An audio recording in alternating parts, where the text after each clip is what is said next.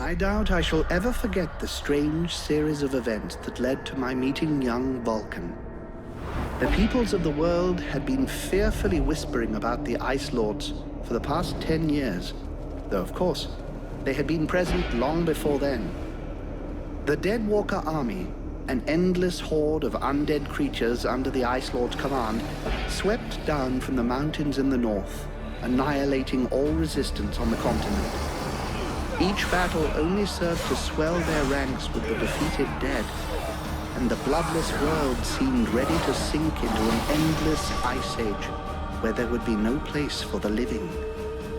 There were a few who still tried to stand against the invaders. The elves, who had hitherto remained neutral, and the red scribes, a small group of scholars who believed their knowledge might be able to tip the scales.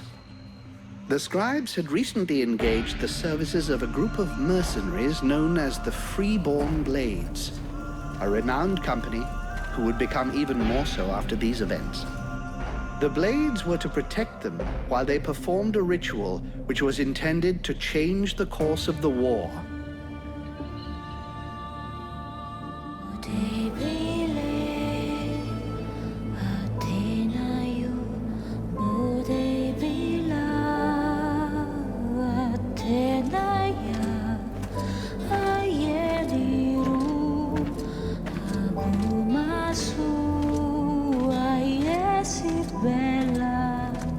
Great scouts. You can smell them from 50 yards away. So here we are. And just think, the captain wanted me to stay and set up camp. I didn't join the Freeborn Blades to stack pots and get their trains.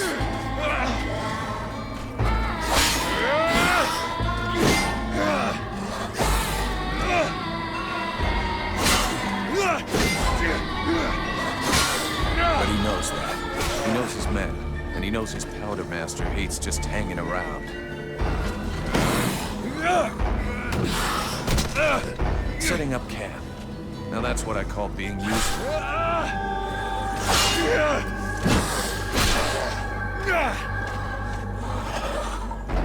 I honestly believe we'd stay out of this damn war till the end.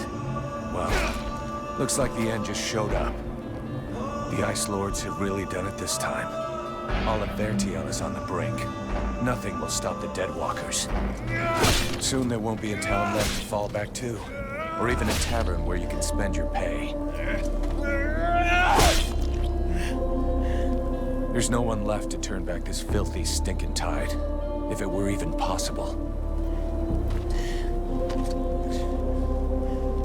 Let's hope our beloved employers can deliver on their promises. If their big ritual thing doesn't pan out, we're all gonna be left standing here with our asses hanging out.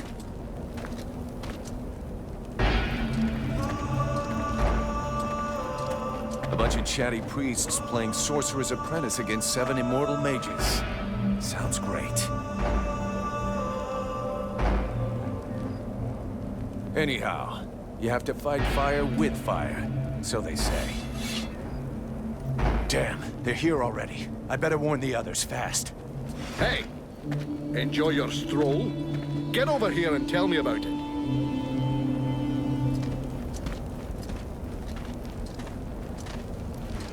By the looks of you, I'm guessing it wasn't just a quiet stroll. So, what did you see? The Deadwalkers are already close. I got one of their scouts. Gods damn it, Vulcan! I've told you 100 times, recon means observing and reporting, not charging in and fighting without thinking. I didn't want him to alert all of the others before we were ready for them. But what if they'd have killed you? Then you wouldn't have been able to alert us before they were ready to attack us. Think for a second. God's blood. We have to get ready for them. Now that you've finally got your ass back over here, you can prepare some traps. Get Peeler to help you place them around the temple. That'll give us some time, and we'll hear them coming. Yes, sir, Captain. And if you have questions, you know where to find me. The way you're standing there looking like a kid waiting for sweeties tells me you have a question. Oh, come on then. Out with it. Anything else I can do, apart from waiting for the hobblers to come knocking on the temple doors? You could go and search the area. Nobody's coming back to collect what they left here. Or you could go and check inside. See if our adorable employers need a hand. Or a neck rub. This isn't the ideal place to get trapped by the Deadwalkers. Do we have an escape plan? If you think I dragged us to the top of this mountain without figuring out how to get back down, laddie, you're not going to be commanding troops anytime soon. It's true they're early, but the plan stays the same. We have to hold this position until the dozy bastards are done with their chanting. What comes after that is my concern until I tell you. I was only asking, sir. I guess we could just hold our noses and chop our way out through them? Don't count on it. If the Deadwalkers are already here, it means Bastion has fallen. It's just away to the west, and that means we get stuffed by a whole siege battalion. There'll be hobblers, specters, spewers, maybe even a juggernaut if the gods have decided to stick it all the way in. The gods, or the Ice Lords. So juggernauts really exist? I've never seen one. Well, I have, and I'd rather not have to see another. I worked in Amorkine for a couple of years. A huge fortress with walls as high as 10 men. Those things tore the place down with their bare hands. There were 2 of them, maybe 3. The fortress fell in a single night. There's something creepy about our employers. I shouldn't have to remind you of the Freeborn Blades Code. You don't ask questions about a paying customer. And of course they're strange. It doesn't take a genius to figure out they're more than just wise men seeking knowledge. But so far, the only thing that's bothering me is their insistence on performing that ritual in this god's forsaken temple. I guess that this is the only place they could do it. Or maybe they just don't want to die without company. The whole thing stinks of mass suicide to me. Ah, give it a rest, lad. Damn. I probably should have got them to pay in advance. That should do it. I'll give all these to Peeler. He'll figure it out. Everything okay, Buffalo? Yeah. I wish those goddamn mobile corpses would just attack. I hate all this hanging around. You don't seem too upset that the Deadwalkers are coming for us. It's not the first time we've faced the Deadwalkers, and considering what's going on, we knew that one day, sooner or later, we'd have to deal with their main force. It's not like there are a lot of us to stand against them. I just hope we can put up a good fight before they kill us. What do you think of our employers? You know very well it's not up to us to decide, but I think they're a bunch of scrotums. They're convinced they can win this war with a few books. And while they're busy doing their stupid research, we have to watch their asses. But that's the job. It's not like we had any choice. Do you have any clue why the scribes wanted to gather here? I don't know. At least we can be sure of one thing. It wasn't for the beautiful scenery.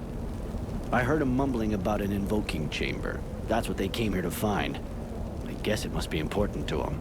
They say you can't be killed. Is that true? Sometimes you're so gullible it's almost charming. That's just a story they tell to new recruits. Still, you've been in the Blades a hell of a long time, and you're still in one piece. That doesn't mean anything. Sure, I've been lucky. I can handle myself, and I guess I'm smart enough to know when to fall back. So, sure, I ain't bought it yet, but my turn will come. Hey, Peeler, lend me a hand, will you? We've got to prepare the area before it gets overwhelmed with walking corpses. These are a few treats to welcome our buddies, the Deadwalkers. Booby-trap all the access points, and try not to blow yourself up. Don't sweat it, I can handle it. I'm not kidding. If you lose an arm, it's gonna be my ass that gets blamed.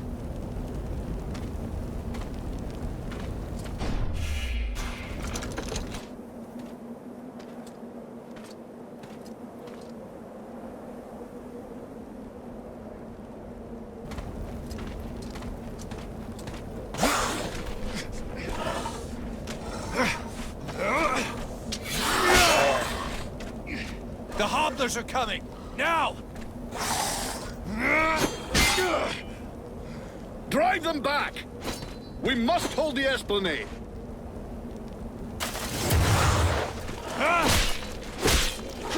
Oh, shite! Here come more of them!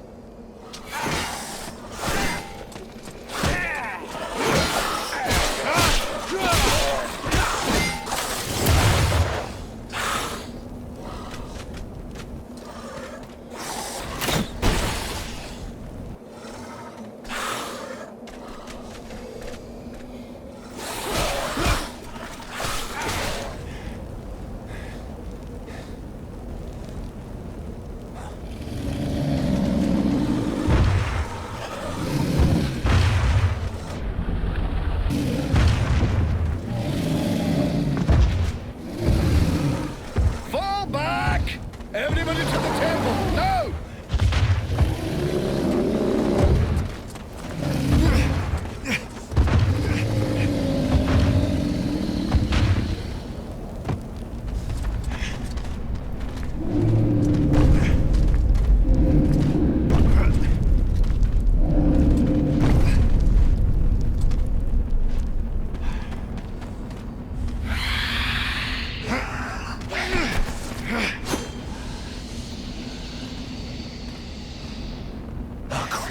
Now we can walk through walls.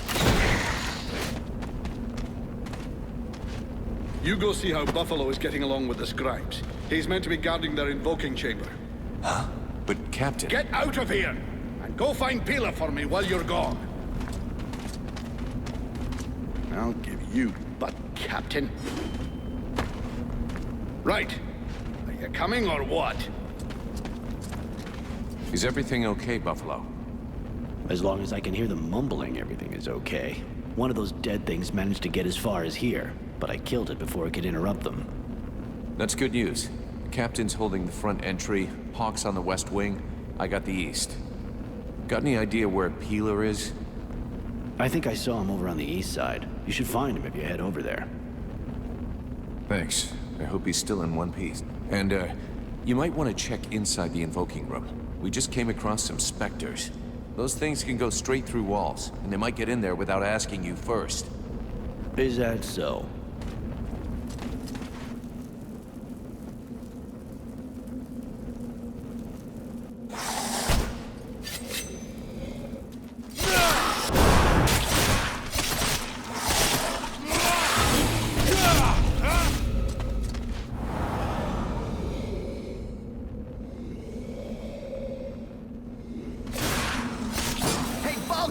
I need some help here. There's too many of them, and I got this stupid scribe under my feet.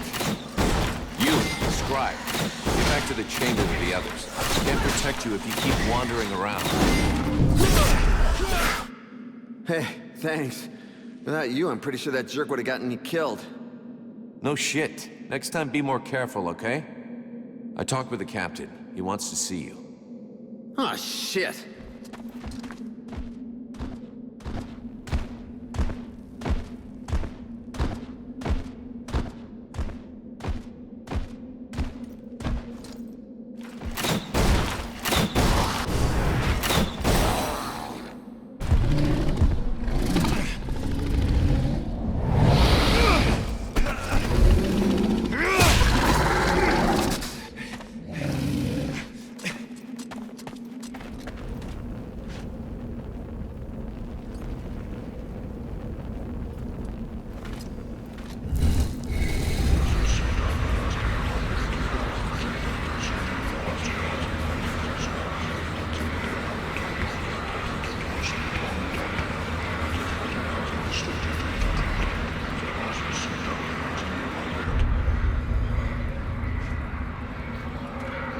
Concentrate. We almost have it.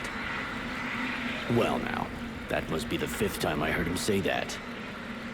This stupid ritual is taking too goddamn long.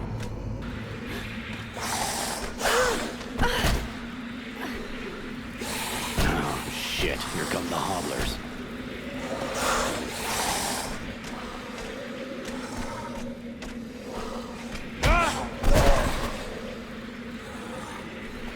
Are you going to be all right? I'm fine. Worry about those dead walkers. Are you hurt, Buffalo? What I need is for now, we just have to protect the scraps. Got it, Sergeant. I'm sure the hobblers Something is wrong. The catalyzer shouldn't do that.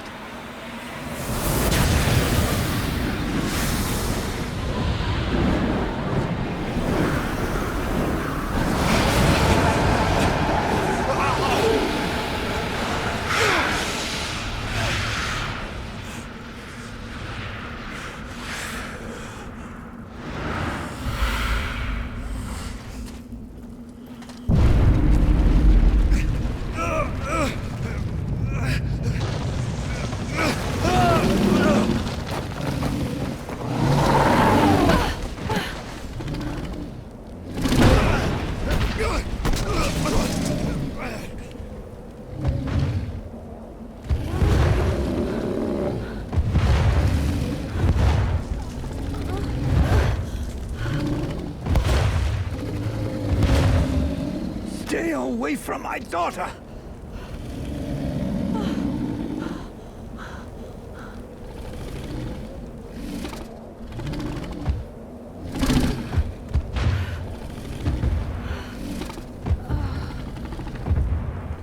I shall not let thy weakness be our downfall.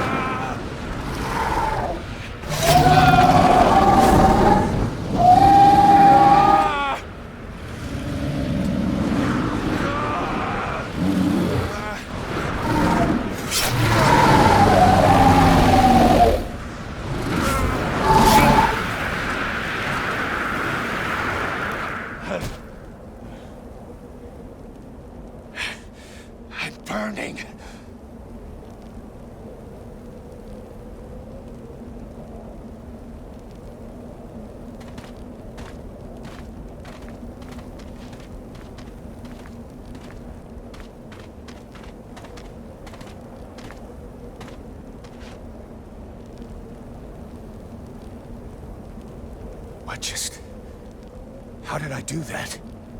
Captain, I think it's time we talked about a promotion. We don't have time for this, Vulcan. We need to move out before the rest of them get here. The passes are probably crawling with them already. There's a passage to the other side of the mountain. It will lead us to the swamp. The swamp? Oh, that sounds fun. Hey, did anybody see what I just did to that huge fucking monster? I mean, seriously. I fried that thing. I saved our asses, and you're all just, hey, what's for lunch? I said shut it, Vulcan.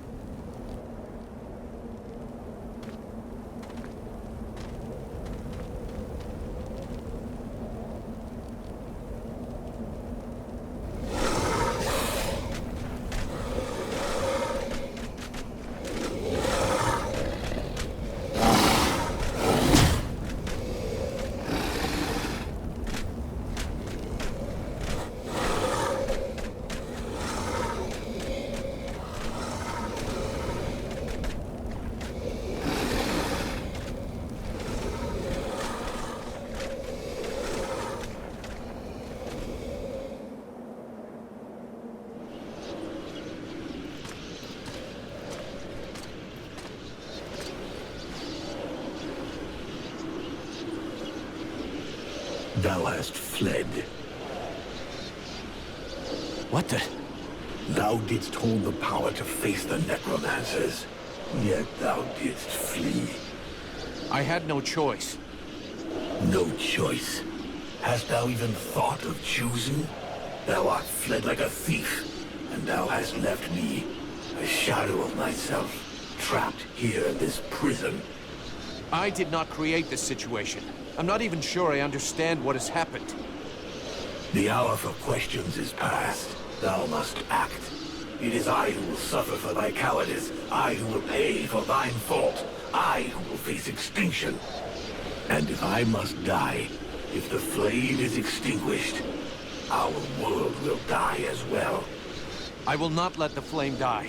I am in a war against these necromancers, and at last I have the power to fight them. What dost thou hope to accomplish in this ridiculous human shell? As it is now, it is useless to us. The flame is not a toy for mewling infants. It exists to reign. Its power must not be stolen from thee. We must reconquer the world heart as swiftly as we may. Hey, Vulcan, enough of your daydreaming. Move your ass, huh? Buffalo.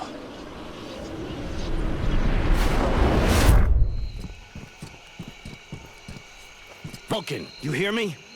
Pull your finger out. Huh? Yeah, I hear you. My head feels like a bomb went off in it. Well, shake it off. We're still not at the end of this stinking swamp, and I'm not gonna carry you all the way to the village. Anyway, how come Hawk isn't the one with me here? He's the lead scout. I always go with him.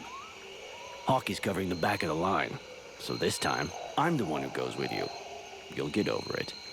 Why do I get the feeling I'm under surveillance?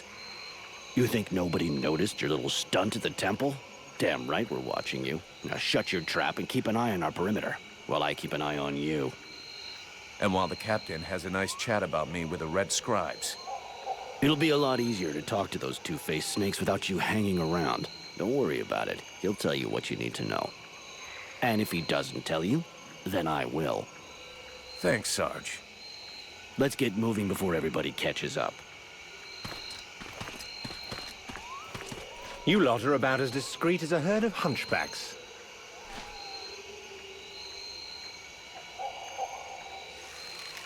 I thought that elves were supposed to have superior eyesight. Do we look like stiffs to you, dickhead? Not yet.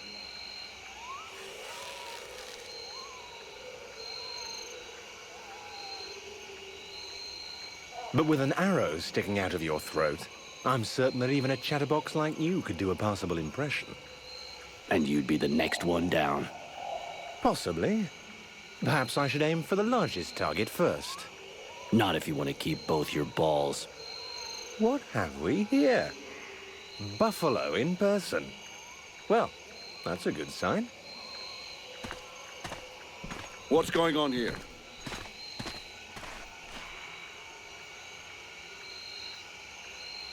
Who's the scrag with the pointy ears? Thanks for noticing. I try to keep them sharp. I am called Relmar, and I gather the red-faced fat belly with the filthy beard is none other than the famous Elric, leader of the Freeborn Blades. They call me the Captain. All the Freeborn Blades call you Captain Elric. I have no doubt that they do. As for me, I've never had much interest in titles or in military protocol. I judge people by their deeds. His rank was granted in the field. You seem like you know enough about the Freeborn Blades to know what that means. I have enough knowledge of your history to know that your leader has made a name for himself. So, yes, call him what you will. The fact that he is your captain concerns only you and those availing themselves of your services. That's enough. We're not going to stand here bullshitting all night. Just what the fuck are you doing here, Relmar, you horse-tongued bastard? Looking for you. Well, I began by searching for the Red Scribes. Prince Arundel is wounded. We had to withdraw to Valvanor, where I learned that you were expected. I just wanted to make sure you found your way there. This is not my first walk in the wilds, arsewipe. As you can see, I'm on the right path, and we've nearly reached our destination. Captain, those creatures I told you about this morning are gathering nearby. They're probably getting ready to attack us. Ah, well, those are called chrysalids. They wait until they have gathered enough numbers, and then they overwhelm you. And it would seem your little group is attracting a whole swarm to the village. Well, we'll give them a welcome. Actually, in spite of themselves, these creatures do an excellent job of keeping dead walker scouts away without raising any suspicions. If we allow them to gather here and then massacre them, I fear we'll be moving their territory a bit too close to Valvanor, which will lead to our being discovered sooner or later. I suggest we send 1 or 2 men back. This will keep them separated and occupied, while the rest make it to the village. I'm ready to volunteer, if you fear I might try and slip away. I know the area well. Sounds like a plan to me. Vulcan, you're on it. I want to go too. The animals and plants in this swamp are extraordinary. And the venom of these chrysalids seems very interesting. I'd love to get a chance to observe them more closely. Sybil, that is out of the question. Have you lost your mind? It's too dangerous. Come on, let her off the leash. It'll be good for her. I promise I'll bring her back in one piece. Vulcan, rule number 2. We'll see you at the village. Sybil! See you later.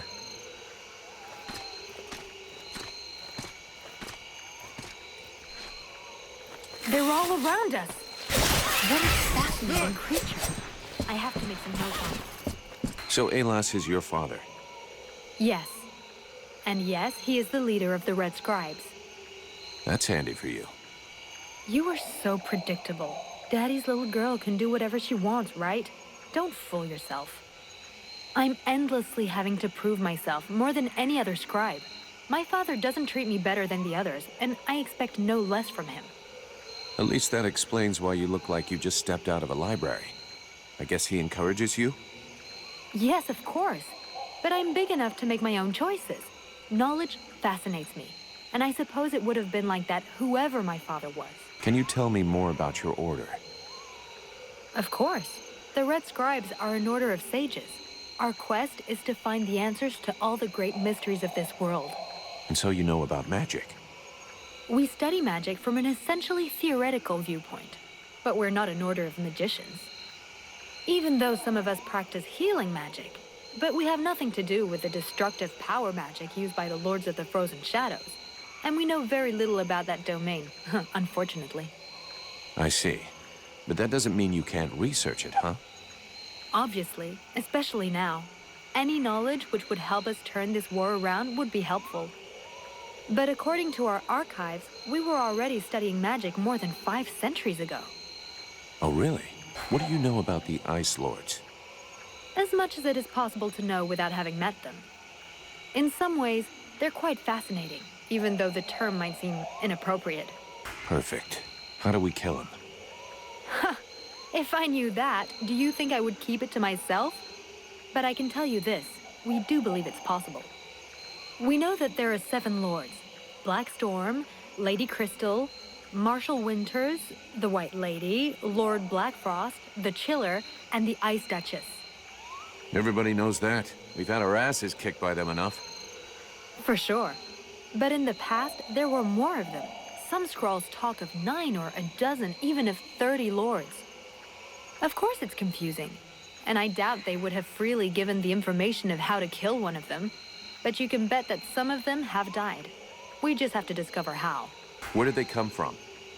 Most people believe that the lords appeared recently, at the beginning of the war. But I have found certain scrolls that lead me to believe they have been around more than 300 years. They are originally from a region far to the north of Vertiel. For a long time, they remained there. The beginning of their conquest is quite recent. We all think that the war started 10 years ago, but in fact, it is much longer, maybe even the last century. It took them a long time to escape from their region of origin.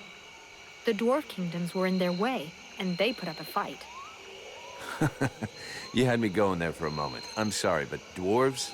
Save it for the children. But you're wrong. The dwarves did exist, but the Ice Lords exterminated them. Right. And I bet they also massacred all those poor dragons and goblins. You know that dragons and goblins don't exist. You're impossible. Do they have any weaknesses that we could exploit? Not that I know of.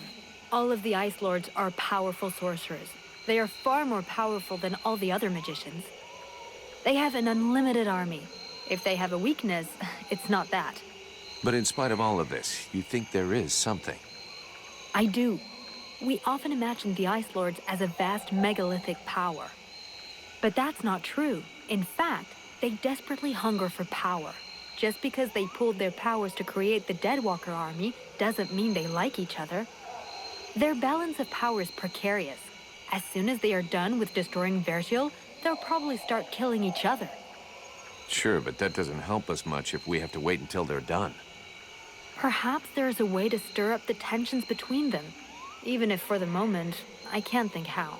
Do you know what happened to me in the temple? I'm still searching for an explanation. Something must have gone wrong during the ritual. But what was the god's damn ritual supposed to do? The Red Scribes have always had quite limited magical skills. I believe that the ritual was meant to increase their magical powers to try and find a way of combating the Ice Lords. But instead of channeling pure energy into each of the scribes, the ritual called forth a conscience that settled in you. Your father called it a demon. How come I got stuck with it? A demon? That reminds me of the old text, but I couldn't say if that's what it is. You were standing right there, so that force flowed into you. It could have been my father, or any of us, I guess. Well, that's just great. What do I do now? I would dearly like to help you. But even though I have searched through all the texts I have here, I can find no reference to anything like this experience of yours, at least for now. But until we have found out more, you must try to fight against this thing. Do not allow it to get comfortable. We don't know what its intentions are or how powerful it is. It could be dangerous for you. So then, any result from the study of all these creatures of the swamps? I have discovered a few things about the small chrysalids. They are much faster, but it seems that they can only attack from close up, using their pinchers. I also noticed that the medium-sized chrysalids were slower than small ones, but they, however, can fire tiny projectiles. So then, any result from the study of all these creatures of the swamps? Well, I'd really like to meet some of these creatures who live here. But for now... What can you tell me about the World Heart? Many of the people on Vertiel believe that the World Heart is just a myth.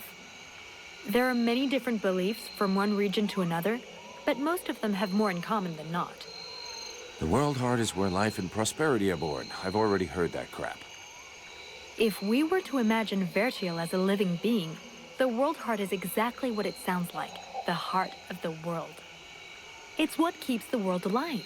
It beats, and Vertiel lives from its energy. If you wish, I can try to learn more about it. Come back and see me in a few days. Hawk told me a lot about you. Really? He's not normally much of a talker. Did you torture him or something? No, I mean, it wasn't a big deal. I just think he has a lot of respect for us. I hear they call you Vulcan? Why is that? Look, all us freeborn blades have a nickname. We leave the past behind, and whatever we were before doesn't matter in the company. So what do you do now, then? You know, I blow things up. Stuff like that.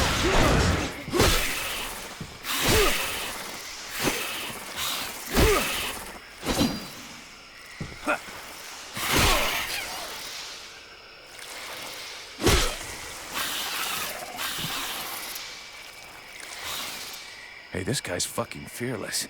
Let's help him out before it goes bad for him.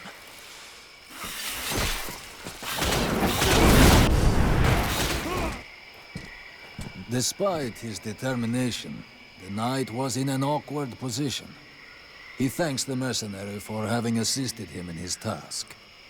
If he can trust the rumors that he hears around the village, he has before him the one called Vulcan.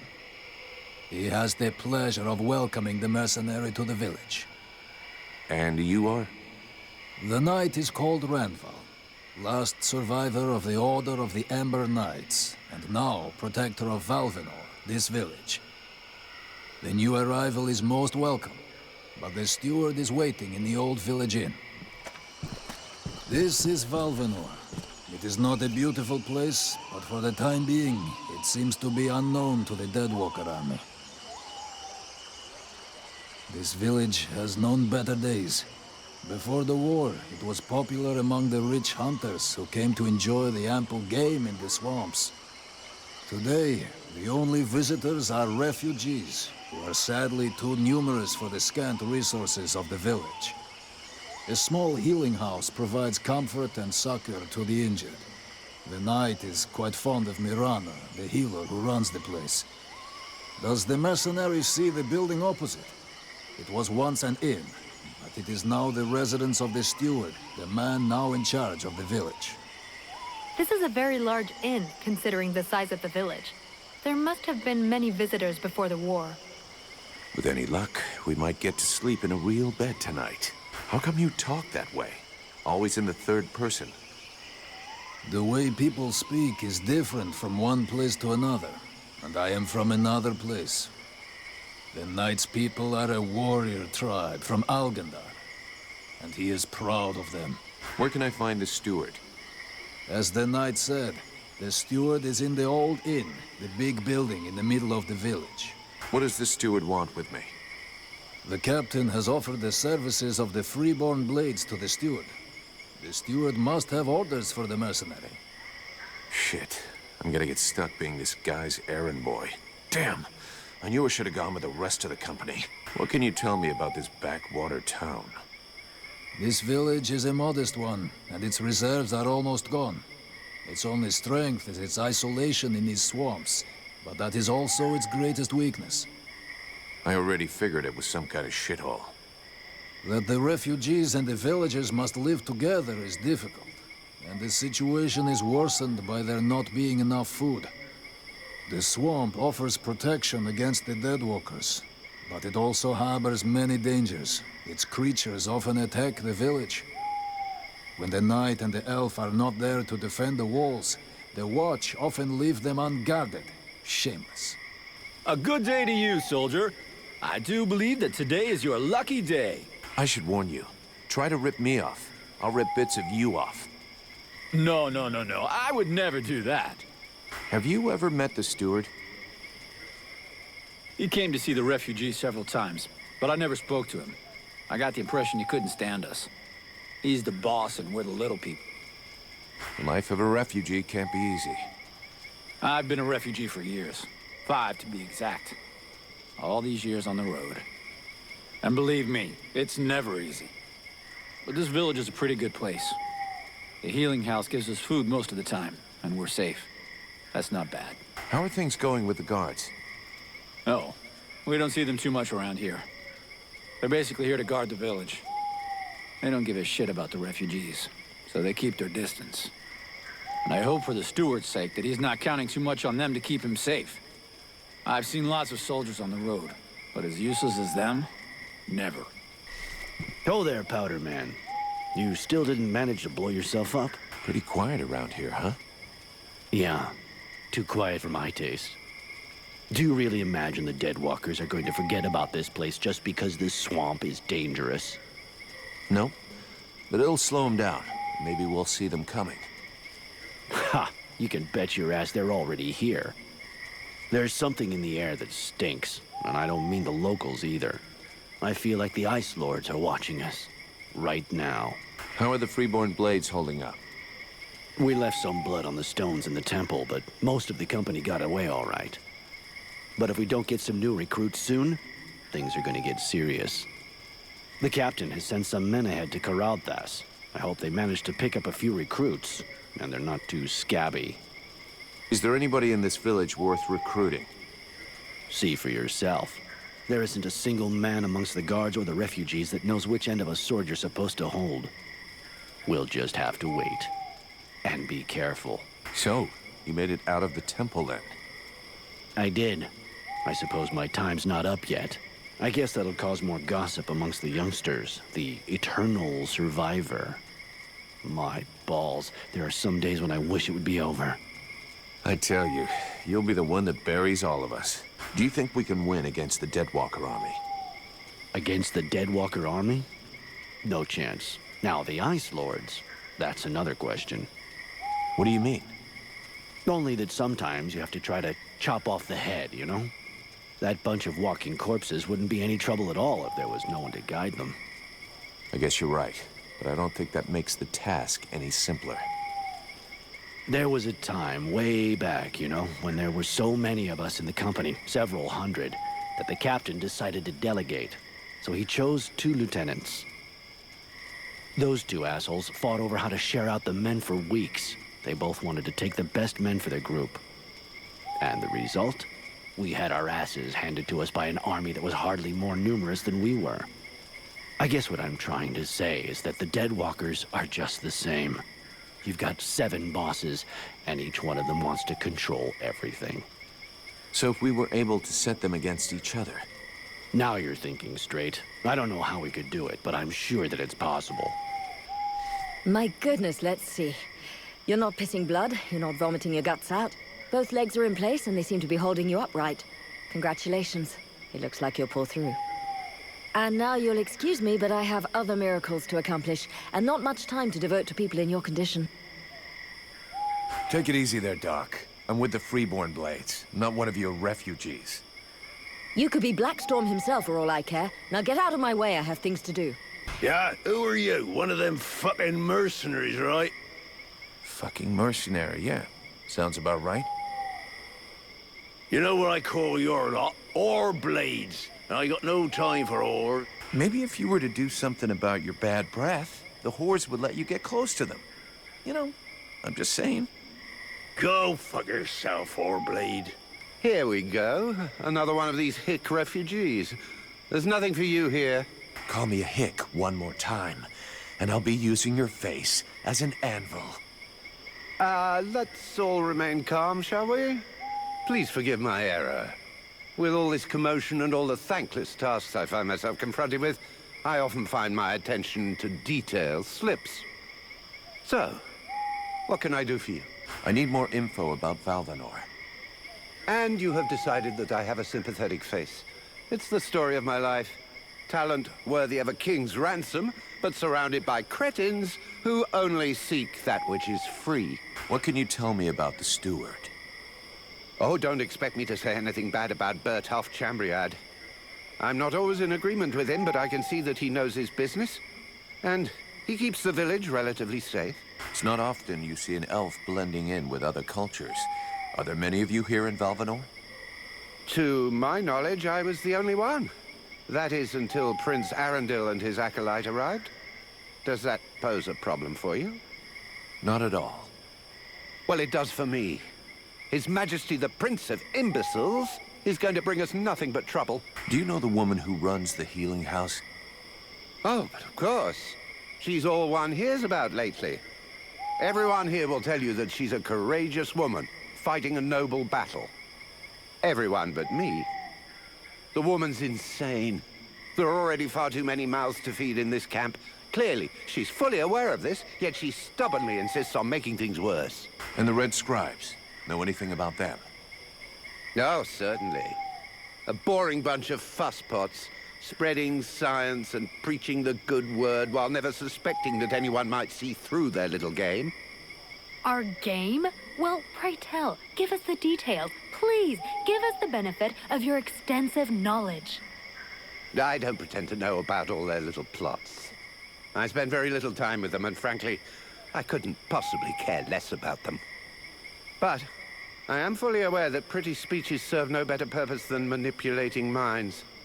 They're nothing more than noisy masks behind which hides a reality that is far uglier. The more the melody is sweet, the better it distracts you. And is there anything more disgustingly melodious than the discourse of a red scribe? When it comes to disgusting discourse, you seem to be something of an expert. Show me what you have for sale. Gold. So vulgar to work with. So wonderful to own. Is our best defense. Happily, the wildlife are just as keen on attacking the deadwalkers as they are the villagers. But the situation here in Valvanor grows worse daily.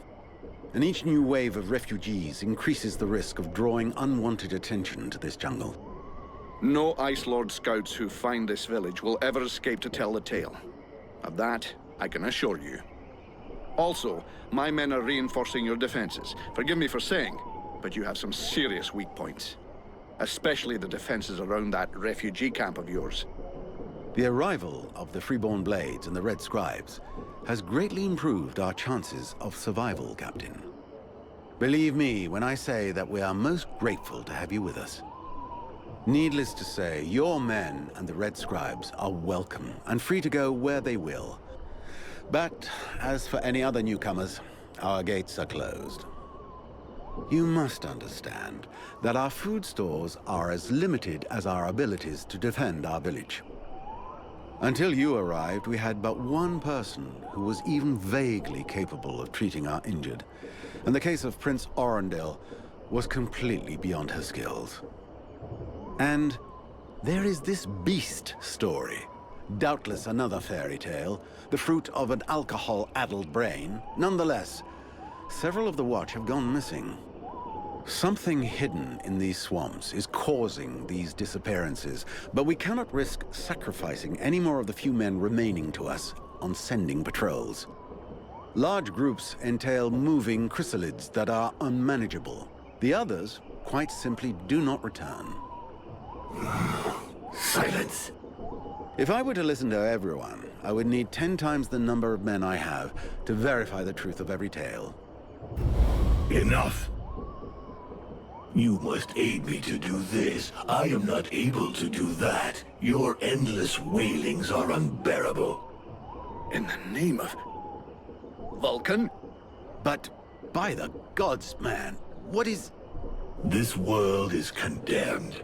The cold hath invaded its ground, its souls, and its heart. Yet here you stand, weaving your limbs like fish taken from the water, miserably shuffling about to conserve the illusion of warmth and life, and not feel the passing of your last breath, while I must endure your wailings and lamentations. Pitiful. Vulcan, stop this nonsense immediately. It is not he who speaks. All doth fall to ruin about you, yet you still bewail your loose bowels and vomitings. You cannot vanquish your dead walkers, no more than you can vanquish their necromancer masters. They draw their power from the very heart of the world. They drink it, they suckle it dry. Your only chance to cleanse what your own hath corrupted is to go to the world heart and liberate it from its servitude. The world heart is a myth, a forgotten fairy tale, no more real than dragons or dwarves. A myth. Continue hiding behind thy puny barricades, and thou wilt soon join thy myths and fairy tales.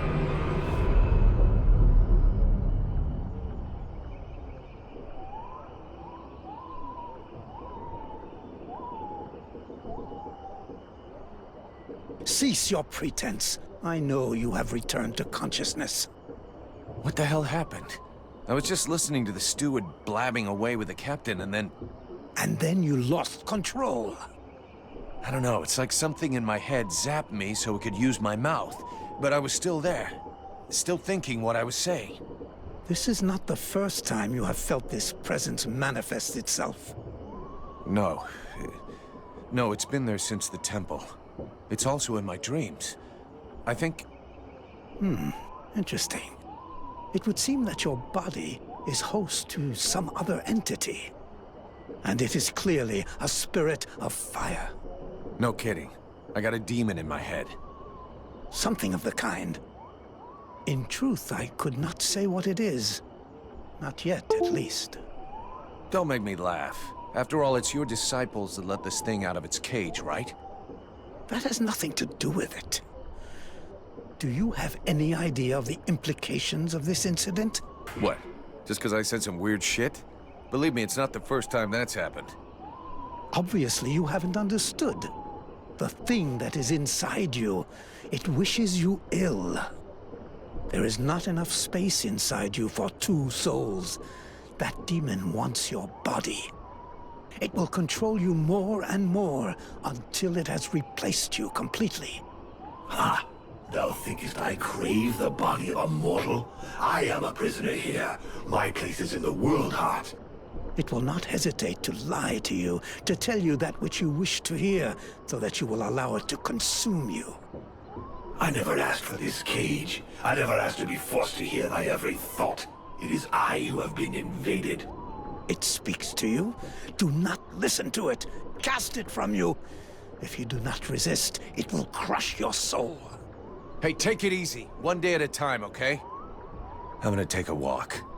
Do you have any idea about what's happening to me? I'm afraid I may not be able to help you. Your condition is more due to magic than medicine. Your symptoms remind me of certain mental illnesses, where the subject has the impression he hears voices in his head. And do these nutcases throw fire and have eyes that burn from within too? You'd be surprised at what they can do. But obviously you're not like them. That being the case, if you study them, you might find some answers. In particular, I'm thinking of the fact that most of these poor madmen end up giving free rein to the darkest side of their personalities. Make sure that doesn't happen to you. Who's the big snoring elf? Show some respect, please. That's Prince Arundel. And? He's the son of the Elven King, leader of the last army standing against the Deadwalkers. Yeah, okay. But he doesn't exactly look like he's ready to stand against anything just now. What's wrong with him? From what I've been told, Relmar brought him here before we arrived. The prince and his men fell in an ambush. Without your friend, he wouldn't have made it out. Unfortunately, he was severely wounded and has probably been the victim of powerful magic. I'm trying to find a cure, but without much success for the moment. According to the villagers, there's a beast haunting the swamp, and it's attacked them several times. I have heard about it, yes. And although I don't have any concrete information about the creature, there are some things that corroborate what they say. Even though we aren't very good at magic, we still feel it. And since we came to the swamp, we have all felt a powerful source nearby. The problem is that the source seems distorted, corrupted. Kind of like the one the Ice Lords use. Only not the same. I hope for our sake you're right about that. Otherwise we're really up shit creek. We are very certain of it.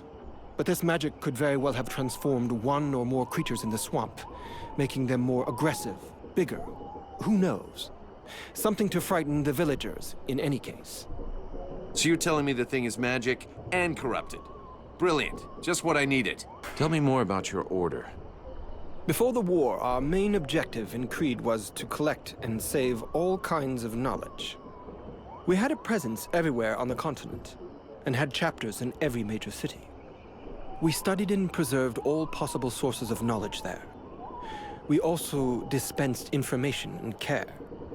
Because even though we're not the greatest magicians, our knowledge let us come to the aid of the wounded and the sick. I could of course relate our history in detail for hours and hours, but I doubt that is really what interests you.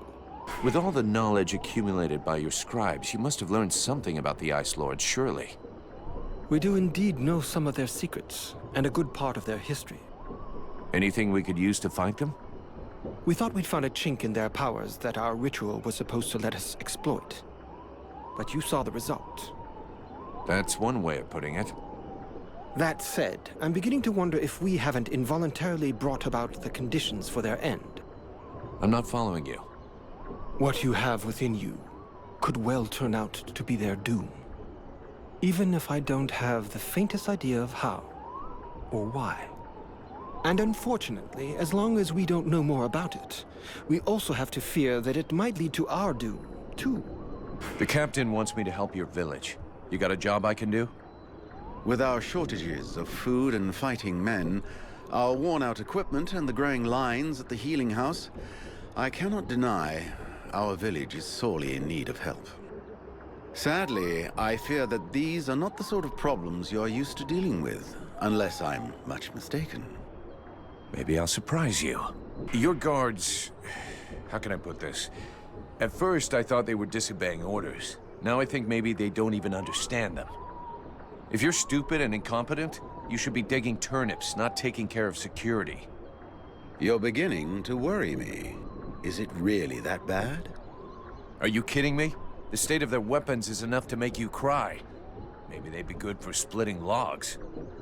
Personally, I'm not capable of judging the aptitude of our sentries, but their poor results speak for themselves. Doubtless, you should share your observations with Mason, the chief of the watch. I should warn you, however, that he is of a somewhat stubborn nature. Wouldn't be the first I've seen. So what's the problem with the healing house? Quite simply, Mirana cannot keep up. She spends every waking minute giving out supplies to the refugees and refuses to admit that she cannot help everyone. She thinks she's fooling me.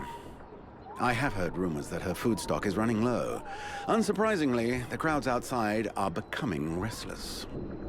I believe they wish to continue handing out our food reserves as though they were unlimited. This is not the case, and thus, it is not an option. So, you want someone to put her down?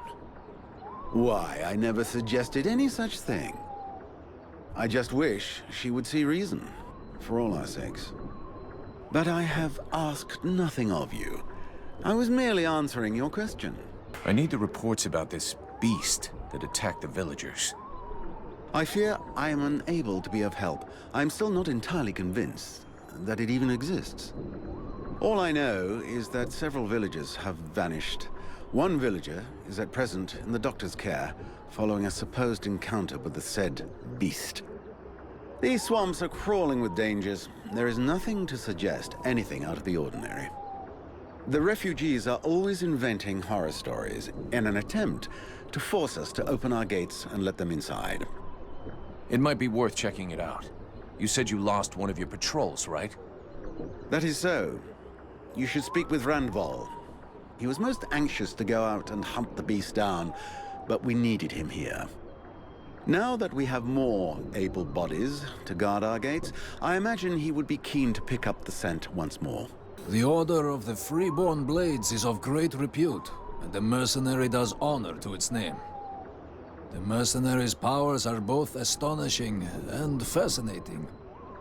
The knight would like to duel with the mercenary, that he may judge the mercenary's strength. Sure. I can never turn down a good fight. But maybe we should take it outside if we don't want to break everything in here. The knight is honored, and bows to his adversary's wisdom. Wait for me here, Sybil. I won't be long. Hopes that his adversary will not hold back his blows. Oh, you can count on it.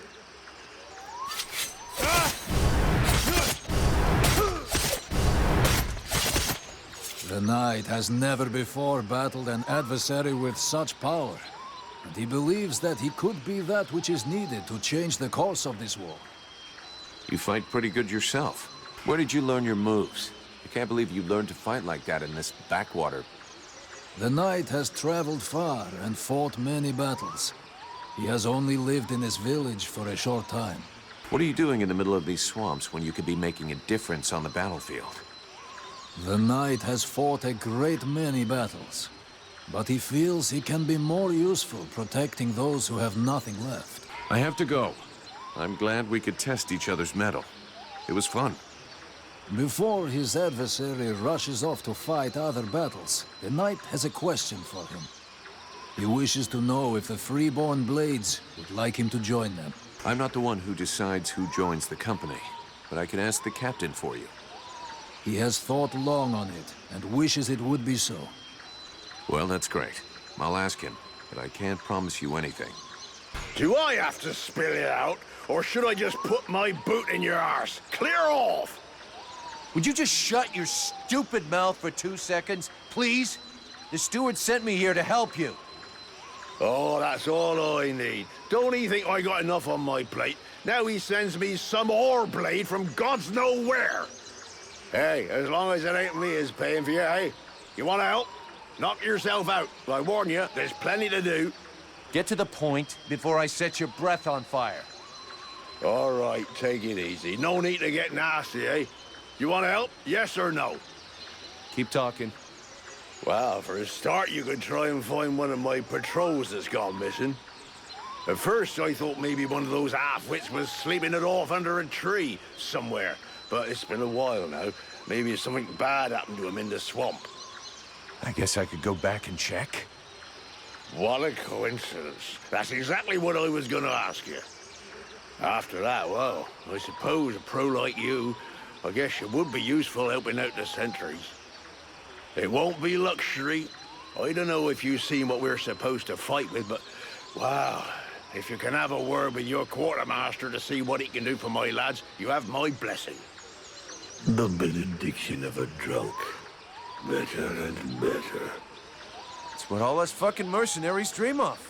All right, I'll see what I can do. Right. We may be living in the arsehole of Virgil, but being armed like a bunch of tramps we can do without.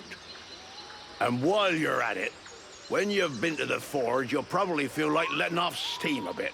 Why don't you go and take it out on my lads? What do you mean? Kick their arses so they can't sit down and get drunk instead of patrolling. And show them a couple of tricks while you're at it. A bit of training. Couldn't do no harm. Your men can't afford to keep their thumbs in their asses. It's time to teach them how to use those weapons. Knock yourself out, Petty Blade. I'll go and shake them awake. Haven't you anything better to do than bother me? Hang on a sec. The steward himself sent me here to give you a hand. Wonderful. I've been after him for months to get me some help, and he sends me an armed ape. You practice medicine, I presume? Your tools seem rather barbaric. The tools are fine. That's not to say I don't get a little barbaric sometimes. Only sometimes? Believe me, I've already used them to do a little surgery on a few evil tongues, and nobody ever complained once. So be it. If you're as gifted as that, I guess I have nothing to lose. In fact, there is something that you could doubtless do for me. I'm worried about my assistant Haman. I haven't seen him for a while now, and I fear he might have gone into the swamps to look for the plants I need. We're forced to venture further and further in to find the plants we need. With all that's been going on lately, I forbade him from going back out alone, but the boy is nothing if not stubborn. Stubborn? Yeah, I hate people like that. Please find him.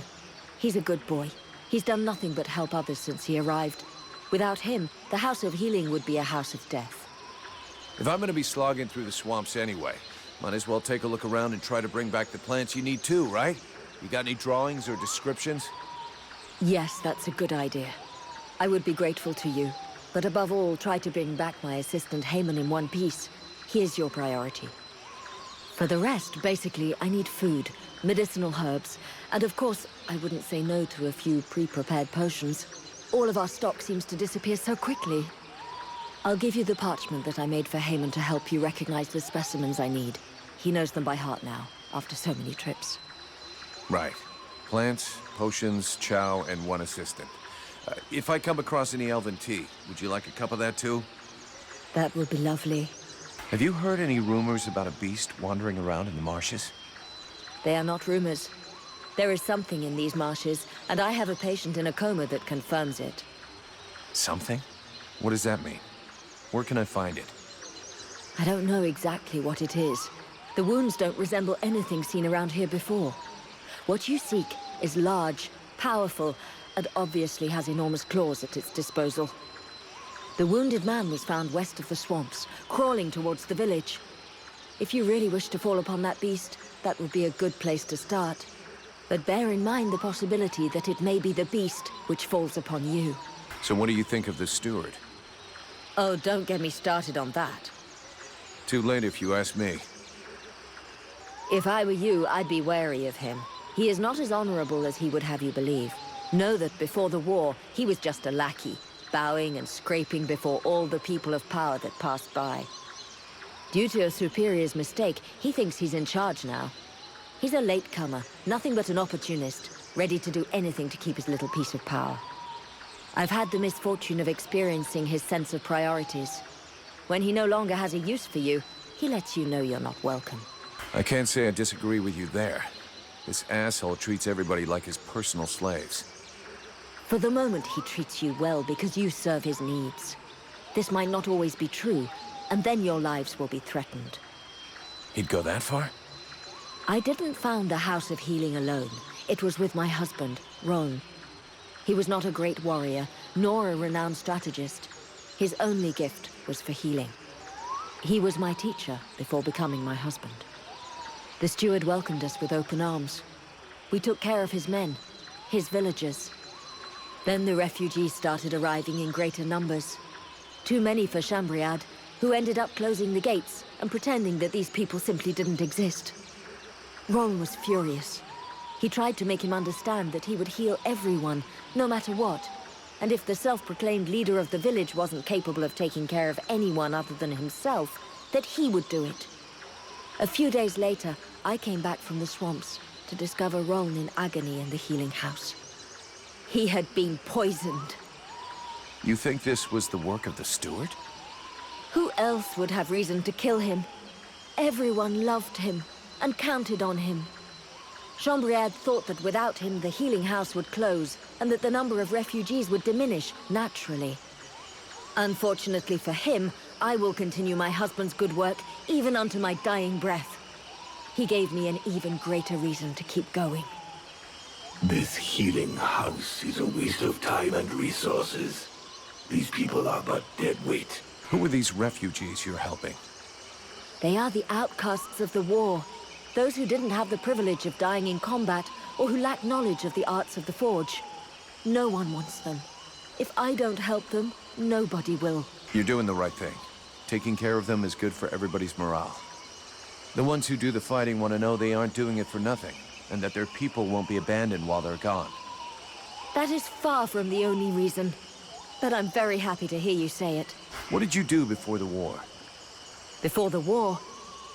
Please don't tell me you're naive enough to believe that this war only started 10 years ago. That's what everybody says. I come from Shorelin, a faraway land in the north that the Ice Lords probably wiped off the map some time ago. Because no one is left to write the history books, other than a fanatical cult more interested in arcane magic than in human science or medicine. The fact remains that the war is far more ancient than that. For as long as I can remember, I have always known war. I was only just learning to walk when Martial Winters invaded my homeland. I have heard of this Ice Lord. Winters the Bloodthirsty.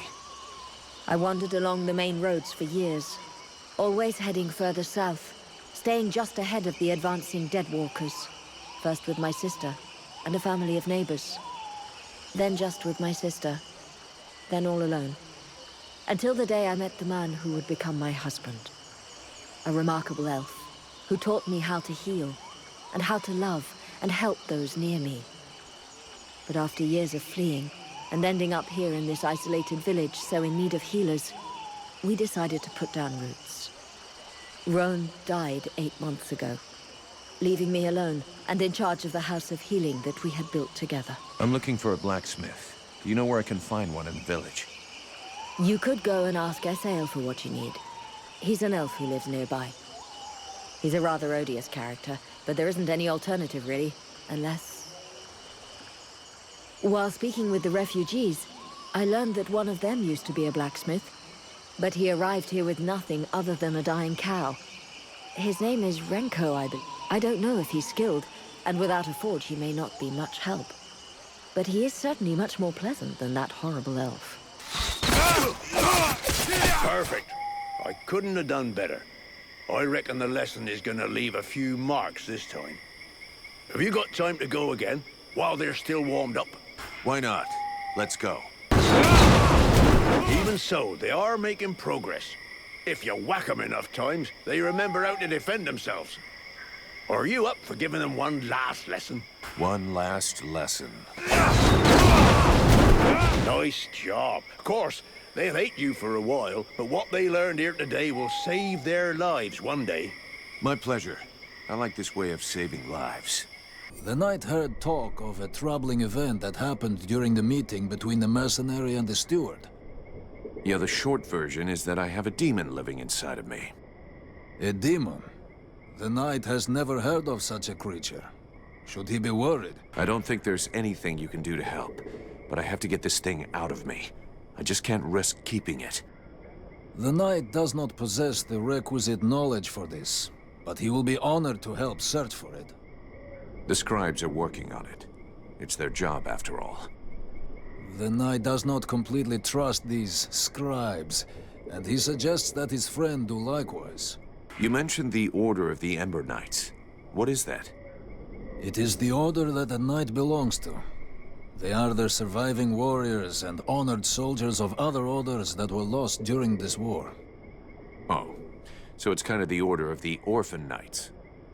This name does not sound well to his ears. Right. So you haven't always been an Ember Knight? No. He was first a defender of the Algander Islands. Then he was a Templar of the Order of Burgians, and then a Brother of the Rock, and then a Summer Tracker.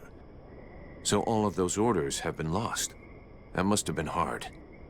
He has lost many valorous companions in battle, and his heart is heavy with scars. I'll bet. So what is the creed of the Ember Knights?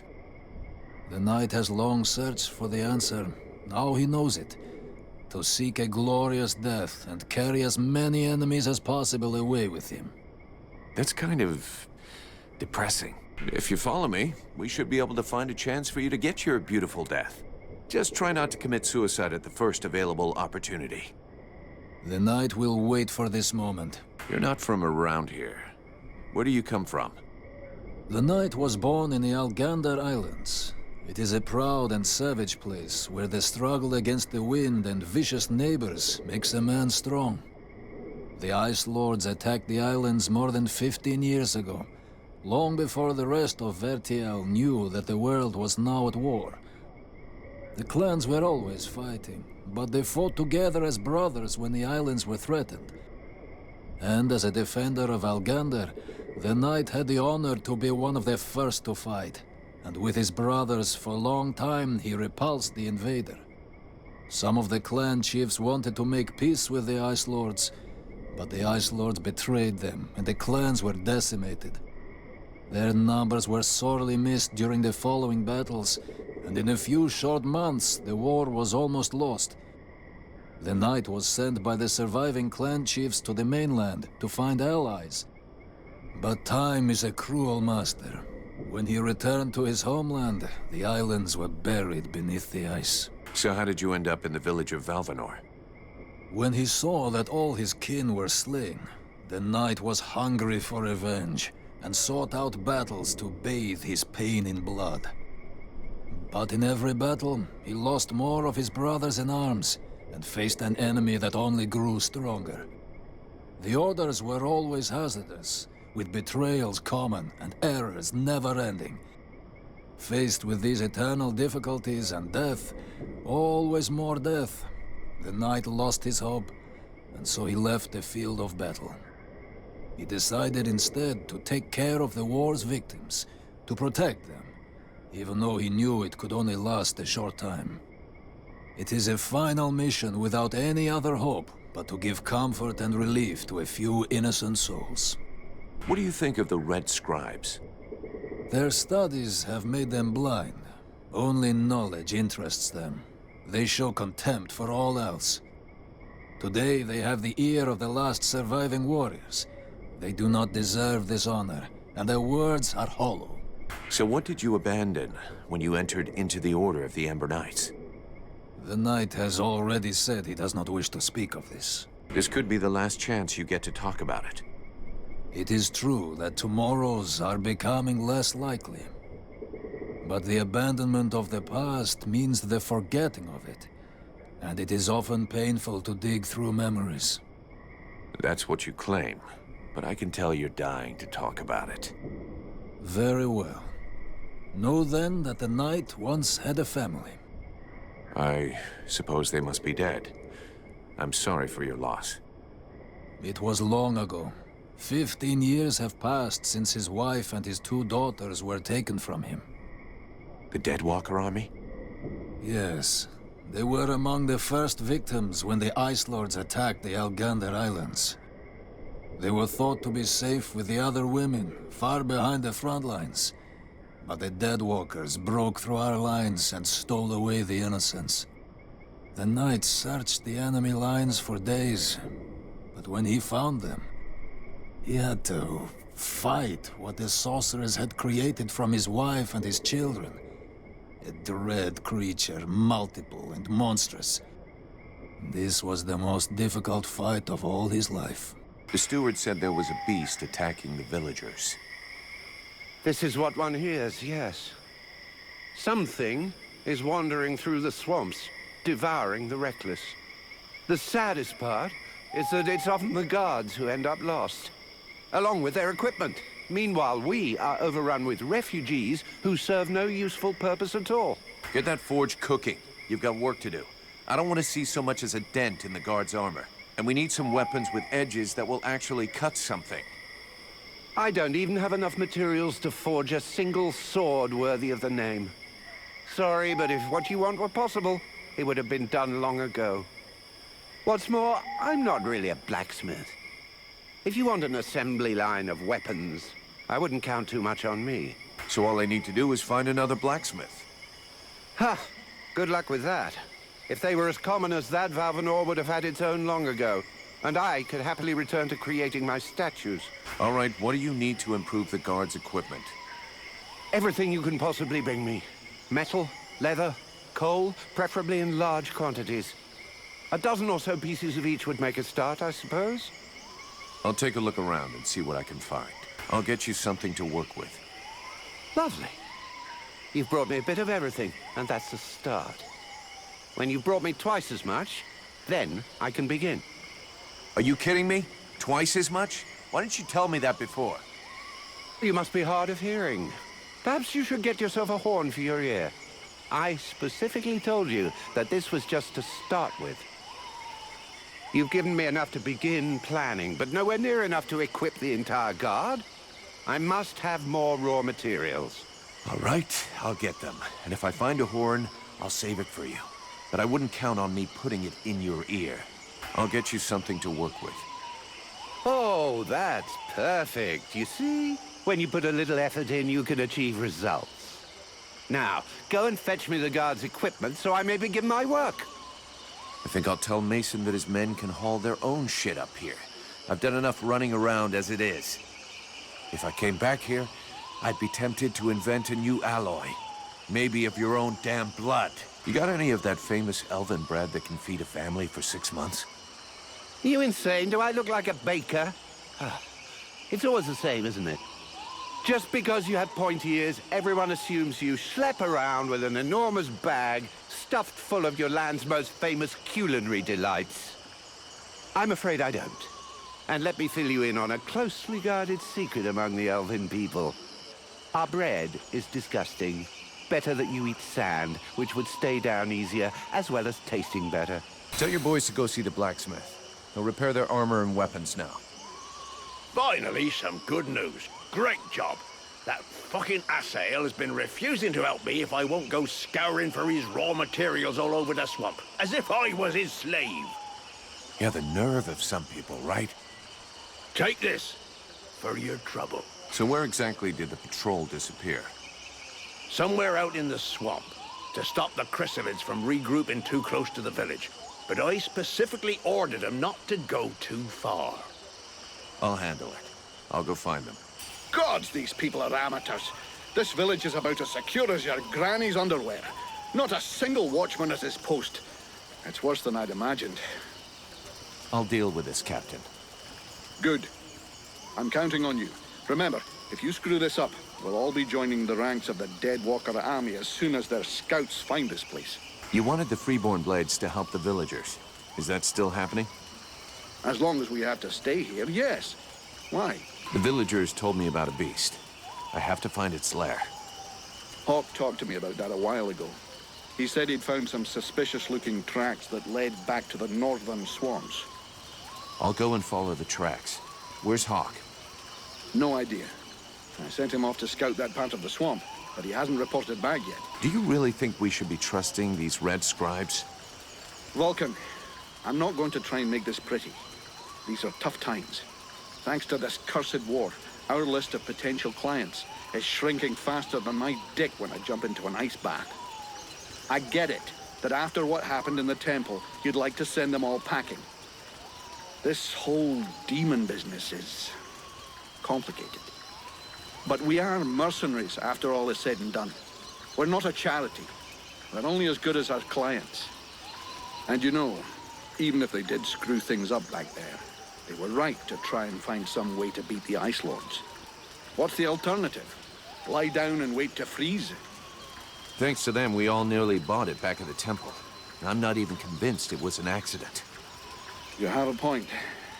And since we don't want to finish up as a pile of bodies under a snowdrift, we're going to keep a sharp eye on them from now on.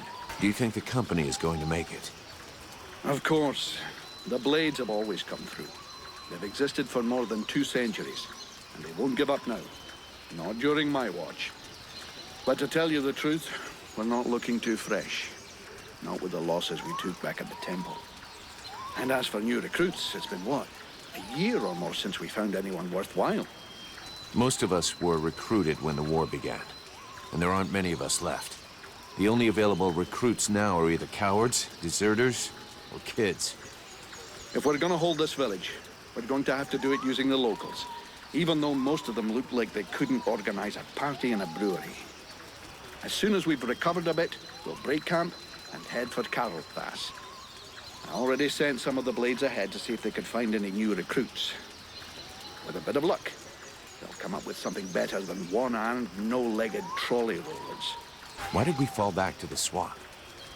The Red Scribes knew of this place and said that we'd be safe here for a while. And apart from a few repulsive beasties creeping around outside the walls, it's actually quite peaceful. I don't think I'd buy a house here, though. Could you? So we'll heal our wounded, try and learn what's happening to you, and then get the hell out of here. Captain, this is Ranval. He talks funny, but he can kick ass. So, it's Ranval, is it? That is the knight's name. How can he prove his valor to you? Alrighty then. I'm glad you warned me that he talks a bit funny. Right then, laddie. All you have to do is fight a duel with me. And do your best. It will be an honor to fight with a man who they say has never been beaten. If you think you can flatter me into letting you off lightly, forget about it. Like I said, do your best. The knight hopes that he will be the first to vanquish him. He will not hold back his blows. That's more like it. Let's see what you've got, laddie. Not bad. Not bad at all. Welcome to the Freeborn Blades, my boy. We were starting to be seriously short of fighters worthy of the name, and you fight like a man. Though you're a ways off from beating me. Vulcan! He's your recruit. You can take care of him. Go on. Away with you. Welcome to the Freeborn Blades, friend. Don't take it so hard. The entry fight is a humiliation we all had to go through. Me included. The captain deserves his post and his reputation. He is an exceptional warrior. The knight will be proud to serve under his orders. After such a combat, the knight will need to rest for a moment. He asks that his friend, and now brother, come to find him when he has need. Okay. See you later. There should be enough food. We'll see what Mirana says when we get back to the healing house. Why aren't the chrysalids attacking? Hey, time to wake up. Are you Heyman? Mirana's assistant? Mirana. You okay? Can you move? Cold. Man, you don't look so good. Come on, we'll go back to the village. Mirana will take care of you. Heyman! Oh, you found him. Thank you. But what have you done to him? Did you hit him? He was like this when I found him in the swamps. He followed without complaint, but never said a word. He must be in a state of shock. I'll take care of him. In any case, Heyman owes you much, as I do. All of these refugees are in your debt. Please, I would like you to have this. It belonged to my husband. Hey, thanks. I'll put it to good use. Here, I got those ingredients you wanted, and some things to eat as well. This is very generous of you. I promise you this will save many lives. What is the point? As useless as bandaging a corpse. That just leaves the health potions. I brought you everything you asked me for. Yes, we are making progress. Is there anything else? Here, I hope these will help cover your needs for a little while. They will prove very useful, I promise you. And thank you. You got everything you need, I think. Thank you for your help. But don't fool yourself. With all of these refugees, I never have everything we need. If you ever have any extra food or ingredients, I'd be happy to buy them from you. I'll keep that in mind. You got everything you need, I think. Thank you for... I'll keep that... How's your assistant doing? Alas, there's been no improvement. He's awake, but reacts to nothing. I have no idea what he could have seen to put him in such a state. These poor guys are dog meat. But their equipment still seems to be in good shape. Mason will be relieved that his men didn't make too much of a mess of their weapons and equipment.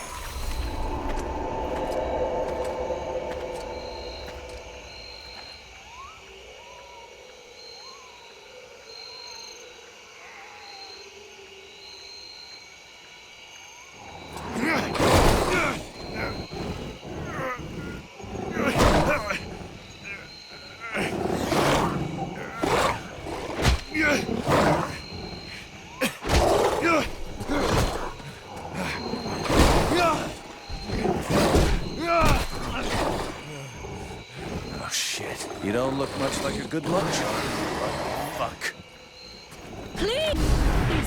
Get me out of here! I kinda have my hands full right now. Let me deal with this creature, and I'll be right with you. That's what it is. their flesh into pieces. Which is a real good reason to stop distracting me.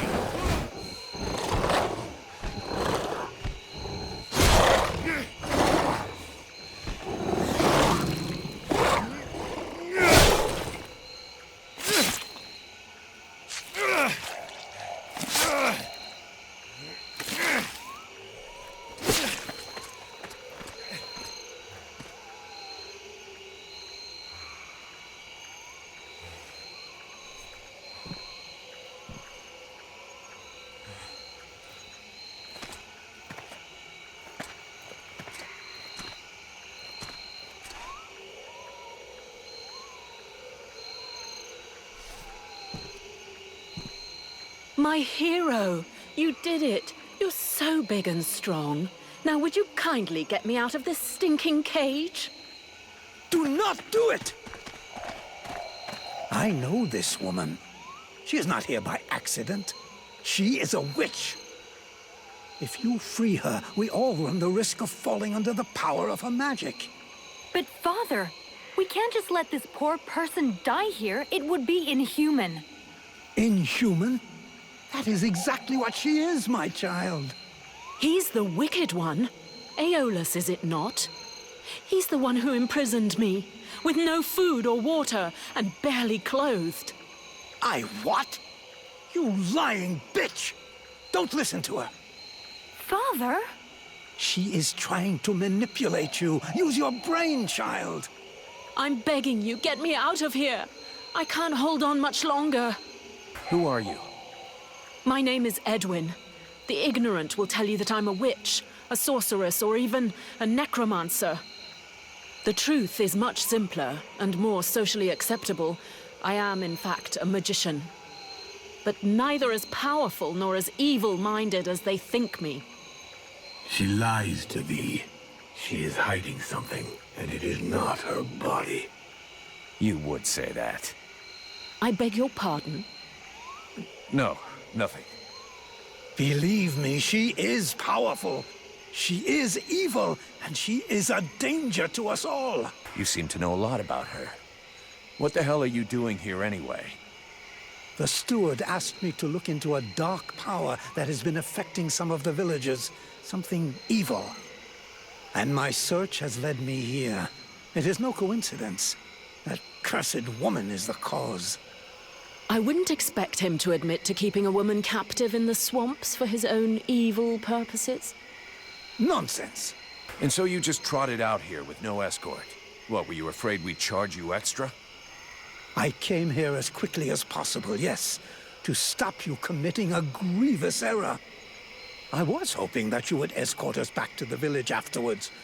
Without a supplement, yes. Seems to me that you are quite well paid. I've never been in the habit of just letting people die like animals in a cage, whatever their crimes may be. This woman doesn't look like a dead walker. That's enough for me. We'll take her back to Valvanor, and you can tell your stories to them.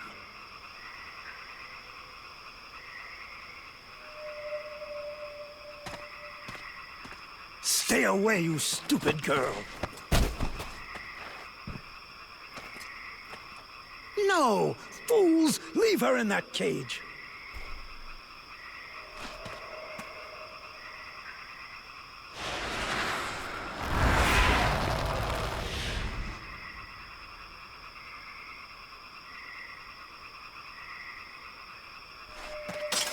Now meet your eternity. What are you doing to him? Let him go! Very well. You may have him. I am finished. Father? Father! Oh no, no! This can't be happening!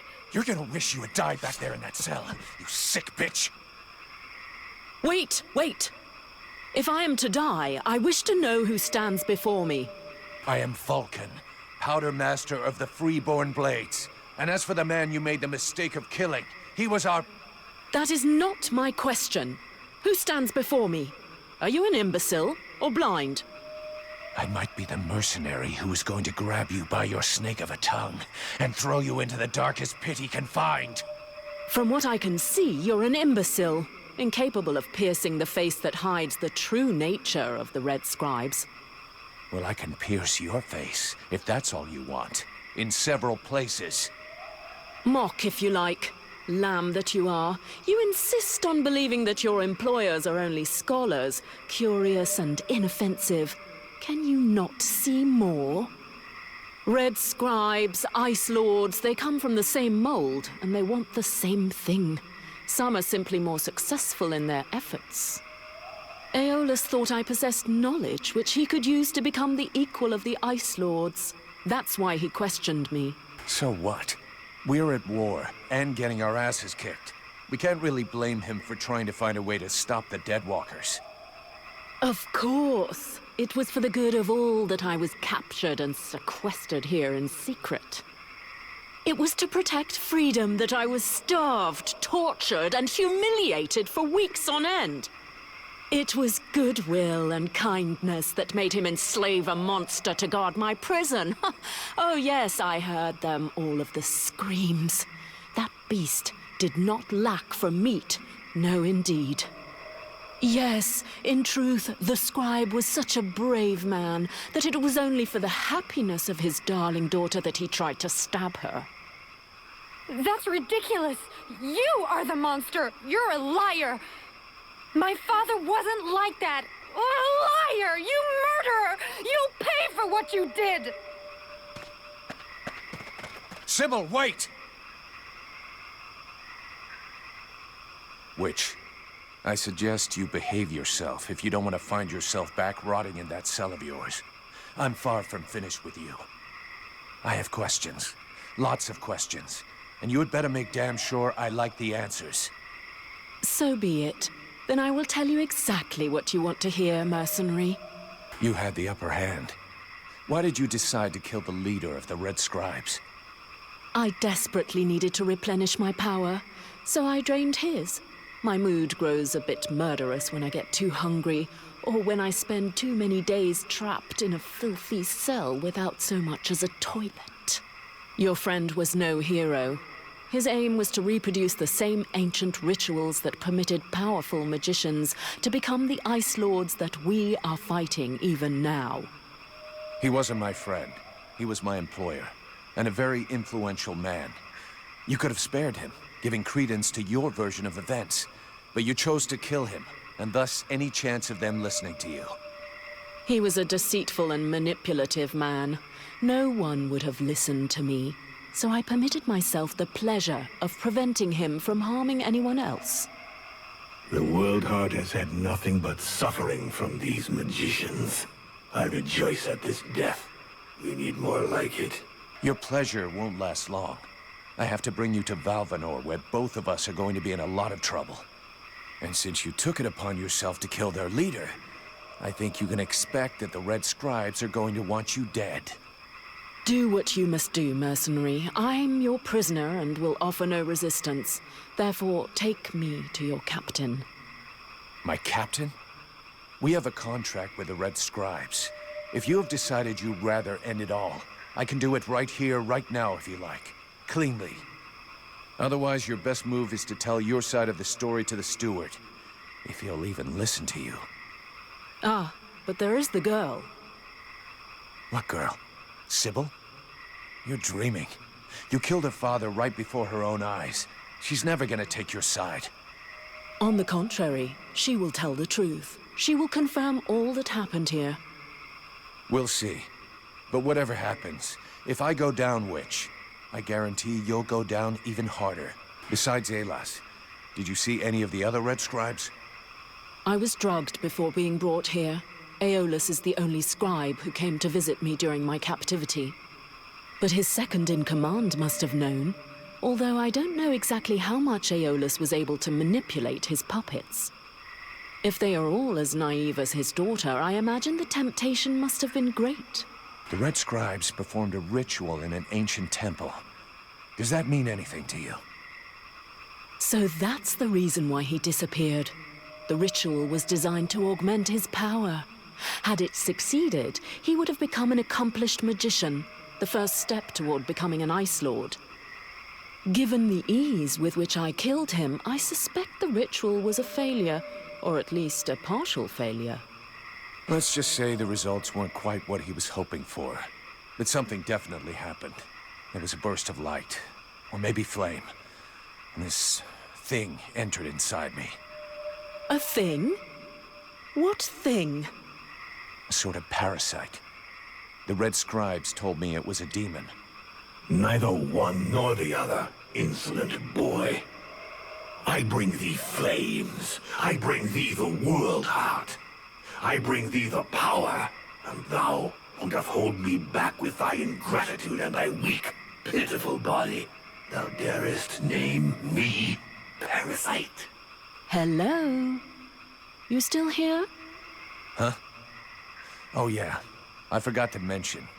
He's kind of sensitive. I must say, I have never heard of such a thing. It is, at the very least, troubling. The end result is I sometimes find myself wondering who I am. What I am. That is, when we're not arguing, or it's not taking control without asking me what I think about it. Then again... This is absolutely fascinating. I think, when we get the chance, we should talk about it in more depth, meaning we undoubtedly need to experiment a bit. There is probably much to learn from this demon. We'll see. For now, we've got more pressing problems. Let's finish this discussion in Valvanor. We better get back before they send a battalion out to look for us. I'll be pissed, but I gotta go face him. Well, first go see your steward before the villagers decide to burn me at the stake. I mean, if you want to, Vulcan. It'll probably turn into an interrogation pretty quickly. Try not to make it worse for yourself. And don't kill anyone, for starters. Especially if he's wearing red. That seems reasonable to me, for the moment. Is it true you killed the beast? Is it true you quit the booze? What? Ah, that's a load of bollocks. I thought so, but I did kill the beast. Right. Okay then. You and me, we got off on the wrong foot. We owe you one. That's a man's job you done. I found your soldiers' bodies. They were my best. I mean, it's sad. So, did you bring back their weapons? I know it's not pretty, but we need them. Yeah, I brought you back their stuff. I just hope it helps the survivors. Oh, I suppose it's better than nothing. I know I said I wasn't gonna pay you, but those lads won't be collecting their pay, so... Here, you have it. You are free to do what you want as long as you stay in the village or with me. But if you cross the line, I'm the one who will straighten you out. So one false move and I blow you up. It's painful. Are we clear? Yes, very clear. And perfect timing as well. It just so happens that I have absolutely no intention of disturbing this delicious village in any way. A place whose tragic end now seems ordained, and over whose corpse the Red Scribes and freeborn blades will scrabble in the bleeding mud. A spectacle which promises to be unique, and one I wouldn't dream of missing for the world. Well, enjoy the show. But if I ever need your help, I want to be able to count on it. Very well. You may consider that we have an arrangement. Alas called you a sorceress. Well, are you one? A sorceress? Only a rube or an imbecile would call someone a sorceress. If Aeolus had even a minimum of intelligence and discernment, he would have chosen another term. I do a bit of magic, it's true, but that makes me a magician. Nonetheless, my abilities could never rival those of a Lord of the Frozen Shadows, even if I am far more powerful than any Red Scribe will ever be. So this demon inside me, what is it?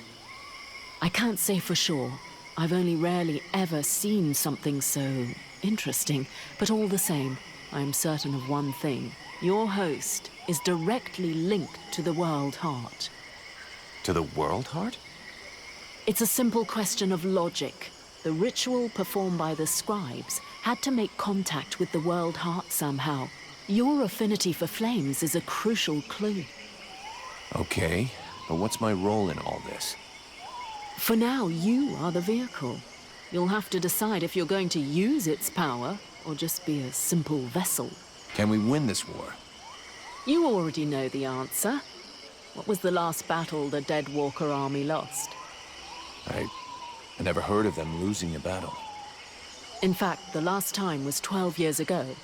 In those days, Vertiol didn't even know the Lords of the Frozen Shadows existed, or that they were at war. This all took place in a kingdom in the northeast. I don't recall the name, but their victory was destined to be short-lived. A few days after having stopped the Dead Walker army, the kingdom was razed to the ground by an even greater offensive. But then it is possible to win a battle. You haven't understood. Whatever the result of a battle, the Dead Walker army feeds.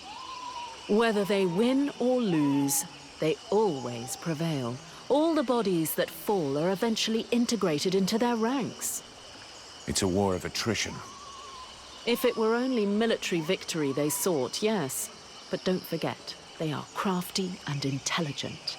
They can defeat you long before you are overwhelmed by a ruse or by magic. Sounds promising.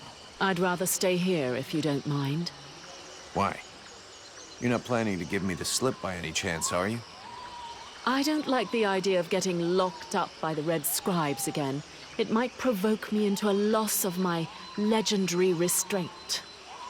And I'm sure that you don't want to have to scrape another one of your employers up off the ground. Well, it's true that I prefer they remain in one piece. All right, fine, you can stay here. But if you do get it in your head to run away, I will find you. And you won't like it when I do. I'm trembling, but yes, I'll wait here. Did you find this famous beast? Found it and killed it. But don't hold your breath waiting for its fur for next winter, because I didn't bring it back for you. Excellent news. I knew the village could count on you. Actually, not so excellent. Alis is dead. Dead? But no, that's not possible. Are you sure? When it doesn't move and it doesn't breathe and it looks at you with an even stupider gaze than one of your guards, that generally means it's dead, yeah. I demand that you show some respect. The Red Scribes are a precious help to us here. Aeolus was a useful man, a good man, and he was under your care. A precious help, huh? You know the beast didn't get there by accident, right? Your precious friends put it there to guard a woman that they've been secretly holding prisoner for weeks. A woman? In the middle of the swamp? That is unusual. But why would the scribes choose to do such a thing? Other than the fact that they're walking libraries, we know nothing about their sect. Nobody's got any idea what they're capable of. But everybody keeps their mouths shut because they can do a few tricks. And we never had better doctors. Aeolus was even ready to kill his own daughter to cover up his secrets. What nonsense is this? How can you make such ridiculous accusations? Am I to understand he died at your hands? He turned up all alone at the place where I fought the beast. No guide, no escort. He knew the way. And after coming after Sybil, he tried to kill his captive to shut her up. There was a fight, and he didn't survive. What madness. What do you know of this prisoner? If Aeolus held her captive, she must have been dangerous. I don't know much. Edwin isn't exactly the talkative type. Well then, you must find out immediately. As of now, she is your responsibility. I should deliver her to the Red Scribes without any further ado, yet, after what you have told me, I no longer know what to think. She will be given a fair hearing. Until that time, she never leaves your presence. If there is the least incident, I promise you, you shall answer for it. And there is no prison here, in case you had not noticed. Okay. Sounds fair to me. However low your opinion was of Aeolus, his death is a great loss for Valvenar. He was meant to be looking into a most disturbing matter. All right, I can see where this is headed. What do you want? There is no guarantee that you have the necessary skills to handle this matter, Freeborn Blade. Even Mirana is flummoxed. What is it? An epidemic? That's exactly what I'd like to know. Several of the villagers have been behaving curiously of late. They have become distant, taciturn, and barely react to the world around them. They're just hungover. You'd know if you got drunk more often, and you look like you need to. I believe there are a few here who would know the difference. It's something else. They seem very concentrated, as though they are observing us. I fear it's some kind of sickness, and that it will spread throughout the village. Got it. I'll slap them around a little. That should wake them up. My goodness. That's not exactly what I had in mind, but I must confess the results interest me more than the methods. Well, that's gonna be my method, so let's leave it at that if you don't mind. I'm not helping you because you made puppy eyes at the captain. Did you know about Edwin? Are you asking if I helped Aeolus? No, not voluntarily at any rate. Our late Grand Master asked me to carry out a medical examination of the woman while she was still our guest. Of course, he wanted me to be discreet, so I couldn't really examine her. What did you learn? Apart from the fact that your friend looks like a woman, human and in perfect health, nothing. So everything's normal? Apparently, but as I said, I wasn't allowed to examine her. Everything looks normal, which isn't exactly the same thing. To get back to your initial question, the only part I played in the story was to give our Grand Master a powerful soporific. He must have used it to capture her, but believe me, I had absolutely no idea who the victim was going to be. Vulcan, you must help me. The prince is dying. Well, I'm happy to see that my talents as a doctor are finally being recognized. There's no doubt an explosion would cure him of all his ills forever. But I was actually thinking about your connections with the Red Scribes. If you could speak to them, it would save me having the prince's death on my conscience. I wouldn't exactly call myself a friend of theirs. But yeah, I can always give it a try. Elves are pretty rare. I haven't had the chance to talk to many. Can you tell me more about your people? We are born in the trees, eat only seeds, and we spend all the livelong day singing. I get the feeling you're fucking with me. Perish the thought. Well, it's just that we aren't that different from you humans, despite what one hears. Our civilization is obviously a bit older, so we have had the time to learn from our mistakes. We don't really live in the same rhythm as you do. We move a little slower, and most of us are prone to having at least some respect for the past. This is the reason why we never destroy anything, that we prefer to build on top of things. I've heard that you are immortal. That joke has lived for 15 generations. I will never get tired of it. No, we're not immortal. We live long lives, though, much longer than you. We are resistant to poisons, rotten food, and toxic body odor, apparently. Unfortunately, these things do not make us immortal. Don't elves ever make war? That's an impression we like to give other people. The fact is, we do go to war, just never against each other. You must understand that, given our long lifetimes, battles are fairly futile. This may well be what has motivated the choices of our king concerning the Ice Lords. But we certainly know how to fight, and you'll see proof of that soon enough. So it's the prince who gives the orders? The word orders may not be the best one. We do not submit nor obey easily. Our kings are a reference, wise men who can point out the way. They tend to guide us rather than give us orders. But to answer your question, it is his father, the king, who is the leader of our people. Who is the elf in the healing house? Is he really your prince? He is Prince Arundel, the son of our king and heir to the elven crown. Therefore, yes, he is our king. How the hell did he end up here? Prince Arundel led a detachment of the elven army sent to harass the Deadwalkers. And when he reached Bastion, he fell into an ambush. I got wind of this trap, but by the time I arrived, it was too late. When I caught up to the prince, he was already wounded, and most of his soldiers were dead. Those who survived covered our retreat. To here? Yes. The route to Carolthas was too dangerous. I knew about this village and felt that it would be secure for at least a little while. As soon as he gets better, we shall leave for Carolthas. The remainder of the human and elven armies are gathering there. That is where the final stage of the war will be played out. You seem different from the other elves I've met. Where are you from? Really? I seem different. And yet I have such pointy ears. And if you really want to know, I actually come from one of the most ancient and noble houses that exists. I'm even linked to the royal family. But I can assure you that I am sufficiently far down the line of succession to be in no danger of being crowned. And my reputation is no help either. As far as bad reputations go, every mercenary has got one, so we're used to it. Let's just say that I got into enough trouble to eventually be considered a traitor to my people. When I got involved in the war, I disagreed with decisions made by the king. He thought that this war, like so many others, would not last. That the conquests won by the Ice Lords would melt away like all the human victories before them had. But I thought differently. Right from the start of hostilities, I began to requisition certain resources I felt necessary for those doing the fighting. More food, more weapons, better armor. When my people discovered what I'd done, I was declared an outlaw, and many saw me as a thief, which, in a manner of speaking, I guess I was.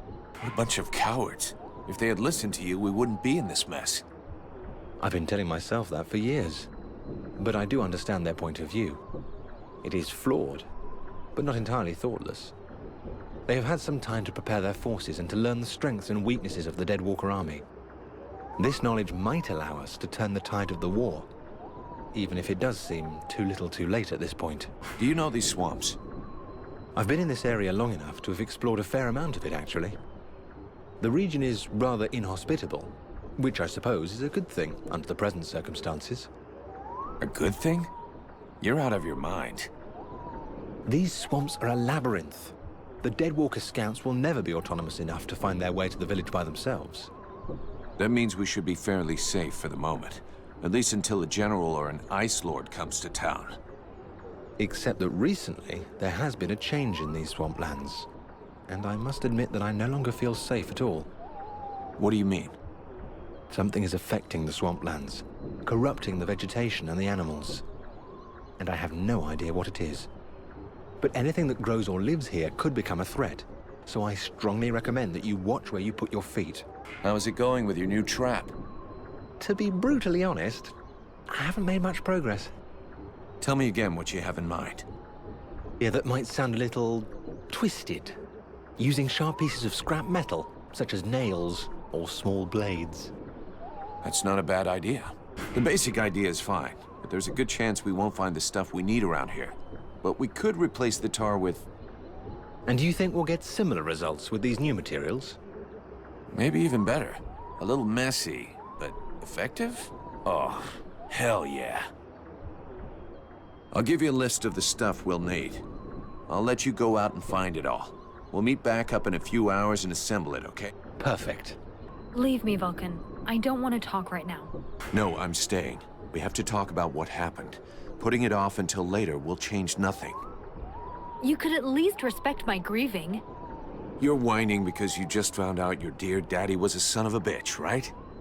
Don't say that. He was my father. Right. Your father who tried to kill you. I don't believe he would have done that. He must have had his reasons. Maybe he wanted to scare me. His reasons? I wonder what kind of reason he had for holding a woman prisoner in the swamps and leaving her to starve. Even I find that disgusting. She was dangerous. She killed him. I'm not saying she did the right thing, but if it wasn't for her, you'd be dead. You gotta stop hiding from the truth. Your father hid a lot of stuff from us. I swear to you, I don't know. I don't know why he had that woman prisoner, and I don't know what happened at the temple. Yeah, okay. So you don't want to know what he was plotting, what he was hiding from us? Of course I do. It's the only way I can hope to understand what he did. That's good.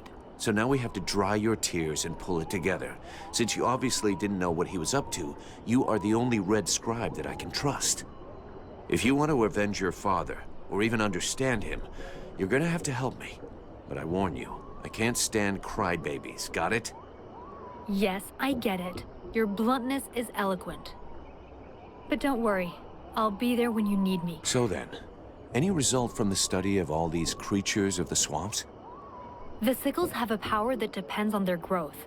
The biggest ones are the most dangerous. Up close, their attacks can be frenetic and extremely dangerous. They can also leap onto their prey. He looks pretty solid. Sleep will bring his strength back, and he may end up waking on his own. Let's hope so. But to be honest, I'm worried about his condition. I'm not going to sit here and do nothing while we wait to see if he's going to wake up or not. There has to be something we can do. Well, there is a formula I haven't tried yet because it's very complex, and I'm missing a key ingredient. What do you need? A very virulent poison secreted by the chrysalid queen. But be careful you don't mix them up with the ones you usually see. I wanted to go looking for them myself, but the villagers stopped me. They say they're really dangerous. It seems they can be found along the road we took to get here. And apparently, they only come out at night. I'll get you some. Are you Alas's assistant? I am. I mean, I was actually his deputy, to be more specific. You and me need to have a chat. And I hope for your sake that I'm going to like it. What the hell was your wonderful master up to in the swamp? Who is this Edwin that he locked up there? I don't know what you're talking about. He never said anything to me about the swamp, or locking someone up. Such things are not in the habits of our order. You must know who this woman is. Yes, of course. She's a witch, more powerful in the arcane arts than any scribe will ever be. Several months ago, we caught her trying to steal some ancient documents in one of the Order's libraries. What kind of documents? Very theoretical ones related to magic. To be honest, it's not one of my specialties, but they tell of the World Heart and the origin of the Ice Lords. The fact is that our master believed that she could be of more use to us doing research than in a prison. He made an agreement with her, and from then on, she's been our guest. So why was the woman locked up?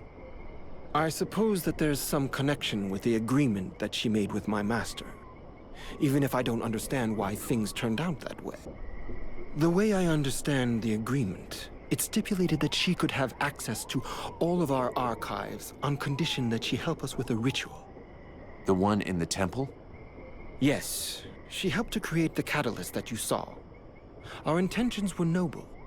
The ritual was to help us create a link with the World Heart, to break the ones the Ice Lords have made. It didn't work as planned. Indeed. I suppose that had something to do with her. She must have sabotaged the catalyst, so the ritual would fail. Now I realize that we should never have trusted the woman. Our master obviously understood that and was suspicious. That must have been why he locked her up, even though it's not at all like him. Why was he trying to guard the secret to the point of threatening to kill his own daughter? I don't understand it myself. He was a wise and good man who adored his daughter, even if sometimes he was overly demanding of her. That's what I thought, at least. What's gonna happen now?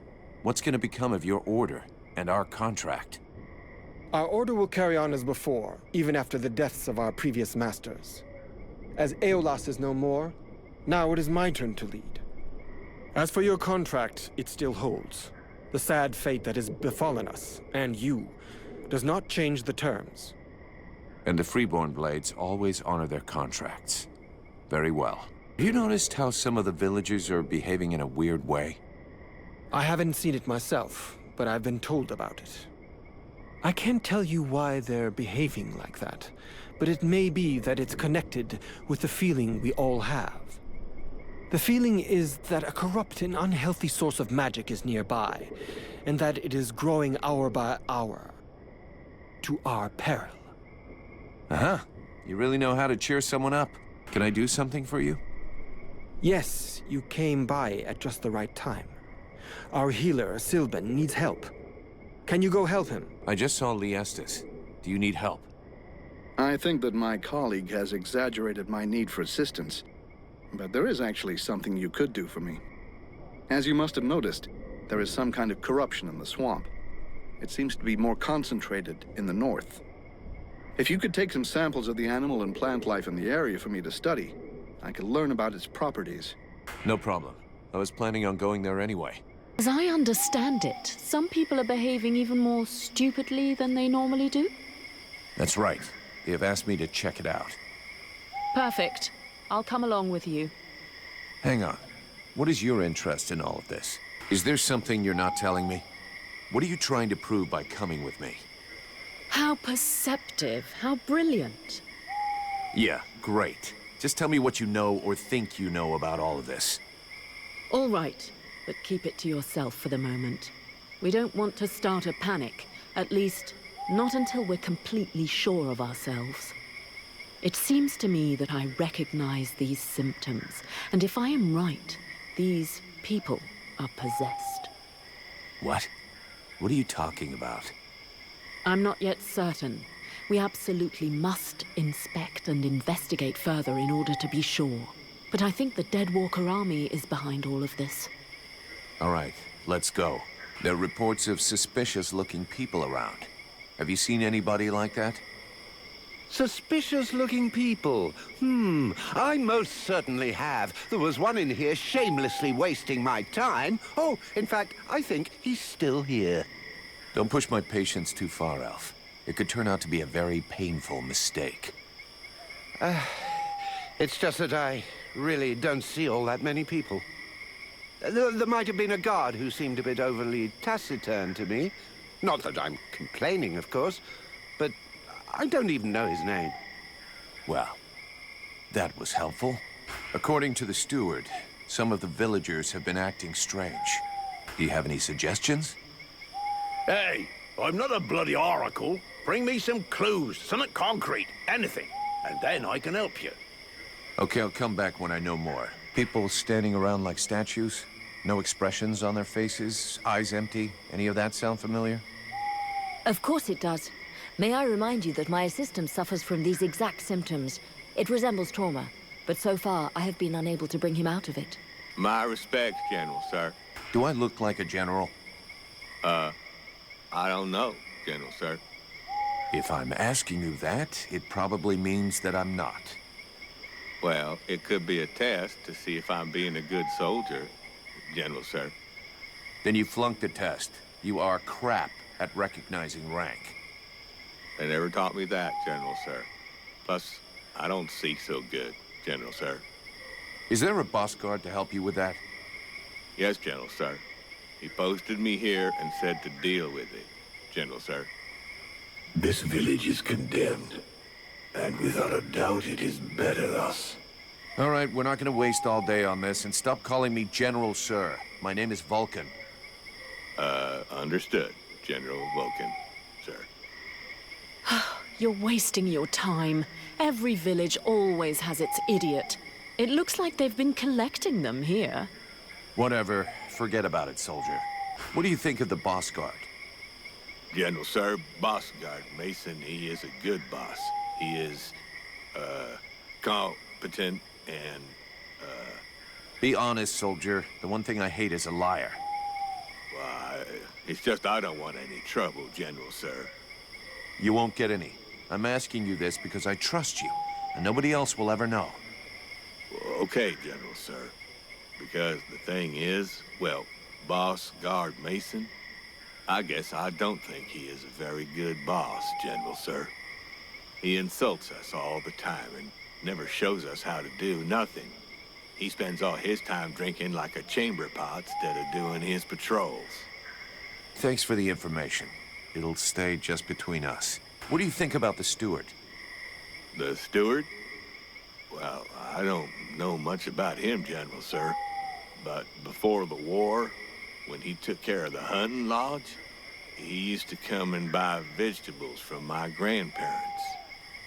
But they didn't like him much. He always spoke to them like he thought they was scum. All these refugees, are they causing any trouble? Well, it's true there is a lot of them, so that means a lot more work for us. Sometimes one of them will try to sneak in and steal some food, but we don't never let them do that. Then again, we can't get too mad at them either. It's all because of the war. Those people are just like us, more or less, except that they lost everything. And sometimes they help us too. A couple have even joined the guard when the boss thought they was good enough. Plus there's Renko. Well, he fixed up my granddad's spade. He's a real nice guy, that one. I see. You stand in front of the swamps every day. You must know a lot about them, right? Oh, not that much, General, sir. I never set foot out there. It's way too dangerous. Boss Mason posted me at this here gate, and that is just fine with me. There's lots of monsters out there. I can hear them, and that's enough for me. And even when there's no noise, we hear the whispering and well, that's even worse. The whispering? Yes, gentle sir. Sounds like my own mama's voice sometimes. Except that she's been dead these past 5 years. Plus, I can't make out one word she's saying. And that don't make no sense. Mama and me always understood each other. Apparently we've lost an interpreter of inestimable value. I see. Now I just have to take all this back. I got enough. Let's take this crap back to the scribes. I found your corruption samples. Excellent. I should warn you, my analyses will take time, so you should come back later. Okay, I'll go then. Hey, Vulcan. I was looking for you. I need to ask you something. What can I do for you? Nothing, really. Just... what can you tell me about your new friend, the sorceress? Her name is Edwin. I know that it might not seem like it, but I'm pretty sure we can trust her. You should learn more about her. That was pretty much my plan. But why are you so curious about her? Oh, I'm just being careful, cautious. I'm just keeping abreast, that's all. I know little of the ways of elves. Is this their normal way of speaking? Yeah, well, I'll let you know if I find anything out. How's it going with your new trap? To be brutally honest, I haven't made much progress. Got all the materials? Yes, I have gathered everything you said to get. Perfect. Now I'll show you how to assemble it. This looks pretty good. Maybe I should build some of these for myself. I can't wait to try them out. Doesn't seem to be working. I was wondering too, a cure made from poison? If it kills him, you know you'll get it too, right, Doc? A lot you know. Lots of cures are made from poisons. But I have to admit that for the moment, he's not responding to the treatment. Shit. All that for nothing. Well, we tried. What do you think about our investigation? They are undoubtedly possessed by some creature, one that is hiding not far away from here. We should go and speak with that model of military rigor, the head of the guards. You look like you can probably handle a sword. How come you didn't get recruited? Oh, just unlucky, I suppose. Last time an Alliance recruiter come through, I was stuck in the crapper. Worst dose of the shits I ever had. Forget I even asked. So, I never got to the front. I can't tell you how much I regret that. What's your opinion of the steward? My opinion? Tell the truth, I never liked how he talks, like an elf reject. But he does what he can.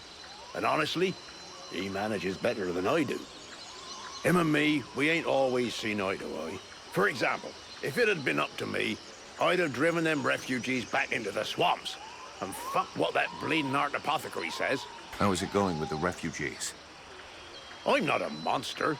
I got nothing against sheltering a few brave souls. Most of my lads are blokes who are here to protect their families. But enough is enough. I just can't protect everybody. You can't squeeze a whole city into a fucking life raft. How well do you know Ranval? Wow, not enough to trust him with his airs and all. The night with this and the night with that. Having said that, he has saved us from a few accidents in the village. He's a damn good fighter, and he don't ask questions. Balls of steel, that one. Sometimes I think he must have a death wish or something. If that's so, he ain't taking the easy way out. But then, who gives a toss? When he turned up a few weeks ago, it certainly took some of the pressure off. But he acts like his shit don't stink. Obviously, me and the lads aren't good enough for the likes of him. Disgusting. They look like giant, things.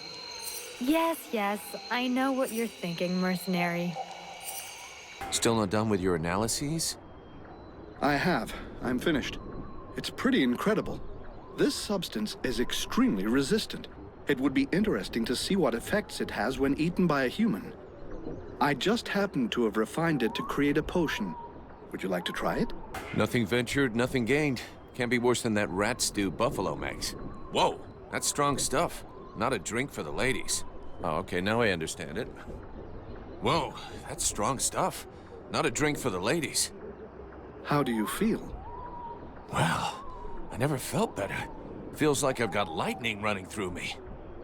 Its effects are wonderful. I have to make more. I can name it after myself. The Sylvan Miracle. No. Sylvan Nectar? I think he's losing it. Regardless, if you bring me more corruption extract, I'll be able to make more doses for you. Let's take advantage of our stay in the swamp. I doubt the ingredients can be found anywhere else. Here, 4 corruption extracts. Give me a moment, and I'll make my elixir for you. And there you go. Your Sylvan Panacea. Tell me what you think. Vulcan! For fuck's sake! What did you do to Aeolas? I never laid a finger on him, Captain. But if you want my opinion, I think he screwed us over. So you had to kill him? That was our fucking employer.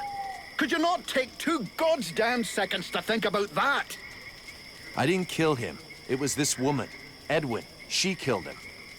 That's what they told me. That doesn't change the fact that that dish rag of a scribe was our client. And your job was to protect him.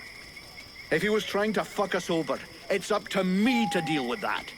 And for a starter, where did this wee tart that's spilling out of her dress come from? She was his prisoner in the swamp. It looks like he was trying to get information out of her, which she obviously didn't give him, considering she's still alive. All right, then. Maybe she can be of use to us. I already spoke with Aeolas's assistant. Seems he pulled the wool over their eyes as much as he did ours. They're petrified. So they've agreed to honor their contract with us. I need you to get this Edwin woman to talk. I want to know where she's from, who she is, who she works for, all of it. And watch out for the red scribes. We don't want to get fooled twice. Understood, Captain. I'll check it out. If you can find Hawk, tell him to get his arse back here. I sent him out on a recon mission and he still hasn't come back. Do you think something happened to him? Well, there aren't any decent whorehouses around here, so yes, something may well have happened to him. I'll find him, sir. Captain, have you had any news about Hawk? Are you trying to be funny? I sent you to find him. Is that demon of yours eating away your tiny brain or what? Have you heard about these villagers who were acting strange?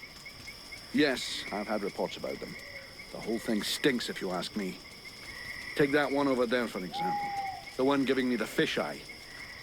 If we weren't stuck in this place, I'd go over there and put his lights out.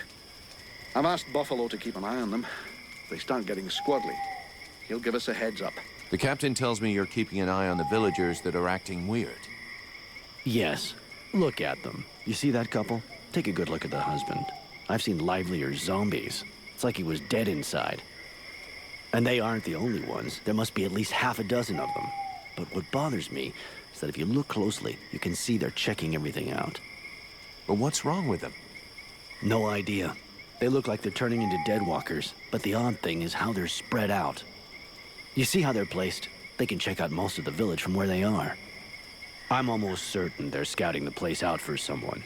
Since you seem interested, you should go and talk to them. Look, I've marked out their positions on the map. Hey, Vulcan, over here. I came across this enormous creature. It's an absolute monster. You've never seen anything like it. Oh, I'd love to catch it. It would make one hell of a trophy, but I'm not sure I can take it down alone. You feel like lending me a hand? You know the captain's looking for you? Fuck the captain. Oh, come on. He can wait. The beastie out there can't. It could lose itself in the mist at any moment, and we'd never find it. Okay, then. Considering how excited you are, I'm kind of curious to see the thing. Come on, let's go. Ah, yes. I owe you one, brother. Come on. Thank you. I'd never have brought it down without your help. I'll get back to my patrol. Tell the captain not to worry about me. Hawk will finish up his recon and head straight back. Don't worry, Captain. You've been working for me long enough to know one thing. I never worry. Are you okay? I was just, you know, being polite. Don't feel like you have to give me your whole life story. Hast thou gone mad? His lips moveth not. I'm just trying to save face. I hate being ignored. Hello. You all right? Do you understand what I'm saying?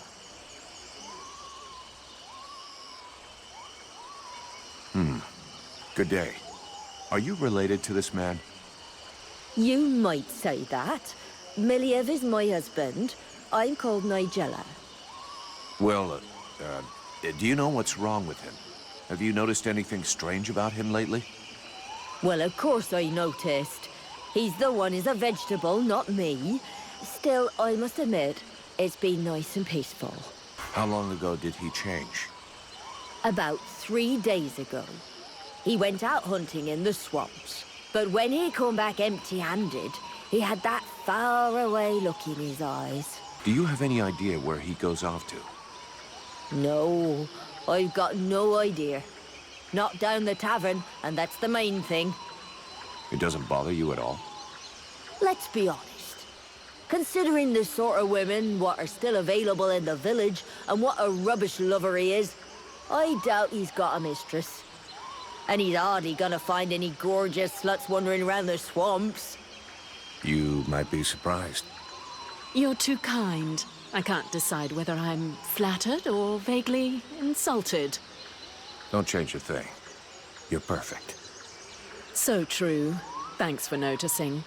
Do you have any idea where he goes off to? No, I've got no idea. Not down the tavern, and that's the main thing. It doesn't bother you at all? Let's be honest.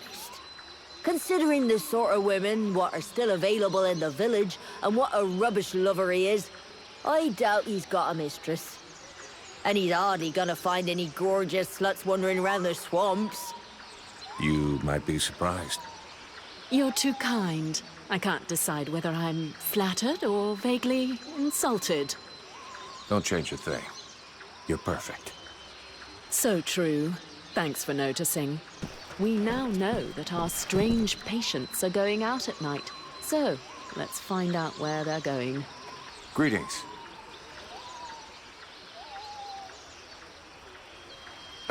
So how is everything going for you?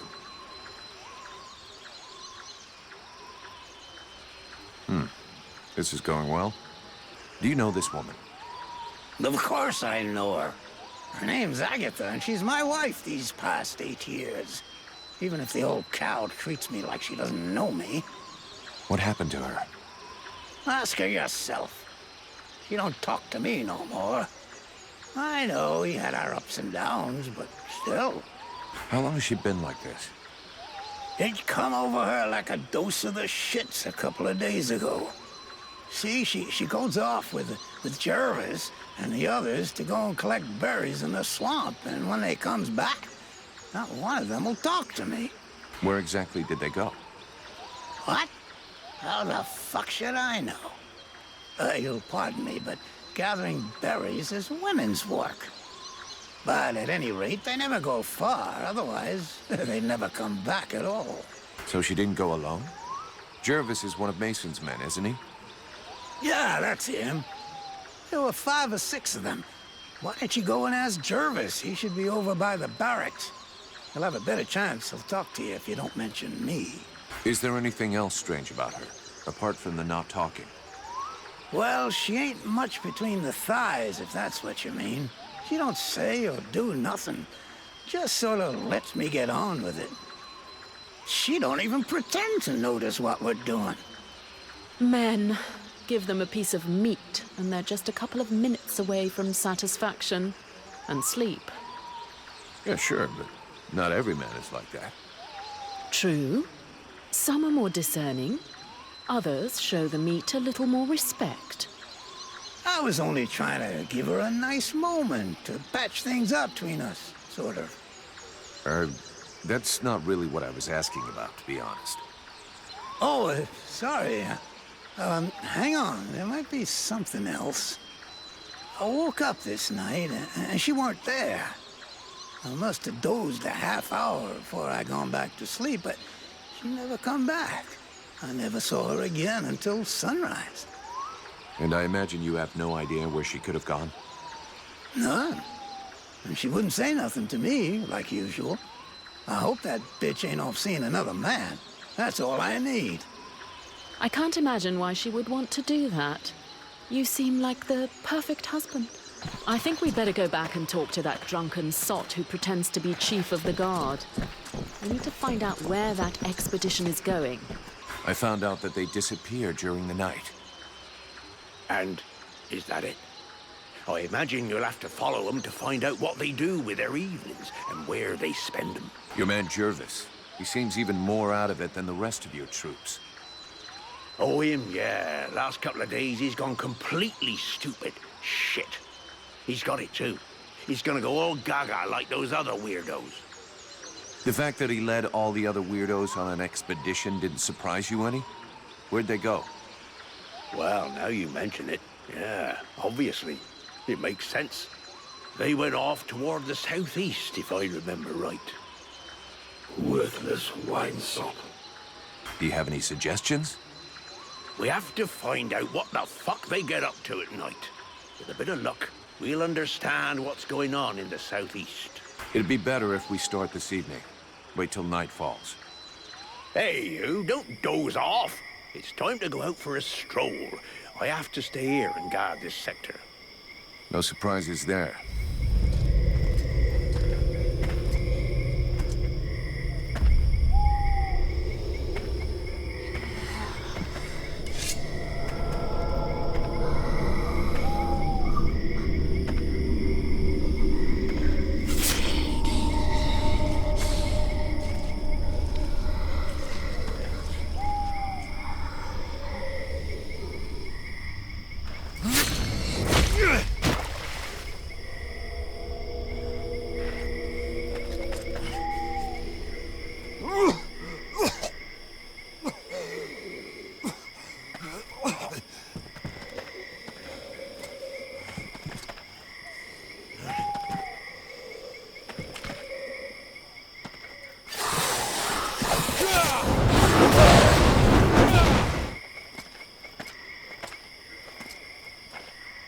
That was a close one. This whole business stinks. If we can't tell the difference between one of these creatures and the villagers, we're totally fucked. It seemed like they were coming back from the southeast swamps. Maybe something down there is causing all this shit. Whatever power be the origin of these possessions, it be ours. I'll check it out. We go east, then. I'm not happy about any of this.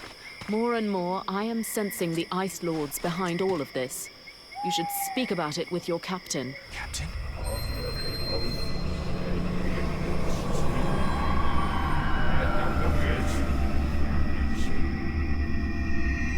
There is none that thou knowest in this cavern, rest assured of that.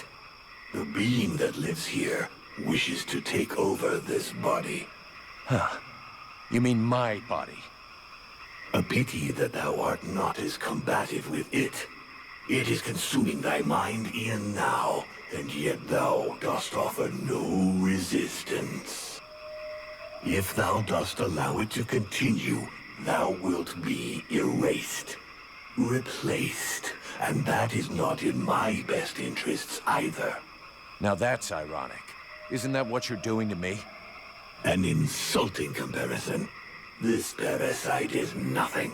It is insignificant. I can easily protect us, if thou dost allow it. Thou shouldst give me more space, more liberty. Open thy mind instead of keeping me prisoner. Yeah, we'll see. You're asking me to let you come in and mark out your territory. But at what price? Thou wilt gain access to a greater part of me, to my knowledge, to my power. All that thou risketh is to gain in knowledge and power, and that can do thee no harm. We shall only be stronger, both of us.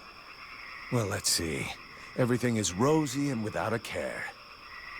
I imagined that thou wouldst undergo a slight physical transformation. Thy body was not conceived to contain a power such as mine. It will consume thee if thou refuseth to evolve. There we go. Admit it. You feel better. Whatever thou risketh in trusting me is insignificant in comparison with what awaits us if thou dost stay and do nothing. If thou dost refuse to evolve, we will both soon be lost, and this world will follow. Let's get out of this hole and try to think of something else. Edwin or the Red Scribes will surely find another solution. Thou doth flee. We have no confidence in these people, we both know this. Just as we both know thou wilt never pierce the secret of this cave without me. Maybe not without you, but definitely not like this. Whether the scribes are worthy of trust or not is really not the question. Everybody feels like it's in their interest for us to succeed. Each has a different view of what the meaning of success is. I just want to get shit-faced and never have to hear your voice again. Judging by your vacant look, I assume you've had an exchange with the demon. He offered to protect me against the magic that haunts this cave, on the condition that I let him have more space in my mind. And? Did it not work? I refused. I'd rather explore some other solutions before I risk losing my mind, thank you very much. It's ridiculous. You have the potential to become the most powerful being in Vertial, and you refuse that opportunity because you're afraid of not being able to control it? Time is short. The thing in that cave grows ever more powerful with the passing of each hour.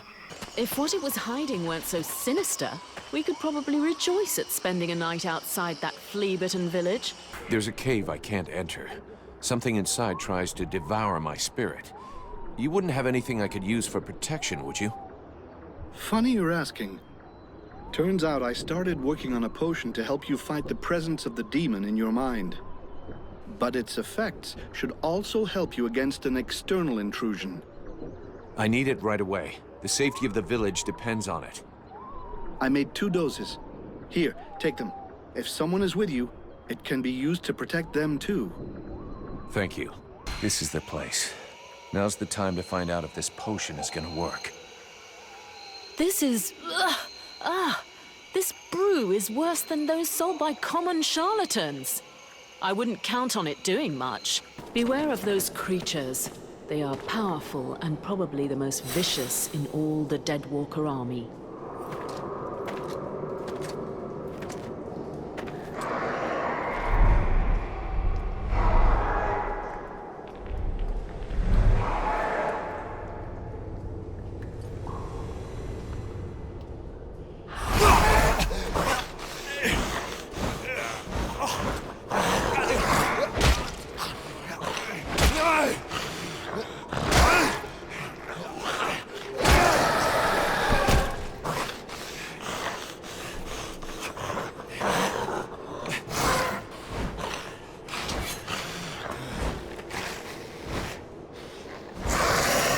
So you're the one who's been spied in the village. Now that I see you, I understand why you'd rather not show up in person.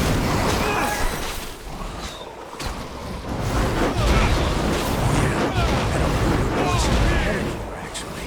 You must have figured that out. So if you've got a message to deliver, you're gonna have to do it the old-fashioned way.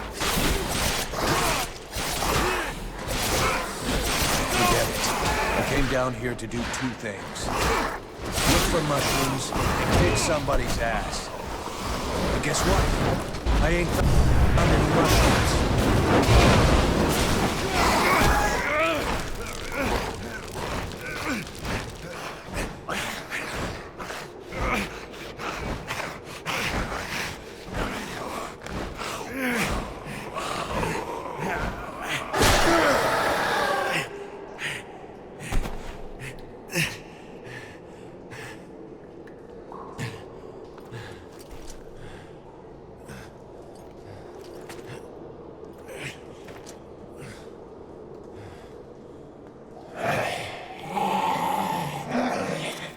believe you've won a victory, mortal?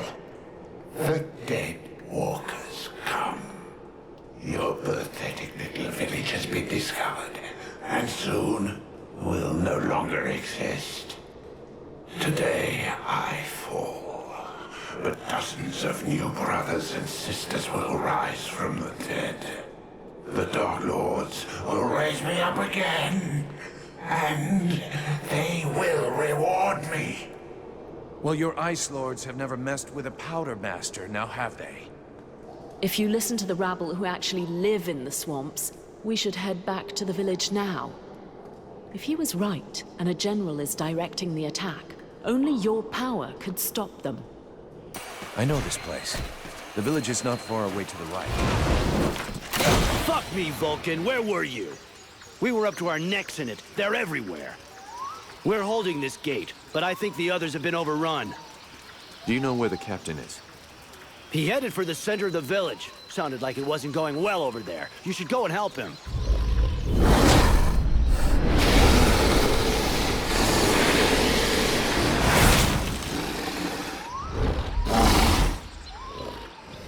The prince is on the move again, and he's not wasting any time.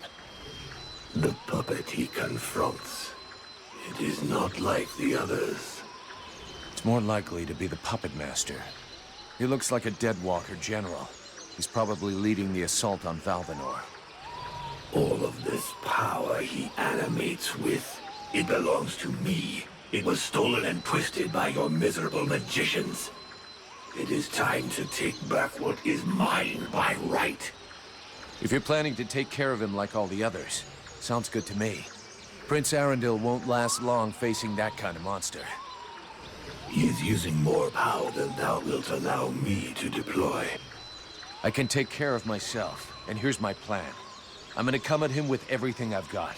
Killing their general is gonna screw up our enemies big time. Let's go do it.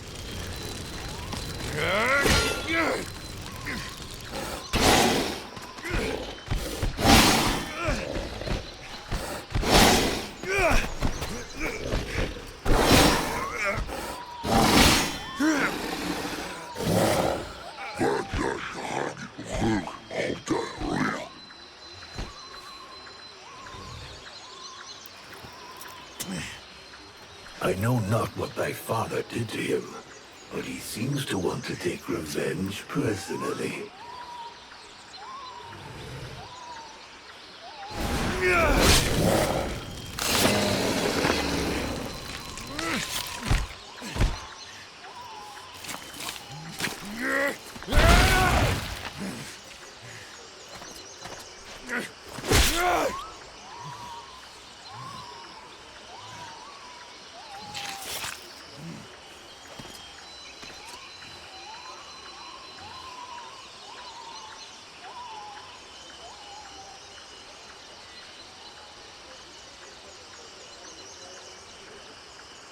That was one tough death's head, but it won't command anyone now.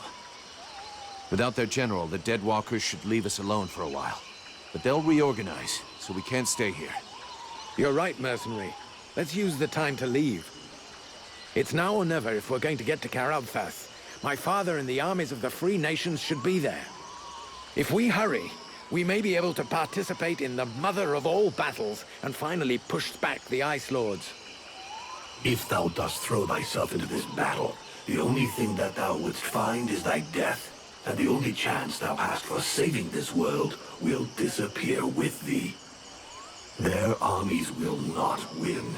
He knows this, but that is not what motivates him. He is seeking his father's approval. He wants to buy the crown by delivering us to his king. He believes we are at his command. But he is mistaken. I only serve and live for the World Heart. Thy elven city is closer. I can feel it. Forget these suicidal battles. If thou join with them, thy so-called friends will end up turning against thee out of fear or envy. Edwin seems to be fascinated by you, and I'm the only one who has supported her. She has no reason to oppose me. The alliance of pariahs. Do not say that thou dost really believe that. Especially about that sorceress. She will do anything for a bit of power. And thou wouldst cling to her yet? Thou hast no more choice. Thou must hasten to the world heart and purify it. It is thine only chance. Do combat there, and if thou art not slain, at least one of thy companions, if not all of them, will betray thee to try to control or study the power I bring thee. Vulcan? Vulcan? You were far away. Is it the demon? He was talking to you, wasn't he? Yes, it happens sometimes. You have to make a decision soon. Will you join us in the battle at Karalthas? I don't know yet. I understand. It's been a long day. I'll let you think it over for a while. Let me know when you've made a decision. Arundel wants me to go with him to Karalthas. What do you think? You should go with him. Karalthas is our only hope for now, and the prince seems like a good man. We would be safer there. Both the human and elven armies are gathered there, and I believe you may find some answers there also. The elven sages are some of the wisest people on Vertial. If anyone can figure out what has happened to you, they can. It's pretty obvious what happened to me. A demon has somehow gotten into my head, and now I gotta live with it. And this does not worry you? Yeah, it's starting to scare me. I can imagine. These new powers come at a price, and I fear that you, Vulcan, your very self, may be the price that has to be paid. You must go to Karalthas so they can examine you. I believe you must find a way to control this thing, or even rid yourself of it before it's too late. What do you intend to do now? We can't stay here. I have to talk things over with the other members of my order. But we planned on going to Karalthas, and I think that is still the best idea. Everything that is left of the human and elf armies is there. If we join forces, we should be strong enough to hold out against the Deadwalkers. The contract with your company only ends once there, anyway. And I doubt your captain wants to break it. What's more, it might be an excellent opportunity to learn more about your guest. The elven sages are famous, and their library holds many reference books. And I suggest, until we should learn more, that you neither listen to it nor obey it. I think it's lying to you, manipulating you, and that it has other goals than just our survival. Do you think we should listen to Prince Arundel and go with him to Karalthas? The great elven army and what is left of the human army in this part of Vertial are now gathering at Karalthas. Separately, none of these troops stood a chance. But united... well, in any case, it's the only hope we have left. Reinforcements from the Freeborn Blades and Red Scribes will help. And so will you, from what I've seen. And even if I don't approve of all the strategic choices made by my sovereign these last few years, I think he'll rise to the occasion now that he can no longer retreat. He knows the lands around Karalthas perfectly, so I'm sure he will bring the battle onto terrain that will favor us. And since you're curious to know more about what happened to you, my people's scholars are famous. They can surely help you. You've got it all figured out. I believe we can manage to hold the Deadwalker army back this time, though it's a bit early to start celebrating. Do you think we ought to follow the prince to Karalthas? If you want to get to the World Heart, we'll need to go by there. But the prince's company seems both unnecessary and dangerous. Believe me, I know his type all too well. Invested with a mission, he is soon overwhelmed by, probably named by some obscure prophecy. In the name of his family, or because of an idealized vision of his future duties as sovereign, he will give his all. In other words, all his imbecility. Chasing after glory and honor, unprepared and unprotected, he will only lead us to disaster. Seeing the shit we're in, I don't think he's doing it just for the glory. He's got an interest in having everybody survive. And in making it look like everyone has survived entirely due to his talents, and not those of a mercenary who can produce flames and defeat a general of the Deadwalkers. Do you really believe he wants you around just because he enjoys your company? Not to mention the increasing threat implied by our friends dressed all in red. What do you suggest we do? When we get to Karalthas, we better give them the slip and head to Blackfrost's domain. Why should we go down there? Because those lands are positioned quite close to the city of the elves, and like all the lands of the Ice Lords, it's a point of entry into the world heart. We'll be able to break camp soon. Where's our next objective? For now, we're going to stick with the Red Scribes. They haven't paid us yet, and they won't until we reach Carolthas. In any case, that's where we're headed. I sent Wolf on ahead of us a few weeks ago to see if he could find fresh volunteers for us, but I don't think there's much hope of that. This war is looking worse and worse for us. In 10 years fighting, the Deadwalkers haven't lost a single battle. I suppose we could hide for a while. But considering what's left of Vertiel, that would be like hiding in a pile of ashes. We have to come up with some alternatives. And for now, I can only think of one. The demon. For the moment, it's the only card we have left to play. Thy captain is less stubborn than thee. Methinks I should perhaps have chosen him as a vessel. That's not a good idea, Captain. As long as we still don't know what he is, and more importantly, what he wants, I wouldn't trust him. Well, up until now, he's been useful. I think if he'd wanted to harm us, he would have already done it, huh? But it's you that has to live with him, so I guess it's up to you. Prince Arundel is asking us to join up with his forces in Carolthas to fight the Deadwalker army. What do you think? For years now, the Knight has fought in many battles and with many different armies. The generals, the kings, and the chiefs of those armies were usually ready to sacrifice the lives of their men with no remorse in order to win.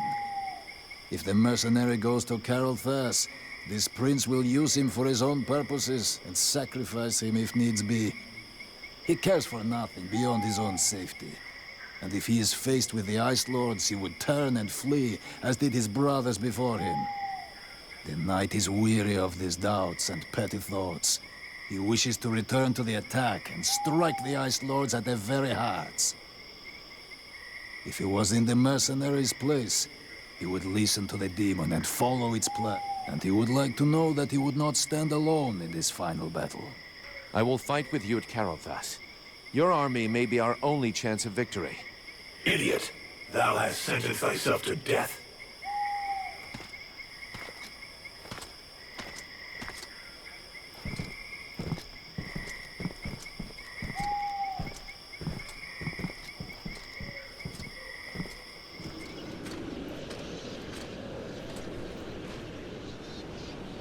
And now?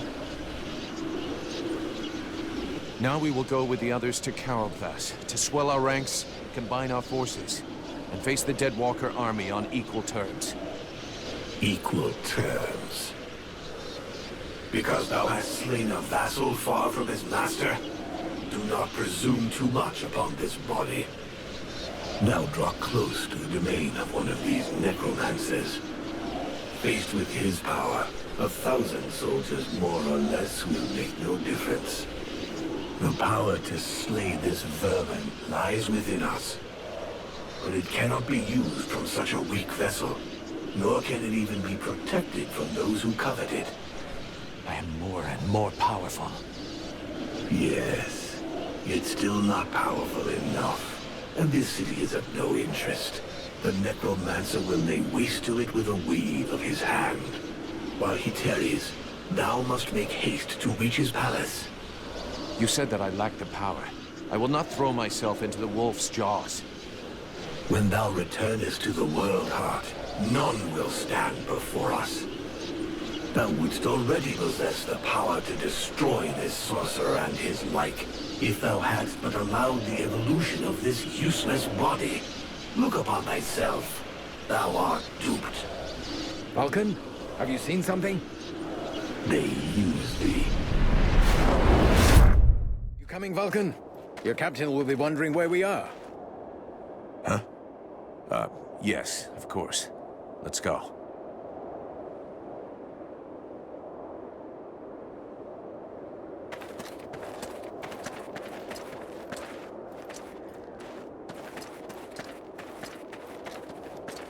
There you are, sire. Right. Change of plan. Seeing how cold it is, it will come as no surprise to you to learn that the Deadwalkers have already been here. They're still close. We must rejoin my father's army as swiftly as we may. I think we already found them. Take a look around us. There are survivors. Apparently they are camped not far from here. This soldier will lead us to them. Prince Arundel, my lord, can it be you? Soldier, what happened here? Is the king with you? The Deadwalkers took us by surprise. The cold and the ice. We stood no chance. Almost all of the city has been invaded by the ice. My father! Where is the king? I know not, Your Highness. But a few of us were able to escape. Lord Commander Valen has built a camp close by the city. Valen is here? Take us to his camp. By your leave. Follow me, my lord.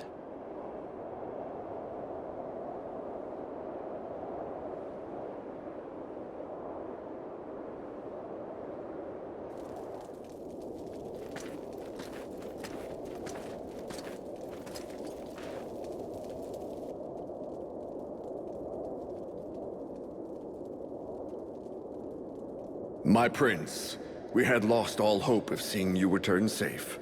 We have no word from Bastion. Bastion is lost, Valen. We came into this war too late. The General of the Alliance gave his life that I should escape with Relmar. The deserter. What business did he have at Bastion? The deserter was fighting, while you and your wondrous army waited, warm and safe, sat upon their asses. I hope the result is pleasing to you, Valen. Silence, both of you. Relmar saved my life, Valen. For now, you will consider him pardoned. By your will, my lord. And I see that you are escorted by the Freeborn Blades. In truth, they are escorting the Red Scribes. But their presence is our good fortune. They have already once put the Dead Walkers to rout in the marshes. This man slew one of their generals before my very eyes. I will tell you more of this later. Now I must speak with my father. Where is he? No one knows, my prince. The king was still in the royal palace when the river Estelduin fell upon the city. The river? What happened? 'Twas like a great wave that froze all that it touched. We had seen the approach of the Deadwalkers' vanguard 4 days before, and we had raised Kariltas's defenses in preparation. Not even the sight of 10 juggernauts would have afeared us, but we never dreamt that an Ice Lord would come to lead the assault himself. He walked calmly to within an arrow's flight of the gates, never once speaking. And then, the river rose up from its bed to form a gigantic cloud that hung up over Kariltas. We understood our peril too late. Near all of our soldiers stood atop the ramparts or in the streets when the ice cloud fell. All were frozen where they stood. That was his signal to launch their assault, but we were already vanquished. We fought to cover our retreat. We must find the king! I know, my prince, but every entry to the city is guarded, and we cannot risk being discovered. It is clear we will not travel 200 paces if we do not first slay the sentinels close to the encampment. Only then will we be able to attempt to enter the city and save your father. I'll go find your king for you. Vulcan, did you hear me ask for volunteers? Our mission is over. The Red Scribes have screwed up from start to end, but they're in the hands of the Elven army now. Captain, since we're here, we may as well make ourselves useful, right? And we have to get inside those walls if we want to know what happened to Wolf and the other blades we left here. Ah, Vulcan. You have no idea what you're getting yourself into. That is why I shall go with him. I grew up in this city. We shall help one another. My prince, you know well it is my duty to object to you taking such a risk. And you also know that your objections will change nothing. No man here knows the palace better than I. If my father is within, I will find him. By your word, sire. But I fear most what other things you may find. I can but put my trust in your newfound champion to watch over your highness. Don't forget, you'll have to deal with those sentinels before you try anything else, Vulcan. Meanwhile, the lads will set up camp near the south gate. Understood, Captain. Mercenary, I owe you my life. I'll never forget that. How did you get out of your coma in the village? I don't know. All I know is that I opened my eyes and heard the sound of fighting. I just had the time to grab my weapon and get out into the village square. It looked like the general of the Deadwalkers was waiting for me. Sometimes, the sense of duty is more powerful than the pain of wounds. Maybe the cure we made finally worked. Relmar told me about that. Maybe you saved my life twice, not just once. Who knows? In any case, I owe you a lot. I won't forget it. Do you know Relmar well? I knew him well. A long time ago, when we were young. He and I were milk brothers. We grew up together in my father's palace. But life goes on, and by the time we were adults, we were forced apart.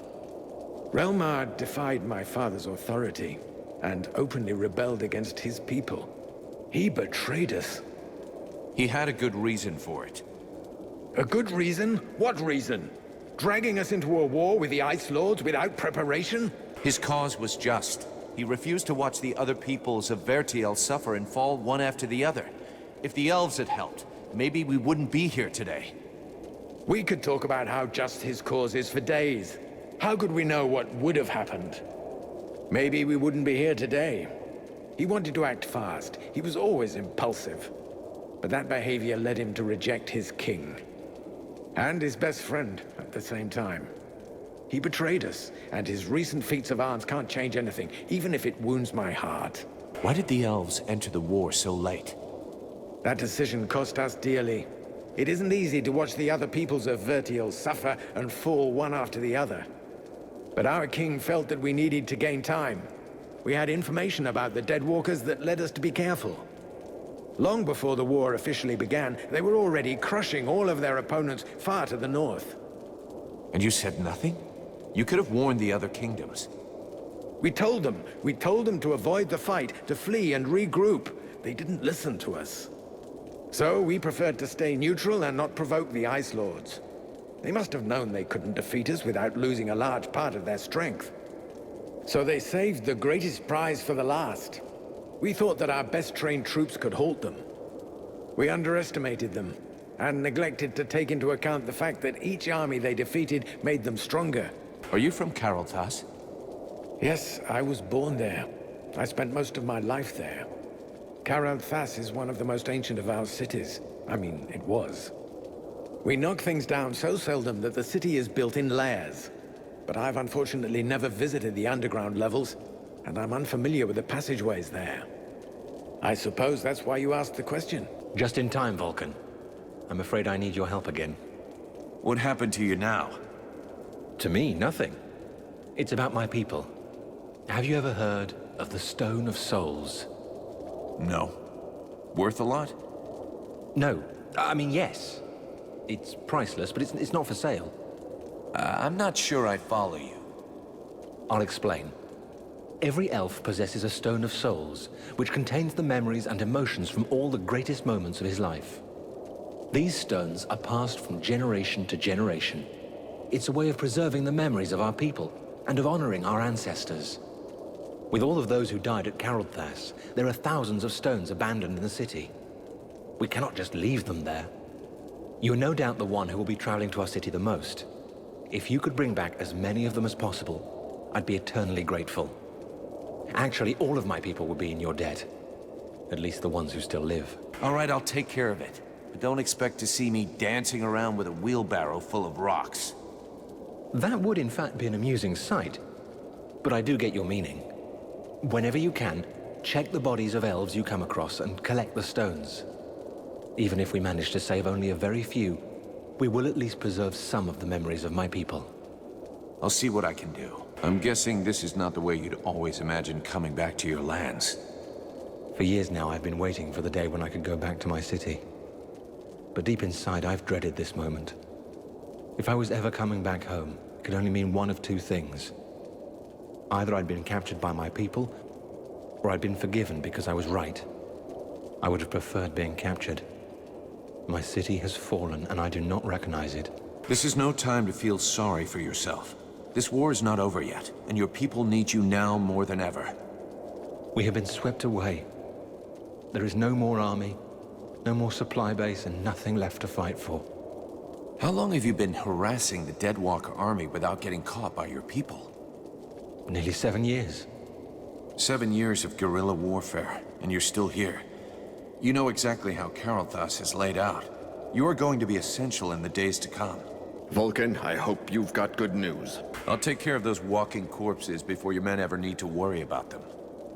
Thank you. That should give my men enough time to finish our mission. How did you survive the Battle of Carolthas?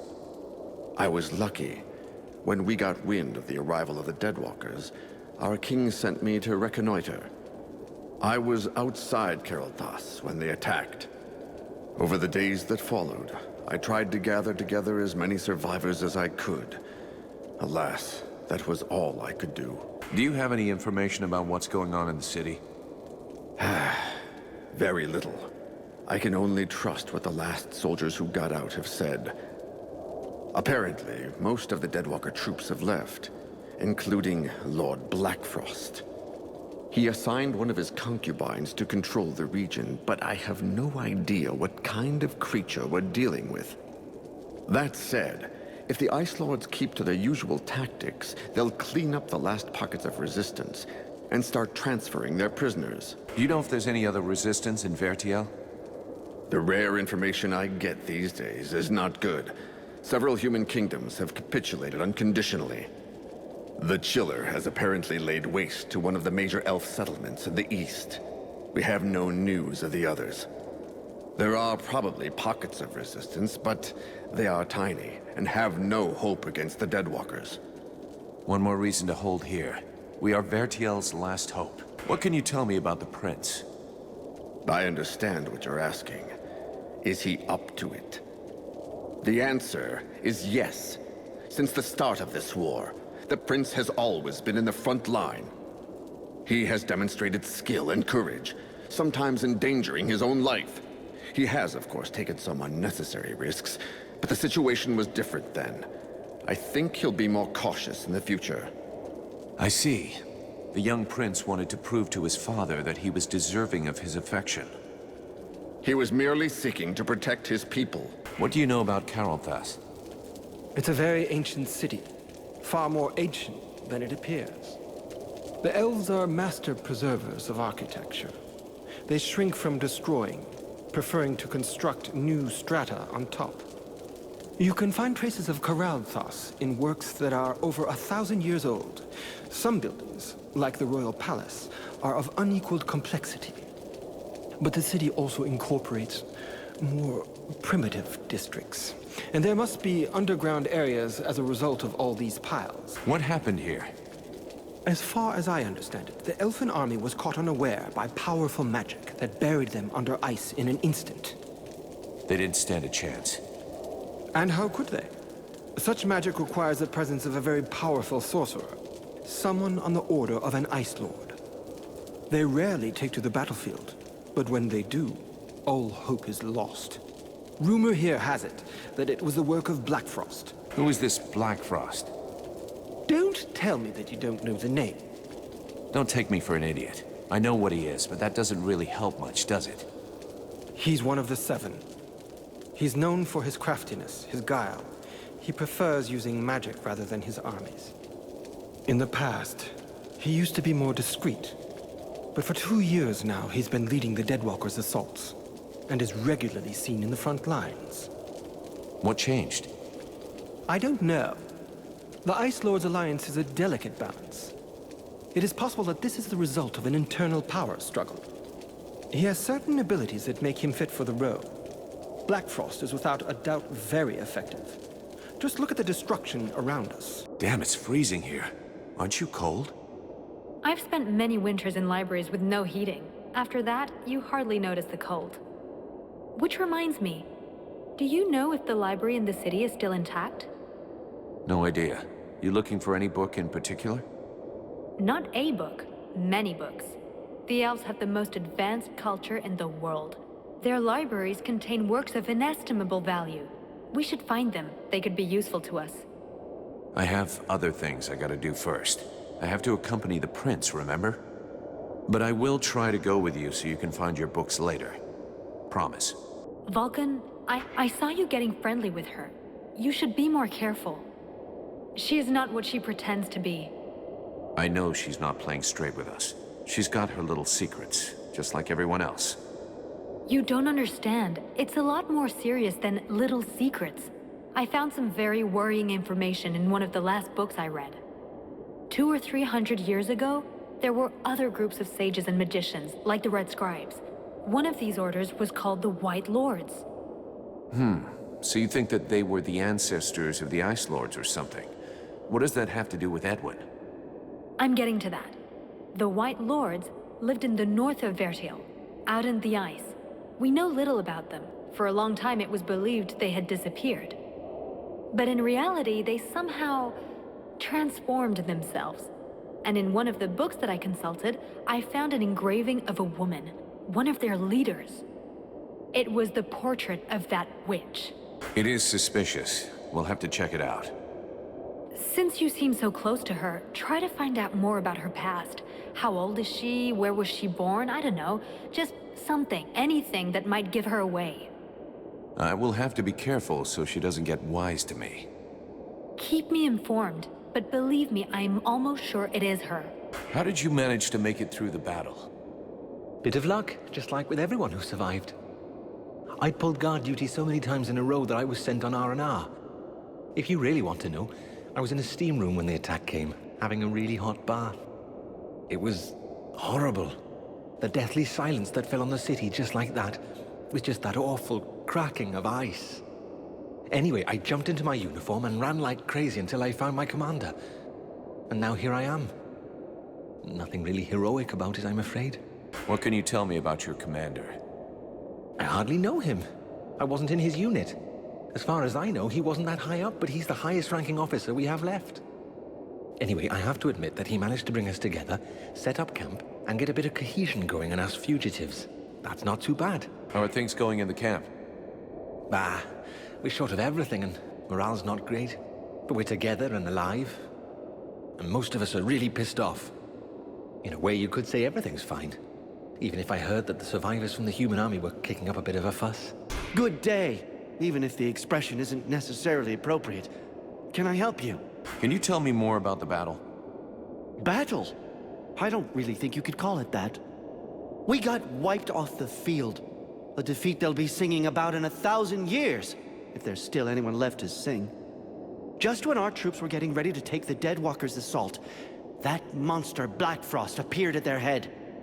And in a flash, the Estelduin left its banks and came down on the city, then froze most of our troops under these huge blocks of ice. Not many survived, and our city, well, you can see for yourself. How did you manage to survive? I guess that's the advantage of being a smith. The fireplaces protected me, and I had the time to escape before the undead showed up. Without my equipment, unfortunately. Do you know the prince personally? I've done business with His Highness, yes, but I wouldn't say I really know him. I was honored enough to forge the first suit of armor that the king gave him. But I guess you're not really interested in the past. I can tell you that he hasn't let up since the war started. Several times after he came back to Carlthus, I've repaired his equipment, and from what I've seen, he must have been in the thick of things. I suppose he's our ruler now, as his father, may his soul reach the jewel, is dead. What can you tell me about the king? What do you want to know? He was lost in the battle, unfortunately. He was a great king, wise and cautious. Maybe too much so, if you can believe what's happening to us these days. I guess that despite everything, we should be grateful to him that we are the last to fall. Where's the elven army? Army? What army? Our forces were decimated by the ice, and more died after that, killed by the undead or by despair. As for those who are still here, their equipment is battered, and I can't do a thing. What can an army hope to do like that? Do you know Relmar? Do I know him? He's a legend for us. His repute has grown since this war began. But to be honest, it wasn't always this way. He robbed so many convoys and carts, every craftsman and merchant hated him, including me. But how can we keep hating him now? In the end, he was right. Huh. If I knew how messed up everything was gonna be. You know what a pain in the ass it was hauling my cart here? I bet. But we're lucky you followed us. We could do with a good smith. Yeah, well, seeing what's left of the village, it's not like I had a choice. And with you around, business is better than ever. I'm not going anywhere anytime soon. The Blades who were in the city, do you think they made it? I hope so. I really hope so. After all, they shouldn't have been taking part in the battle. With a bit of luck, they weren't in the front lines when the ice wave struck. Generally, the Ice Lords don't kill those they capture. They like to keep their prisoners close by. Let's hope that our lads are amongst them, and maybe we can free them. What do you think of this situation? The same as I always thought. That all of this fuss has made absolutely no difference. We are in the shite, and the only sensible thing to do is get the hell out of here as quick as possible. You don't think we have any chance of winning? How can you ask yourself that question? Standing in front of this devastation. Either you're blind or stupid. Good gods, a whole army was decimated in the blink of an eye. Do you know Carolthas? I came here a long time ago, at the beginning of the war. We hoped at the time that the elves would help us.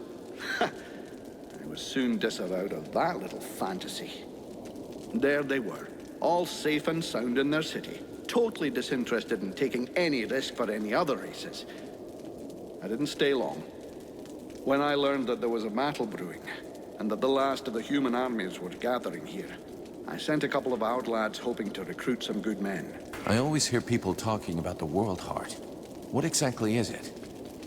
First, forget all the children's stories about a friendly force for good, or its mythical dimension. The World Heart is very real. It is above all a source of power. It is from there that magic comes, as well as certain energies necessary for the proper functioning of our world. These energies can be captured and used. That is what magicians do. In their own way, each draws his power from the World Heart. The demon insists we must purify it. That mean anything to you? It's a good bet it is referring indirectly to the Ice Lords. As you know, those magicians have access to immeasurable power. This power has an origin and a cost. They drew it from the World Heart with a veracity that is truly limitless. Each of the Ice Lords' palaces has a portal linking it to the source.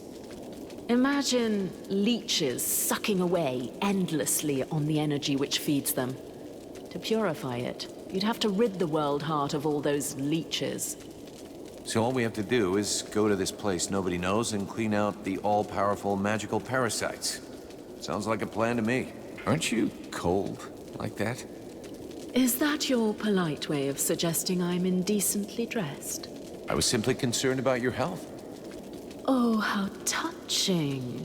But after having spent nights on end, trapped in a cage in the middle of the swamps, I can assure you that catching a cold is not highest on the list of things I worry about. We're going to try to take back the town. Any suggestions? Yes, of course. You'll need to locate a unicorn, a few leprechauns, and perhaps a fairy or two. They are your last, best hope for retaking the town.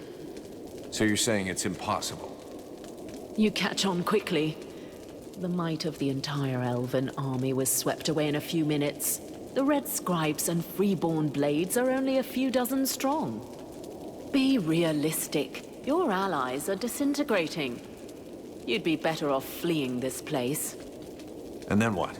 Wait for the war to be lost? Put off dying another month or two until the Deadwalker army finds us? You could hide yourself and learn how to control your demon. I could help you and speed your progress. No way. I'm not gonna leave the others to die. This incomprehensible affection for lost causes is going to be the death of you one day. But you could learn a few things in combat, I suppose. What happened at Carolthas? Have you ever seen that before? Wait until your enemies have gathered and then take them by surprise using magic. The attack on this city bears the mark of Black Frost. To cast a spell capable of freezing a river, he would have to be here in person. It's possible that he's still in the area. He could be your key to the World Heart. Find him and eliminate him, and the door to your goal will open. The Knight knows this region well. He came here once before while he was protecting a delegation from the Alliance on their way to visit with the King of the Elves. He would like to reconnoiter the area. He thinks he can find things that would be of great use to his friend. If you think you can find something useful, go ahead. But remember, the position of the camp must stay secret. And try to come back in one piece. How's the company doing? If you were to spend less time hanging around with your new friends, you'd know. It's not wine and roses. Already there weren't many of us, and now it looks like our only hope of success in this goddamn war is lying over there, colder than my granny's tomb. We can't last too long in this situation. The captain has to decide to make a move. I reckon the Deadwalker army will find us before we have the chance to desert. Have you had time to talk to the human soldiers? Yes, but they didn't say much. I don't think they trust us, or the Red Scribes, or anyone for that matter. They were just as stupid as we were. They thought they were going to join up with a great army to be safe. As you can imagine, they're a little disappointed. Do you think they'll stay? I don't think they're in any mood to fight. Once they've seen to their wounded, they'll be out of here the first chance they get. What do you think happened here? That we are no more than fucking insects to those bastard Ice Lords. Just one of them was able to wipe out this city with magic. We have no choice if we follow the rules. We have to find another way. Maybe your little flame problem could be a solution. For now, we know nothing. Tell you what. If you save our asses, I'll buy a round of drinks every day for the rest of my life. I knew I needed some kind of motivation. Thanks for the help, mercenary. We're going to keep watch in this sector.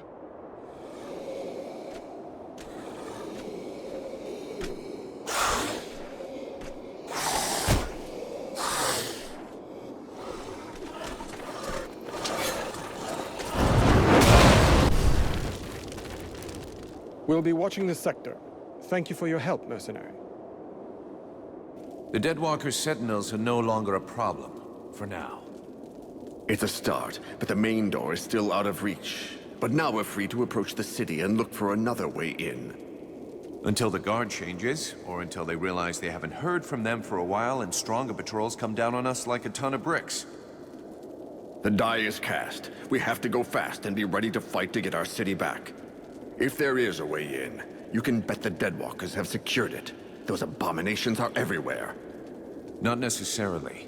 They're pretty careless when they don't have a general behind them telling them what to do.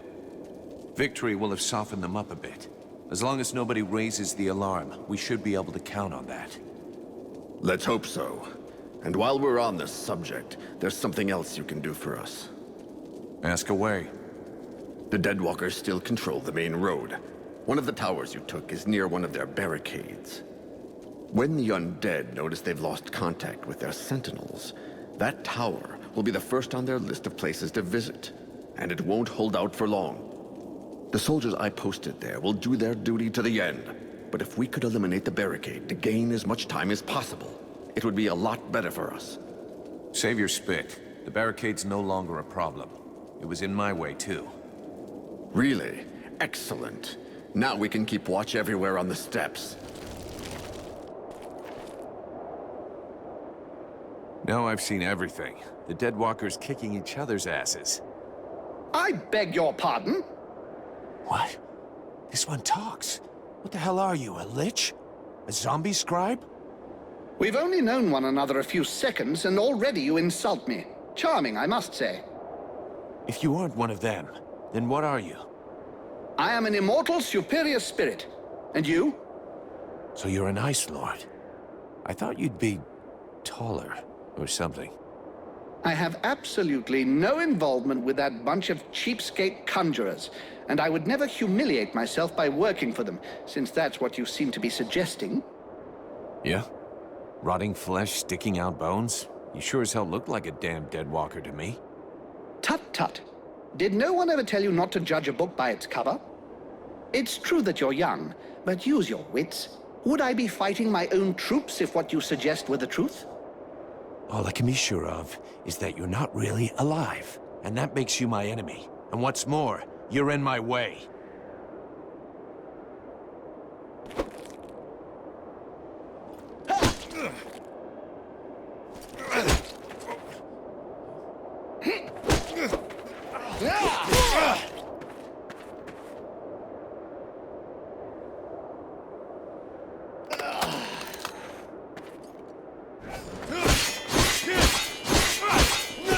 Enough! I yield. This rotting body will not survive more punishment.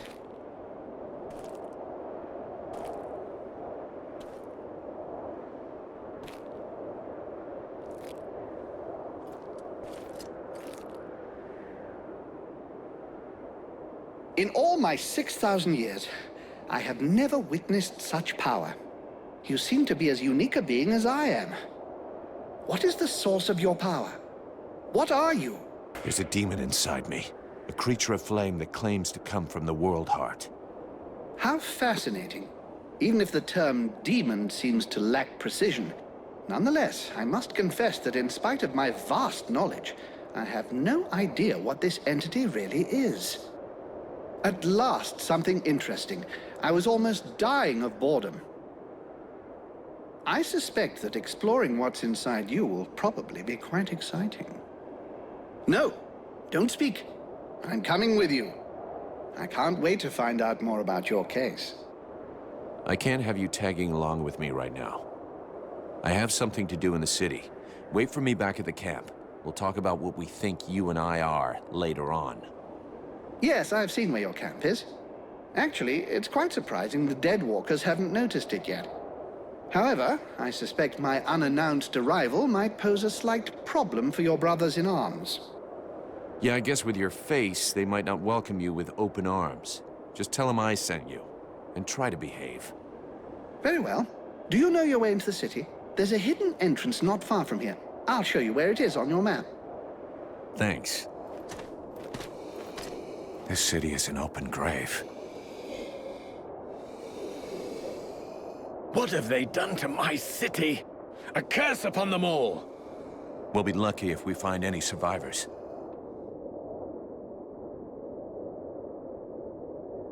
Yes, he's a potential ally. Don't sweat it.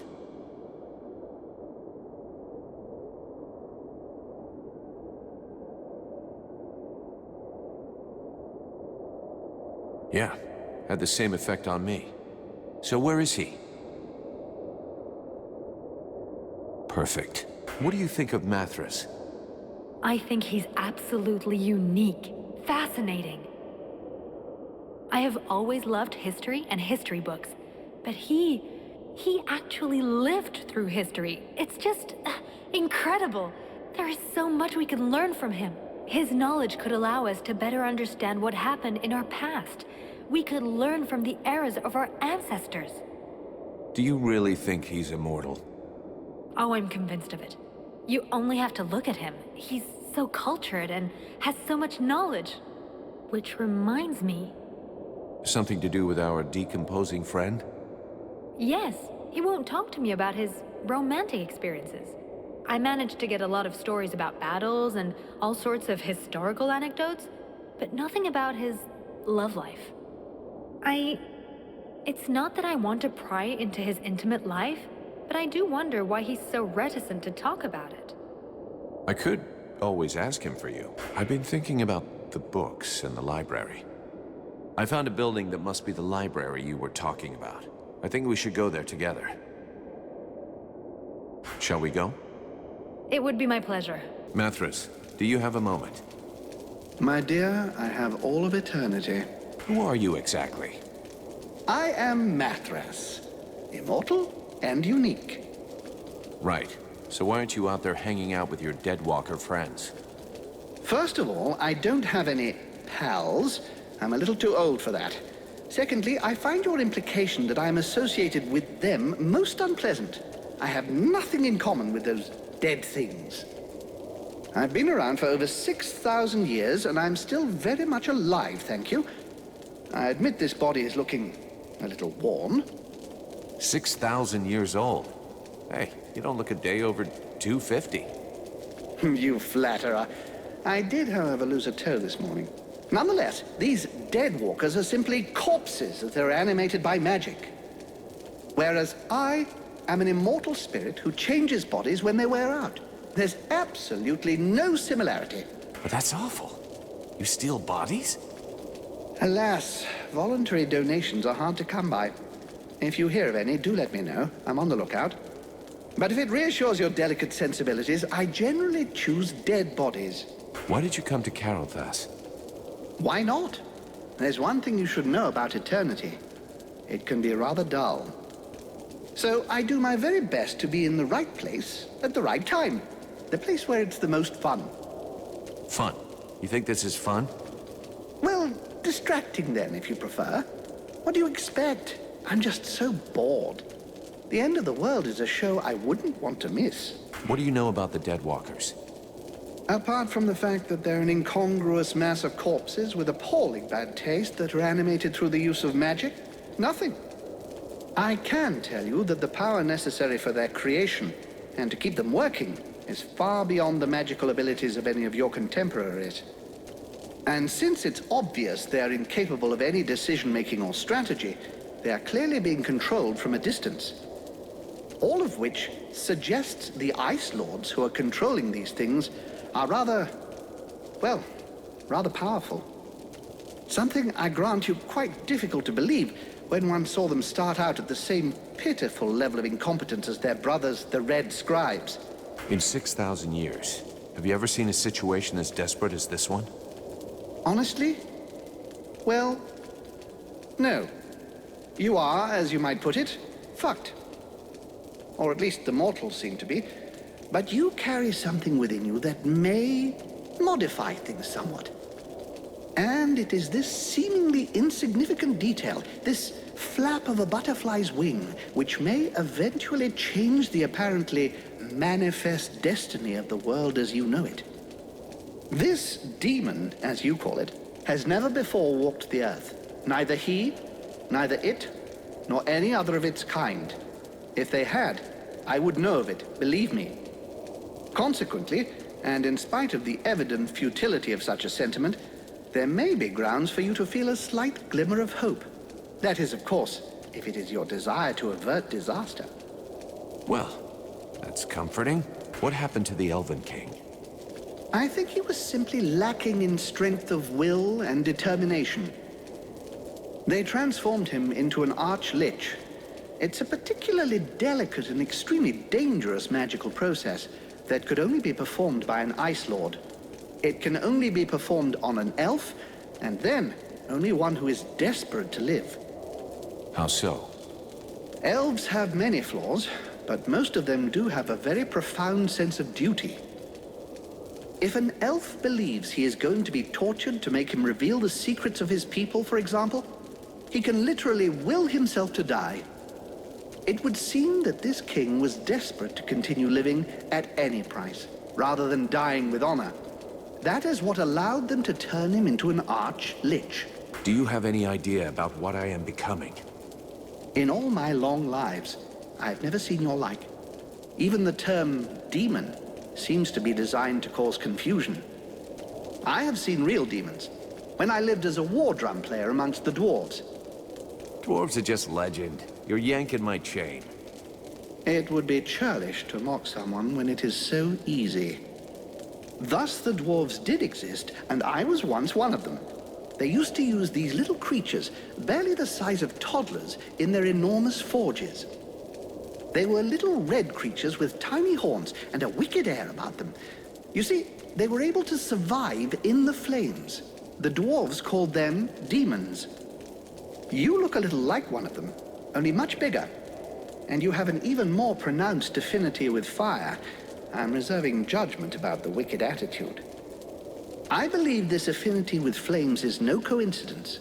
You are clearly a response, a weapon, and your purpose is to face the Ice Lords. It is entirely possible that you are the fruit of an attempt to rebalance the forces of nature. Alas, I have no idea which entity is behind all of this. What can you tell me about Mathras? He is a most unusual being. Do you realize he has been alive for over 6,000 years? Don't you get the impression that he's just talking bullshit? Even though at first sight, such a long existence sounds impossible, he has knowledge of history that makes it very difficult for us to doubt his word. And his appearance speaks for itself, if I may be so bold. It's true that he does look a bit ripe. As far as I understand it, he regularly changes his bodies. As soon as the one he's taken starts wearing out, he procures a new Frame? What is really fascinating is that he is the kind of undead that was previously unheard of. We had no idea there was a being able to transfer their soul from one body to another in order to keep living. Remember that his knowledge could very well turn our vision of mortality upside down. And of course he might provide unhoped-for help against the lords of the frozen shadows. What did I tell you? Once they've recovered from the shock of my somewhat shriveled appearance, everybody thinks I'm highly useful. He could really help us out. If we could only be sure he wasn't working for the enemy. You insult me yet again. Joining forces with a band of apprentice sorcerers with a thirst for power would be unworthy of my condition. And didn't I already tell you how to enter the city? Some basic information that got you into our camp. That seems pretty clever to me. Really? What would be in it for me? Not that the company of these scribes is unpleasant, but I doubt that our simple little discussions will affect the course of the war. I can confirm that he hasn't ever been alone.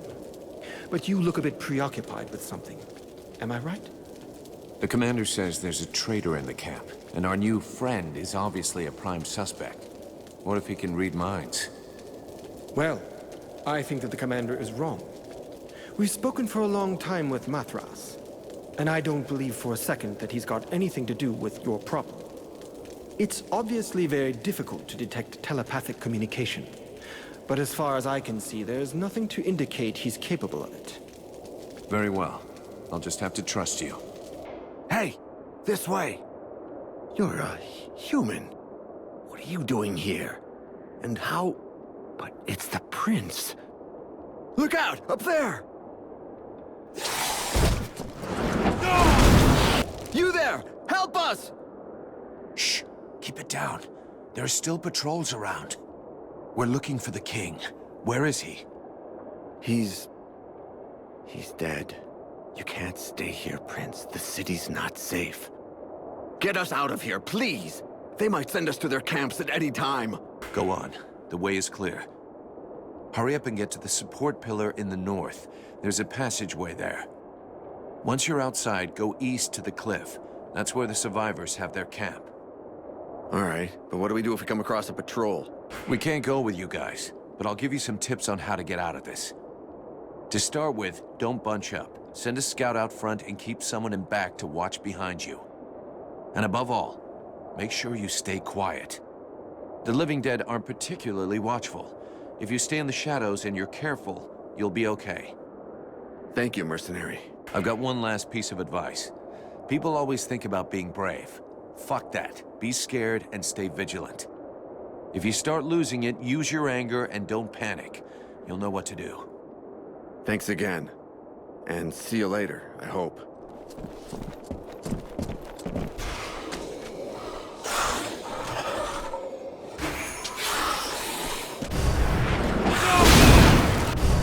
It'll have to do. Pass me the books you have. I can't carry any more. I need to keep my hands free in case we have to fight.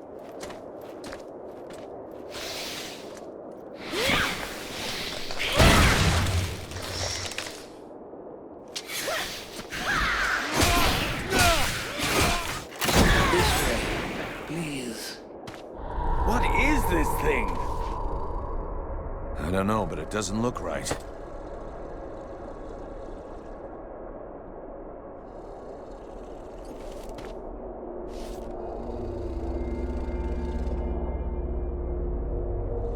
Son, my boy, can it be you? Oh, fuck. By all the gods. Father? It cannot be! Do not look upon me. I am so sorry. Do not stay here. Take the crown and leave this place.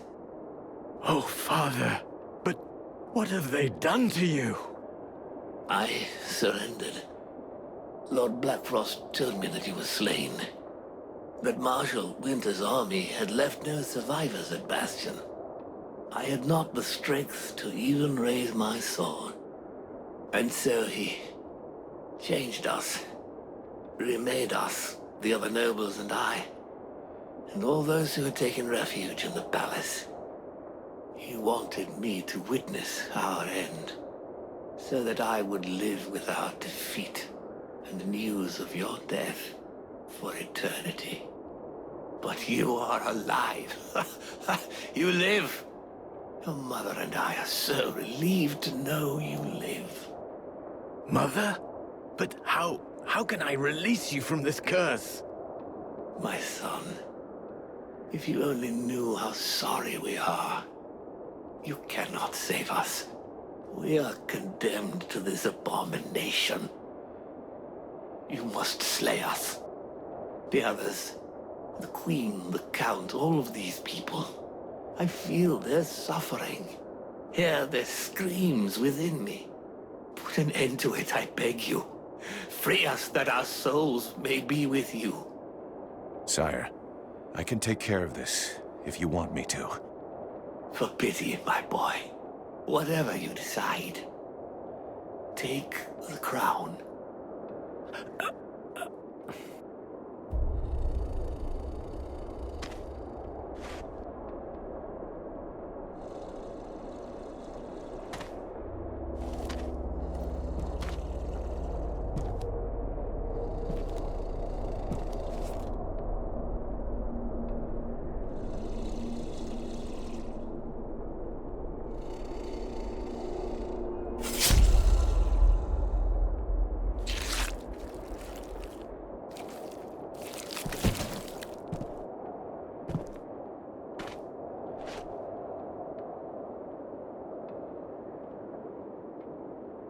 He could see that you were alive, and you put an end to his suffering. In every way, I think you did what was best. I know. And I shall have the crown, and all that it represents. But I shall never wear it with dignity until I have reconquered my kingdom and slain this Ice Lord. We have to get back to the camp before the Deadwalkers come for us. The death of one of the Liches is bound to have gotten their attention. I will come soon. I must first perform a ritual to free my father's soul from this unholy carcass so that it may stay with me. I'll wait outside. Or to wait for Arundel. Not in his condition. The Deadwalkers will be scouring the city to find who killed their Lich. We gotta get back to the camp fast. We waste our time here. The fate of these people is sealed. The sole act that can defeat the necromancers is to take back the stolen energy of the World Heart. I decide what has to be done, with or without your agreement. Mercenary! The Sentinels in the other group were killed by Deadwalkers, and there's a group of undead on the road, stopping anyone from getting through. I'll see what I can do. What's the story with this Mathras guy? Who is he? It's hard to say.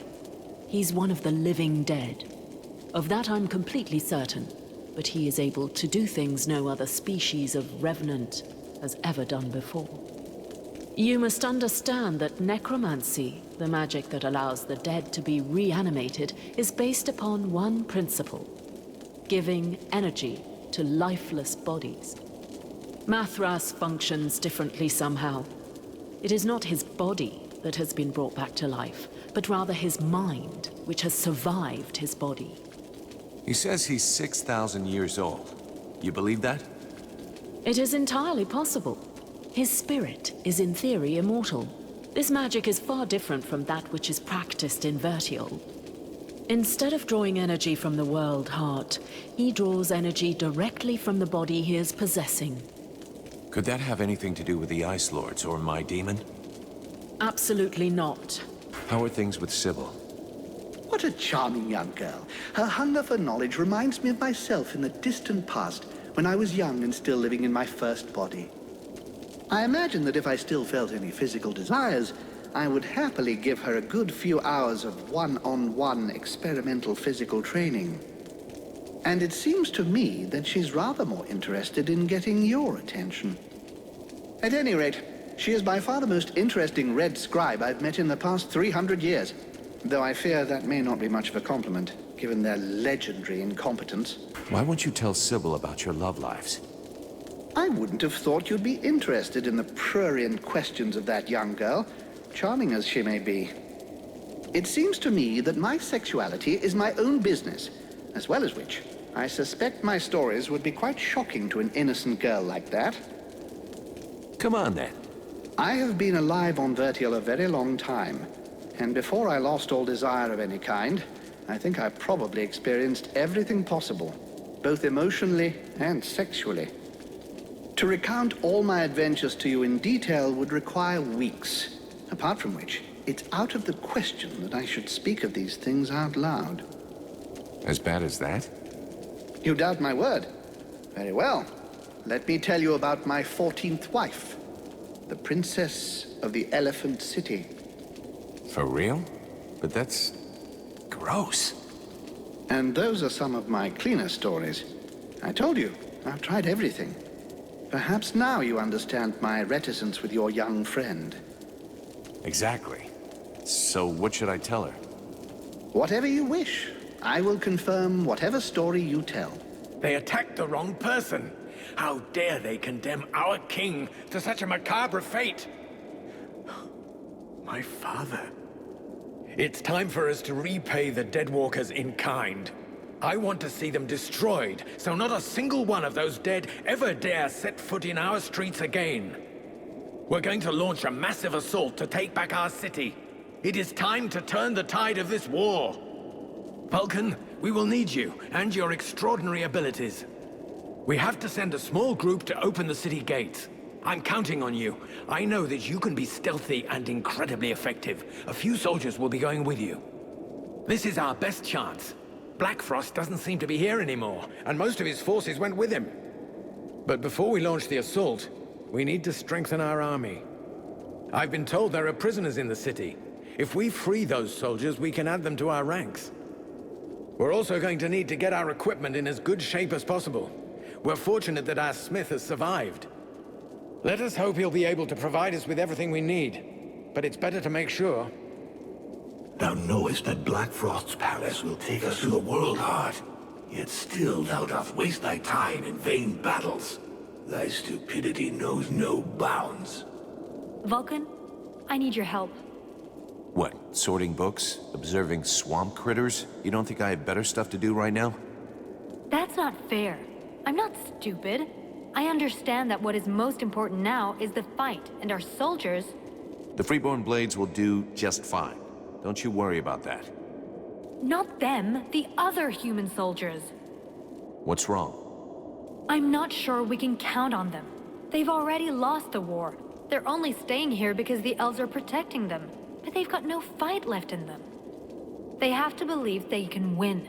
They have to fight alongside the elves and the Freeborn Blades. I've tried talking with them, but they treat me like a child. Maybe they would listen if you would talk to them. Me? Most regular soldiers don't have time for mercenaries. They just need to get their spirit back, boost their morale. I'm sure you could find some words to help them. Vulcan, come here. I need to talk to you about something. While you were in the city, the Deadwalkers apparently began stirring. Several scouts have disappeared without a trace.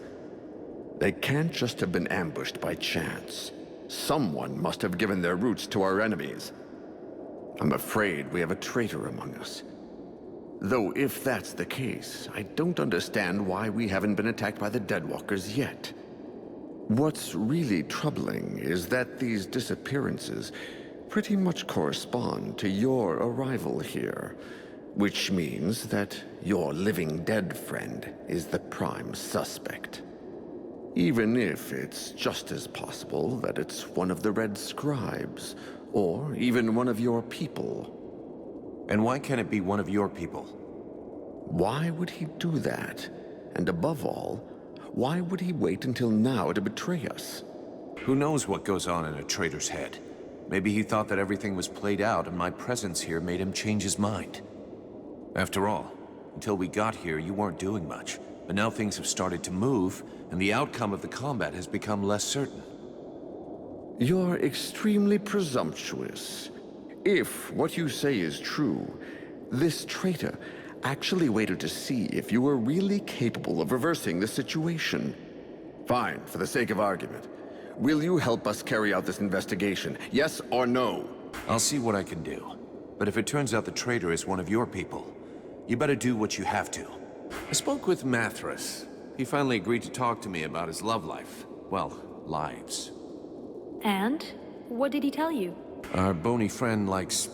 he's a complete romantic.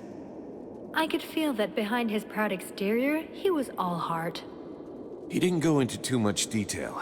He's had many wives, and every time he had to watch them grow old and die. And he could do nothing to help. That's... it's just terrible. It is. That's why it's so hard for him to talk about it. You understand why now? Yes. I feel so stupid. Thank you for your help anyway. I won't bother him about it anymore. Have you learned anything about the World Heart? Yes, I found out a few things that might interest you. Some of the myths about the World Heart are based on real facts. Certain texts confirm that there is indeed a source of energy that fuels the world, but also that is the source of all magic power. Every time a sorcerer casts a spell, they are drawing power from the World Heart. The Ice Lords are siphoning this energy in huge quantities, and that is why they are so immensely powerful. If we can only discover how they're doing it, it may be possible to deprive them of all their power. That sounds like a really good lead. Keep on digging. You would know more about the Deadwalkers than us. Who do you think the spy is? Walking around in a dead body doesn't make one an expert on all other dead things, young man. In fact, I find the suggestion vaguely insulting. But I have learned to trust my experience, something that you, despite your youth, should attempt to do also. I imagine we could quite easily reduce the possibilities. Firstly, the traitor must be able to enter and leave the camp without being stopped. Then, it must be someone who can observe your comings and goings without drawing attention to themselves. Lastly, it is someone who knows your plans. Someone who knows your military commander's orders. That alone excludes a large number, particularly the undead here. In your place, I should go and question the camp watchman. Logic suggests they will have seen something. Thanks for the tips. I'll get right on it. I found a way into the city. There really is an ancient network of galleries beneath Carolthus. Excellent. This is our chance to try to penetrate the city and take control of it. Looking for a glorious last stand, are you? Don't get carried away. It's just a narrow passageway. You can get through it, but only a few at a time. It comes out right in the middle of the city in the open.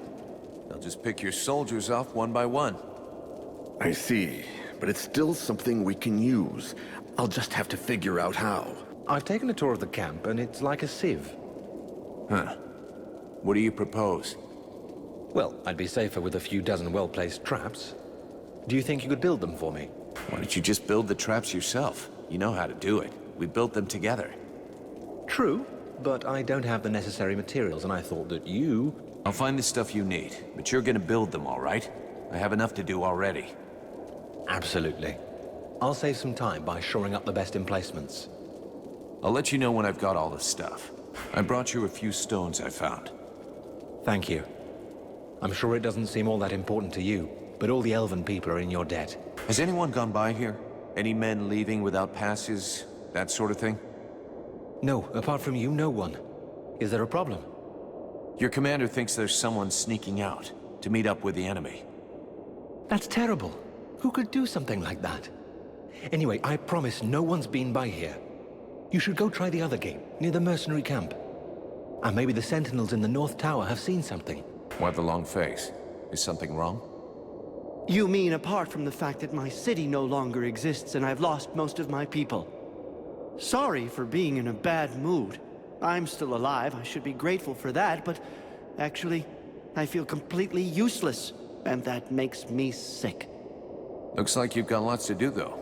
Even if your army doesn't have as many troops as before, they still need equipment. Of course, and that's what's driving me crazy.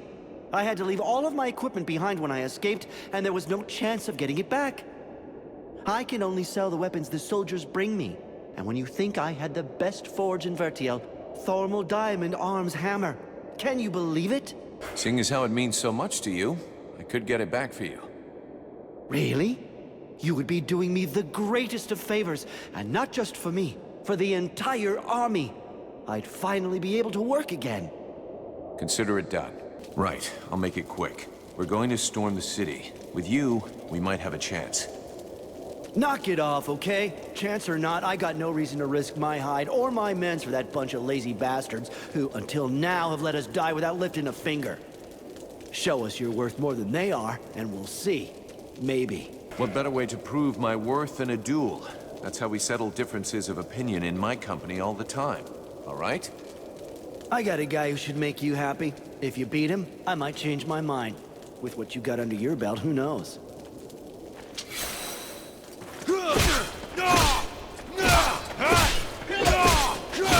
Well, you can really back up your words, mercenary. Who knows? Maybe with guys like you, we can actually win. We're with you, Vulcan. You can count on us for the assault. An undead? In our camp? Aren't you afraid it'll communicate with its masters? Sir?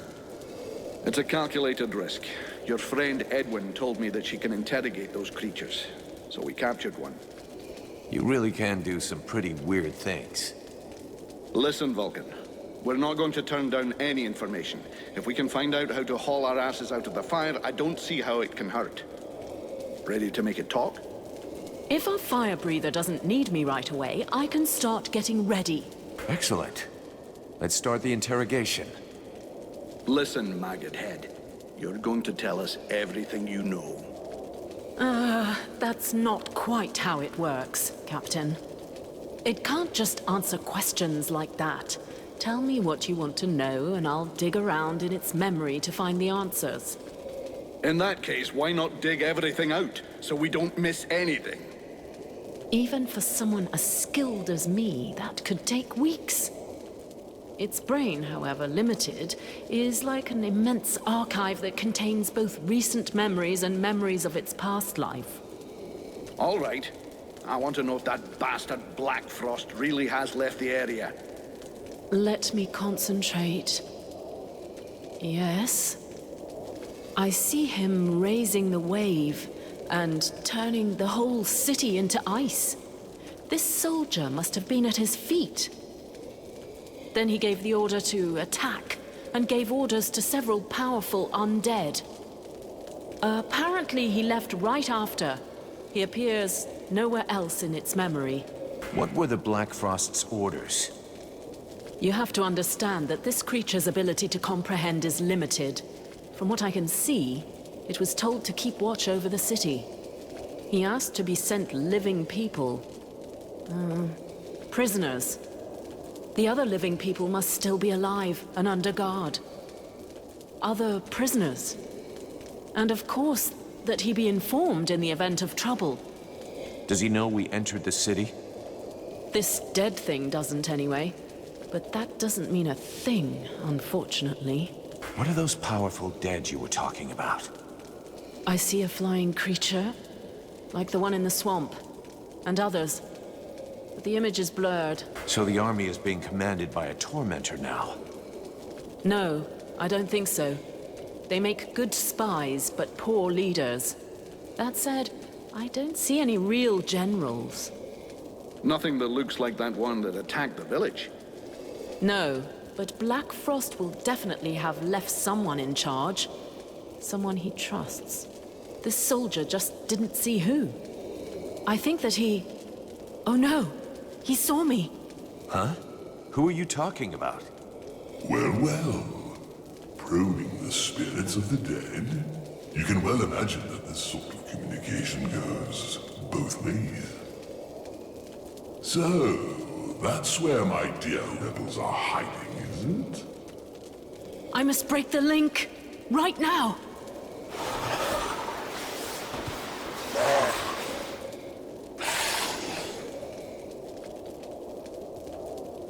The knight has come to ask help from his friend. While on reconnaissance, he spotted a convoy which he thinks should be stopped. A group of dead walkers transporting an object. He thinks they should be attacked and the object taken from them while there is still time. The broken road will only slow them a little. The knight and his friend must get there as quickly as possible. Okay then. Let's go for it. I have to go somewhere with Ranval. Wait for me here. Ah, the bubbling impatience of youth. Go. Enjoy. The elves took a hell of a beating, huh? Defeat is commonplace when treachery lurks nearby. The Ice Lords used trickery and magic. The elves had no chance. This was a battle without honor. That may be, but they beat us. Now we only have the scattered remains of what was probably the most powerful army anyone has seen in an age. Doesn't it seem a little hopeless? This whole war is without hope. But since the Knight and his companion are here, they might as well fight until the bitter end. Have you heard about all this spy business? Yeah, the elf commander told me. They suspect us. Us and the Red Scribes. Now that would be priceless. If that long-faced twat accuses us of being traitors. Who do you think it could be? I confess that at first I thought it was your pal who looks like you just dug him up. Mathras? Honestly, I don't think so. I agree. I realized that since he's permanently surrounded by the scribes, he'd have a hard job finding the time to betray us. Do you think it's one of the scribes? It's possible. After all, it wouldn't be the first time they've shagged us while we had our backs turned. But whoever the mole is, has to know their way around, and not be scared to go outside on their own. Can you see any of those snot-nosed weeds taking that kind of risk? The most likely, whatever Commander Pointy Ears thinks, is that one of his boys is a turncoat. Go and check with Buffalo. I saw him chasing one a while back. Considering the size of him, I doubt he caught the guy. I'll go ask him. I think we're screwed here. What do you think? I say if the commander really wants to attack, we better be quick about it. The only chance is taking the enemy by surprise. Hey, thanks for your help. Without you, we never would have gotten anything out of that dead stiff. You know me, I just love to be helpful. Buffalo, I have to talk. What do you want? You were seen leaving the camp. What were you doing? What business is that of yours? Are you spying on me? I'm not accusing you of anything. I'm supposed to be searching for a spy, and I need some clues. I was just out on a little recon. I don't see how that can help you. They told me that you were looking for someone. Yes, the soldier who was on watch just over there. He left his post, was trying to follow him, but he lost me. He knows the terrain better than I do. I followed his tracks for a while, but considering the number of deadwalkers in the area, I decided to come back. I didn't want to give away our position. Where did the tracks lead to? Over toward the river, but don't bother. The guard already came back. He's just over there. You could go and ask him yourself. I guess that's what I'll do. Thanks for the tip. Can I help you with something, mercenary? I was told you left your post. That's... no, never. Who told you such a thing? You think I'd tell you? Come on, tell me everything or you'll really be in the shit. All right. I left, but only once. I was following your comrade, Buffalo. He went to the main gates of the city. I figured that was pretty suspicious. But I didn't dare go very far. I couldn't leave my post unguarded, you understand? And then the Deadwalkers didn't seem about to attack him. In the end, he went back without a scratch and without saying a thing. That's funny. Buffalo says you're the traitor, and that the reason he left was to find you. He's lying. He's the one. I've heard rumors about him. Some people say he's immortal. How else can you explain that he gets out of things every time? You're talking bullshit. I've known him for years, and believe me, I've seen his blood get spilled more than once. He's got no reason to betray us. Reasons? Since when have mercenaries needed any reason other than a good payoff? It said the Deadwalkers found you in the middle of a swamp. You don't find that suspicious? That's a good point. I'll go back and talk to him. It has to be cleared up. Buffalo, this is kind of awkward. That guard told me that it was you who left your post, that you went into town. And when somebody that you hardly know accuses one of your old friends, you just swallow their bullshit without any questions? You disappoint me, kid, really. I'm sorry. I just wanted to be sure. And now I've gone and screwed it up. I imagine that creep has run off.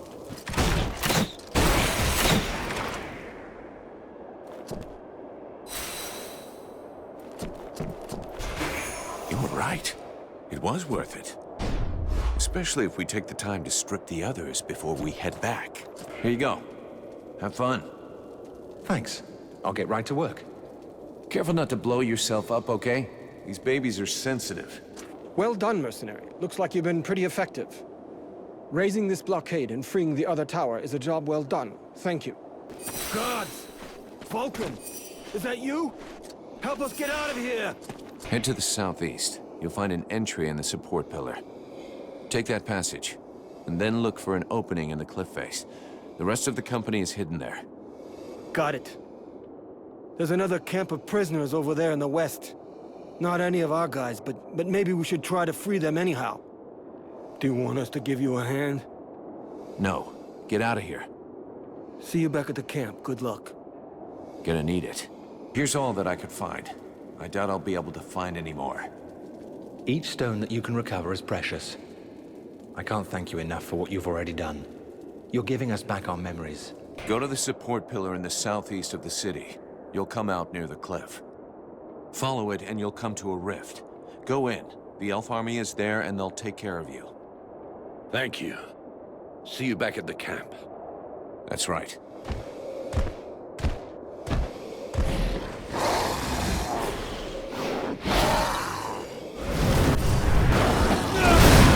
I heard you managed to get back my equipment from the forge. I can't believe it. Do you have the hammer? Yes, I have your hammer. Here. You can put it to better use than me. Thank you! Finally, I can do something useful. All this battered and bent equipment is going to be superb again. At least our soldiers will die with dignity. You got a weird way of looking at things. Anyway, I've got some supplies I could sell you if you need anything. Excellent. Don't take this badly, but I have to get to work right away. Excellent. See you later. Get your shit packed. We're getting out of here as soon as possible. Our contract is over. But Captain, after all we've done here... Listen to me. We have no chance against the Deadwalker army, no matter what powers you have. And I'm not sending my company into a massacre. I didn't lead the company here to save this city. The only reason we came was to get our lads back. There was never any question of anything else. God damn it, Captain. This is an important battle. You have to include the blades in it. Now you listen closely, Vulcan. I am the captain of this company. It's me who decides. You don't like it? Not my fucking problem. So either shut it, or become captain yourself. But you know what that means. It means that I must face you in single combat. You don't leave me any choice. We have to put everything we've got into this battle.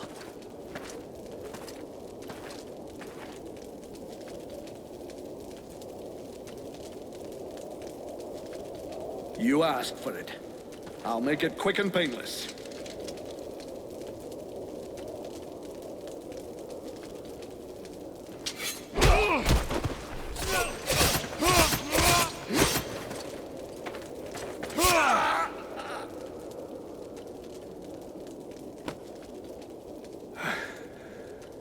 I always knew it would be you.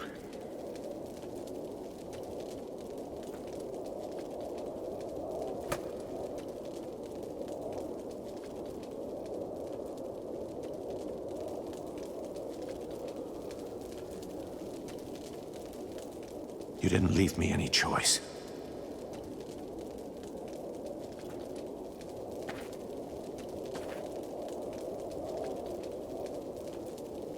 This was well done.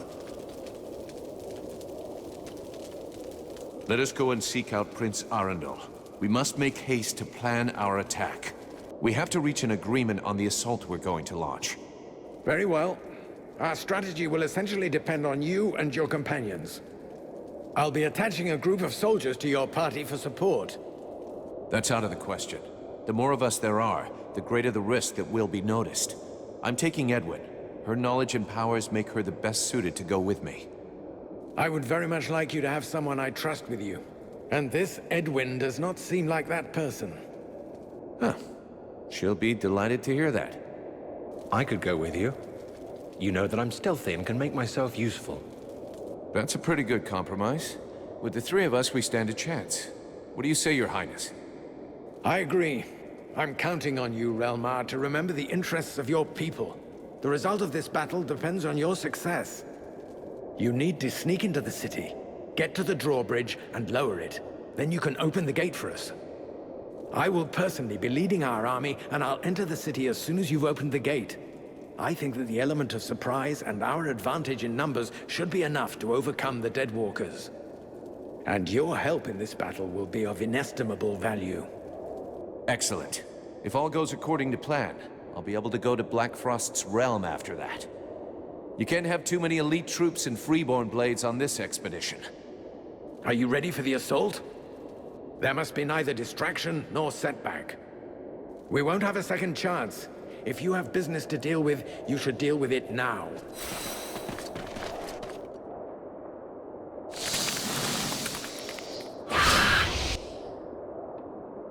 We're not alone. What the hell is that thing with all those legs? It is a concubine. Lord Blackfrost has always had somewhat unusual erotic tastes. Why would she be here, unless she already knows of our plan? Curse them! Look at the support pillars. They crawl with Deadwalkers. A trap, and a good one. Your little friends will be taken from the rear, if you'll pardon the expression. We must prevent it. We have to hurry to open the drawbridge. I say we must not. This concubine has given us an opportunity. We must attack her while her troops are busy elsewhere. These are creatures of great power. You must absorb them one by one if you hope to stand against Lord Blackfrost. Those other men are already as good as lost. Do not heed the words of this witch! If you do not open the bridge, all our soldiers will die, and this war will be over. I do not believe you even have need of this misshapen beast's supposed power. This evil whore is twisting your mind. She wishes to weaken us. From the beginning, she has been hiding something from us, and it will go ill for you if you trust her. Really? I would have hoped for a little more affection from someone who spies on me when I bathe. Relmar is right. If we do nothing, those elves are dead. So be it. Go then. Help your lost army, but remember that you have condemned us all. At best, you will gain a little time, but you will never have a better chance than the one that you are now throwing away.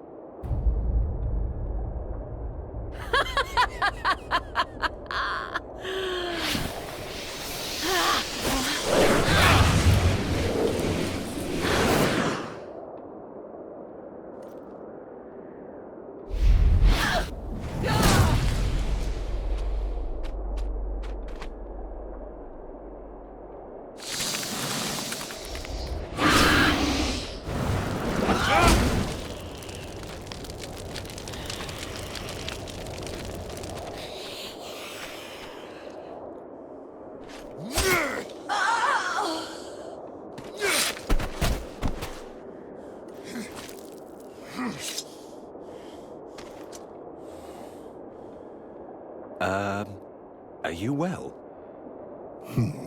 Better than ever. Then let us make haste. We must open these gates.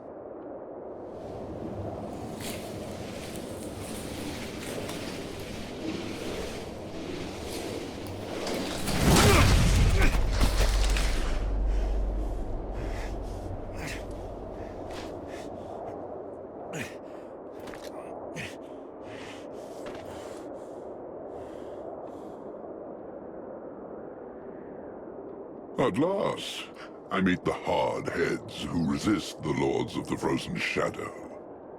Oh, Winters is furious with you, you know. He's most fond of his juggernauts. And I suspect you may also be responsible for the death of his general. But you are mine. None but me dare lay hands upon my concubines, not even the other Ice Lords. This is a lesson you will learn from pain. An eternity of pain.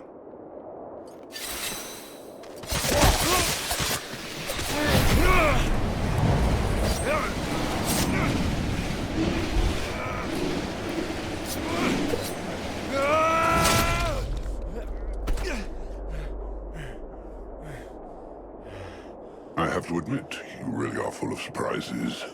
These powers of yours are interesting.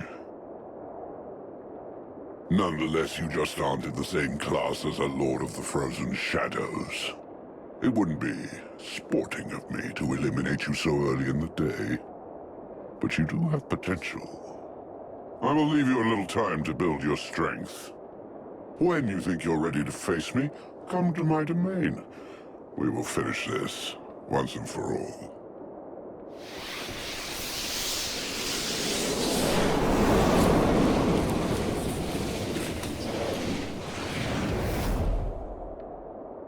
Well, I think we should count ourselves fortunate that he seems to like you. Though I'm not sure how I feel about that. Huh. Where did Edwin go? I know not, but I for one shall not miss her. It would not surprise me if she had betrayed us and returned to the enemy. That wouldn't make any sense. Perhaps it would to her. Let us go and help my brothers.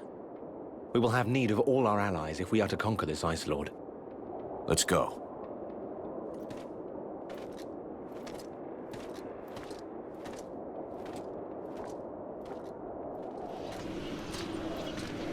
Thou wilt fail. Thy weakness condemns us both. My weakness drove off a necromancer. For he would have thy power is all, and he needeth thee the time to grow it for him, that he may return to claim it. Becoming stronger bothers me not in the least. Blackfrost made a serious mistake, and his trap will be the end of him. There are 6 ritual spears planted in my flesh. Blackfrost is but one of them. How much longer must I endure this charade? Hasten thee to rejoin with me. I will return to the World Card when I'm ready. This necromancer is an obstacle that cannot be ignored. No, I have had enough of this prison, of this sacrilege, of this servitude. How dare thee leave me thus? Thou art no better than they. Wake up, Vulcan. This is not the moment.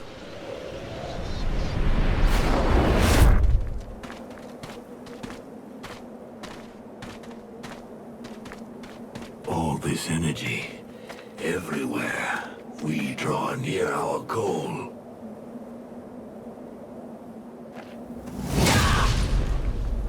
Look out!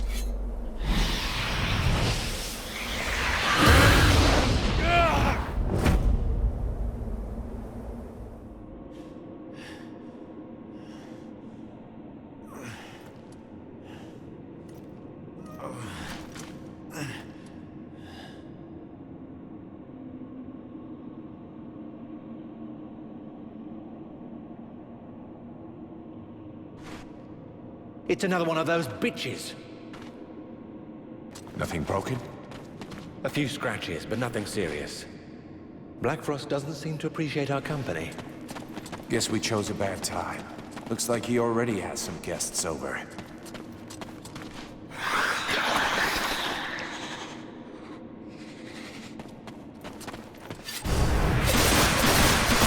This place stinks of death.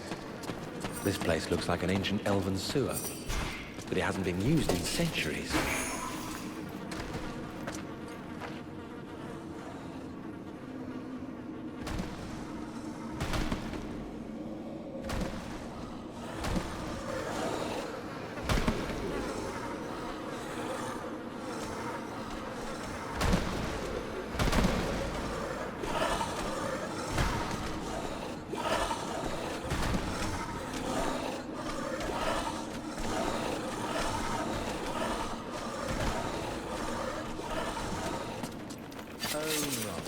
This passage is completely...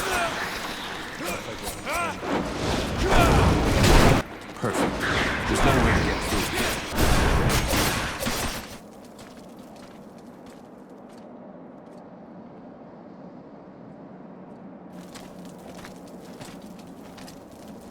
Vulcan, I knew that you would find us. Did you get separated? Where are the others? Well, the attack of this concubine took us by surprise. The group was broken up, and unfortunately not everyone managed to escape.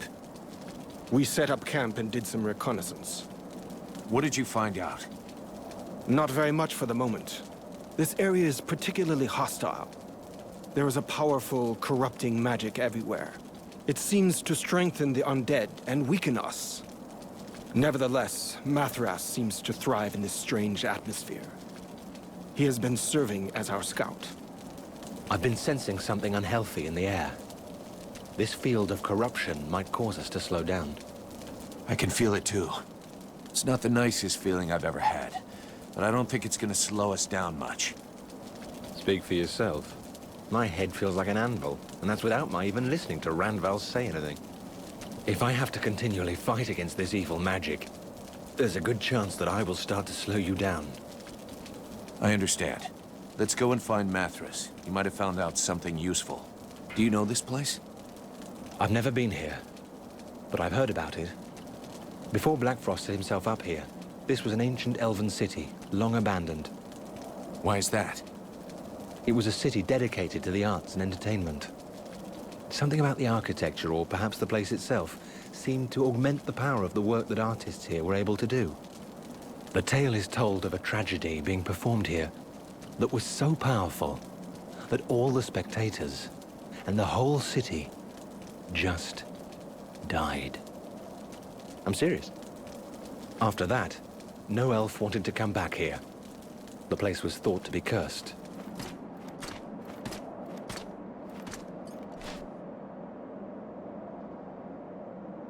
Mathras, you're still alive. Are you trying to be funny? Of course I am. Though I did nearly have to change bodies. So here we are, a little closer to our goal. Of course, the next thing we must do is to find a way to dispose of Blackfart's wives. Blackfart's wives? Are you shocked? Blackfrost's polygamy is probably a reflection of his megalomania, even though it was quite common in the past. The most powerful of them is called the Guardian. She is protecting the palace entry, and I fear she is invulnerable as long as her 3 sisters live. You must first face the Creator, the Stalker, and then the Watcher, if you are to have any chance of defeating her. I've already beaten one of them. I can kill the others. I don't doubt it, but this place is bathed in a kind of corruption that lends strength to these creatures. Is there a way of getting rid of it? Probably. There are still a few red scribes around. Stupid though they are, they may have some idea how to proceed. Did you know that before it became Blackfart's Folly, this place was originally a palace built by the elves, devoted entirely to theater and song? I don't think that's gonna help me much. Alas, what a dull world it has become. You know, the acoustics in there are quite wonderful. You should give it a listen while you're killing the concubines. What do you know about these creatures? Well, I don't know them as intimately as I'd like, but I believe they are women who were chosen for their diverse talents. And our fine Ice Lord decided to transform them. He calls them his concubines, and they serve him faithfully, in every way. The dream of many men, I presume. Why are you still here? Well, you see, my dear, my curiosity knows no bounds. And you already know I'm immortal. I should think those 2 reasons would be enough to allow me to be present for the end of the world, though obviously it is my dearest wish that your little plan should succeed. Your capacity to resist the intrusion in your body of an extraordinary spirit is absolutely fascinating. Know that if the world is not totally destroyed in the next few hours, but that you should fall, I will personally ensure that your story is remembered. I don't know if I should thank you for that. This Blackfrost, have you ever met him before? It's entirely possible, but if I did, he didn't go by that name in those days. You see, at that time, I found the company of any and all living creatures quite simply unbearable. I had decided to move to an area as far away from anyone else as possible. As the desert climate tends to wear out my bodies faster, I opted to move up to the great frozen north. I lived there peacefully in my modest palace for some years, until one day, a small group of people arrived. There were a dozen apprentice sorcerers who called themselves the White Lords. Believe me, in those days, Lord was about the last thing anyone would think of calling them. On reflection, I should have slain them on the spot for having disturbed my peace and stolen some books from my archives. But I was rather bored, and their thefts intrigued me, and so I followed them.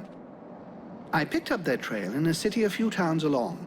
There were quite a few of them at the time, and the locals seemed to like them well enough. Are you talking about the Ice Lords? Yes, of course. Though they weren't calling themselves that. I watched them for a while, but they were so ridiculous that I quickly grew bored of them. Clearly, managing to steal from my library had been the result of the merest stroke of luck. And Black Frost? Doubtless he was one of them. A talentless conjurer who imagined himself a great mage without having any of the abilities to go with the title. Of course, with the passing of time, and using my research, they finally managed to achieve their goal. If they're still the gang of megalomaniacs that they were, then they are extremely dangerous. Did you know all along that Edwin was really the White Lady? Yes, even though I almost didn't recognize her with all that clothing on. You may not believe it, but when she was a young girl amongst the White Lords, she liked to stroll around nearly naked. How come you never said anything? Oh, please. It would be a shame to spoil the delightful humor of such a situation. The concubine is keeping a pretty good watch over the way to the palace. There is no hope of defeating the Guardian while her fellow concubines still live. The slightest wound she receives will instantly be healed. We're here! Come and help us! Finally. I know. The truth is, I kicked all the Dead Walkers' asses weeks ago, but I need some time to work up the guts to let you out, knowing how you'd be bitching at me. Good to see you, Vulcan. I was up the creek this time. Didn't want to tarnish the legend. Don't stay here. There's a camp not far away. Bet you're starving.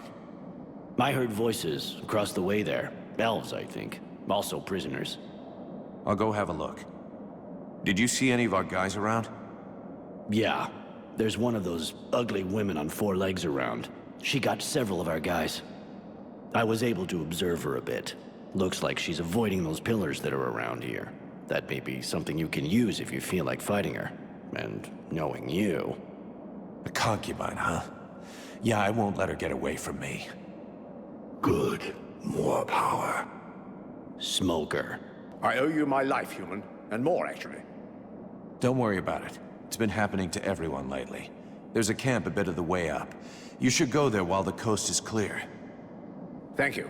But there are still some prisoners over there. I can't just leave and act as if I don't know what's in store for them.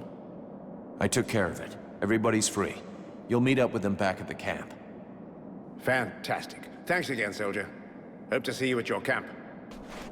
This place stinks of corruption. I'm guessing there's a concubine not too far away. That was my feeling as well. I suggest that we pursue our immediate objective. The atmosphere here is delicious, but it will benefit the concubines far more than it does me. Do you know this place? Not very well. It used to be one of our cities, but nobody's been here for ages. Since then, Lord Blackfrost has occupied it in person. He's even apparently made it into his personal fief. But his magic has made the city unrecognizable. All of these profanations are an insult to the elves. Did you spot Blackfrost? Not in person, but he's not far. I heard one of his concubines talk about him. The one who looked like she had the most authority. The Lord of Frozen Shadows is aware of our presence, and the concubine gave his instructions to the others as a result. Most of their forces seem to be in the south. It'll take them several days to get here. This is your chance, Freeborn Blade. Captain, that concubine captured other Freeborn Blades too. Did you find them? Not yet. You want me to take care of it? No, you're the only one I can trust to manage the camp while I'm away. I'll find our men. Do you have any news from the other Freeborn Blades? Almost all of them are dead. I think I saw Hawk's body, but there wasn't enough left to be sure it was him. Shit. You said it. I'm happy to see that you are still alive. I wish I could say the same for your companions.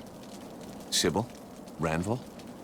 Neither they nor your mercenary comrades show any sign of life, which leads me to think, what horrible carnage. I'll have to go look around the place in case one of them is still alive. Even if there's only a slim chance, you shouldn't hesitate. Unfortunately, we've got something else on our minds. Mathras doubtless spoke to you about the strange corruption in this place. Corruption that makes the undead much more powerful, sometimes even unbeatable. Do you know of a way to beat it back or wipe it out? I believe I have an idea, yes. The corruption does not extend to all places in the same way. Some areas seem to be exempt. And I believe the undead I saw there were less comfortable. These are exactly the same places as where the crystals with magical capabilities can be found. If you can gather some, we will be able to make you a talisman that will let you drive back the corruption around you, and so fight the undead as you usually would. And repulse the Deadwalkers? I doubt that the lone talisman is powerful enough for that. Added to which, you have to stay completely still. But the idea... When he looks like that, it means he's trying to think. Funny, isn't it? Here, I'll show you the zones where you can find the crystals on your map. Excuse me, I was lost in thought. Here, take this to gather the crystals, and bring us back as many as possible. That's a pretty good idea. If we place the crystals around the camp, we should be able to keep the undead away from here. Of course, we'll need more than it takes to make a single talisman. All right, I'll bring it back for you. Have you seen the smith, Renko? He was in the camp just a short time ago. But he was complaining about needing materials, I think. He was talking about going in the sewers to find them. The poor fellow must be dead by now. Not exactly the smartest decision he ever made, is it? But maybe he just got lost. When I can, I'll go see if I can find him. What an idiot. Could have stayed up there and keep quiet. Vulcan! The gods be praised. You saved my life. Without you, those things would have ripped me to shreds a few yards from the way out. There are quite a few nasty things in the sewers. We should go back up. What the hell were you doing in there on your own? I needed supplies. And did you see the bodies? You just had to bend down to collect iron, leather, and even entire pieces of armor. Everything an honest blacksmith needs to keep a forge worthy of the name going. Yeah, for the moment, looks like all you've been collecting is shit. You have no idea. You could have gotten killed. There aren't many of us left. We can't afford to lose anyone else. Look, I had no choice. I had no more supplies to work with. But with what I've picked up, I'll be able to get back to work. We're going. This place is way too dangerous to just hang around and chat. Without you, I'd be just one more body down there.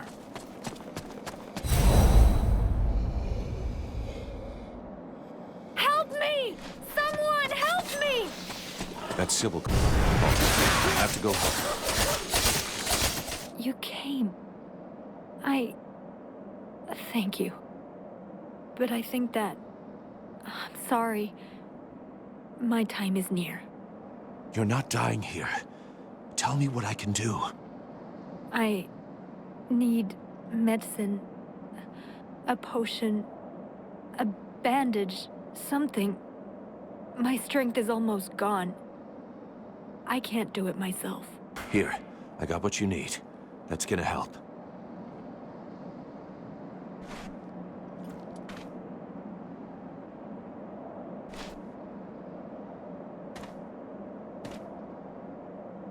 I thought I wouldn't make it. Thank you, Vulcan. Don't mention it. I was just passing by, you know. How the hell did you get yourself into this mess? After you disappeared, I got separated from the other survivors. 3 other scribes were with me, but we were attacked by one of the concubines. It was the Creator, one of Blackfrost's wives. She let you go. I wish she had. No. The other scribes threw themselves at her so I could escape. They gave their lives to save me. That goddamned piece of filth! I'm gonna make her pay! I've never seen you this angry before. But there are other, more urgent things first. We should leave here. Come with me. She's coming back with me. Wait for me back at the camp.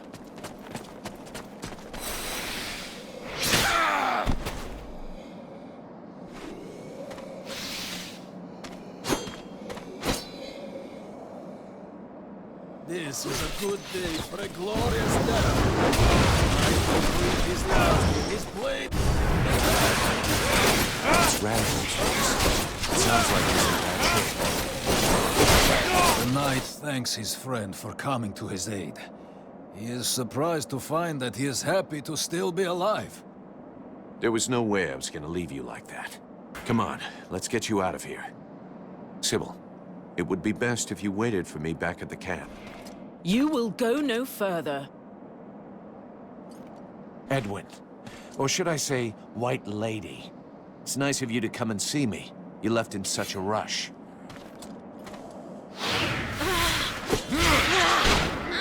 Laugh while you can, you idiot. Your stupidity has condemned this world. That's funny, coming from a fallen ice lady. You had a chance to take Black Frost by surprise, a unique opportunity to thwart him, and you let it slip through your fingers. What? Do you think I'm here to enjoy the scenery? You are here because he wishes it so. He's waiting for you. You have given him time to prepare for you, to think of a way to get his hands on the power you hold. And there can be no question of letting him do as he wishes. For over a year I have labored alone to liberate the world heart. The power belongs to me and no one else. Don't worry. I'm gonna give you more than you can take.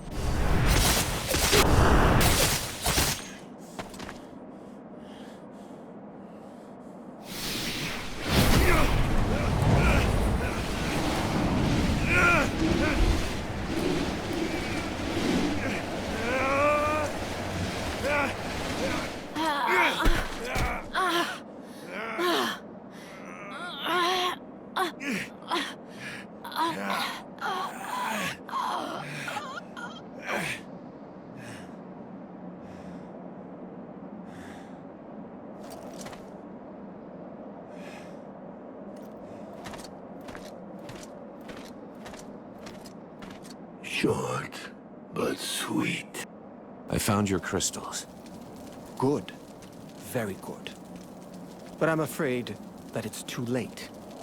Look around you. There's only a handful of us left.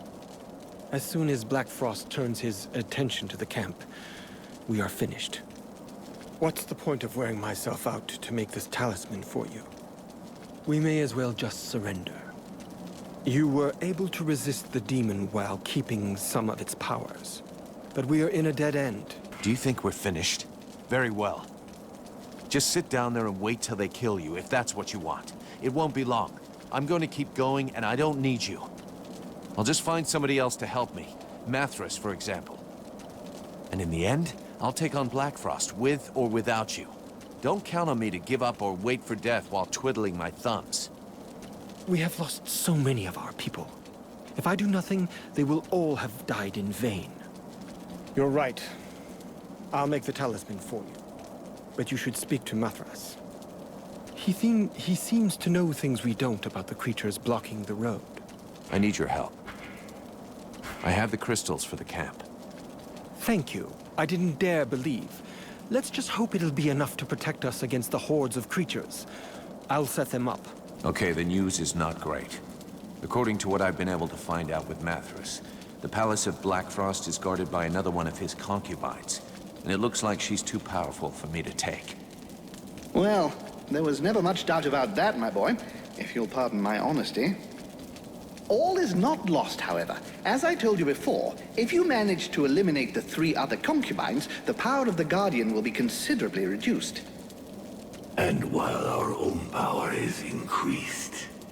That's the plan. If somebody wants to come with me, we'll go together and track down these misunderstood love monsters. I'll be counting on the others to guard the camp. It's bound to get pretty hot around here fast, even more so if I mess this up. I could come with you. I may not be the most powerful being among us, but I do know how to make myself useful. You can trust me to help. You are more than qualified to help me, Sybil. I have no doubts about that. This will give me a chance to repay my debt to you. What's more, I want to get some payback on that evil creature. In that case, get ready. We should move out now. I'm ready. The Knight has been waiting for this moment a long time. A fight without hope, where he might claim victory at the risk of his life. On to the hopeless battle then. But I wouldn't count on it being the last. We'll have plenty more to live through. It pleases the Knight to fight every battle as though it were his last. At the end, he always comes out of it alive and stronger. I'll go. I'm the best hunter you will find. And I have a score to settle with those harlots. You make a good argument, but try to keep your head on your shoulders, would you? Hey, it's me, remember? My goodness, going on a concubine hunt sounds an awful lot of fun. I will assist you by diverting the attention of the one they call the Stalker. I'll arrange it so that she stays on the side of the ancient bridge near the doors to the city. Meanwhile, you can deal with her two sisters without fear of interruption. I would, however, advise you not to waste too much time. I'm not convinced my conversation will hold these illiterates' attention indefinitely.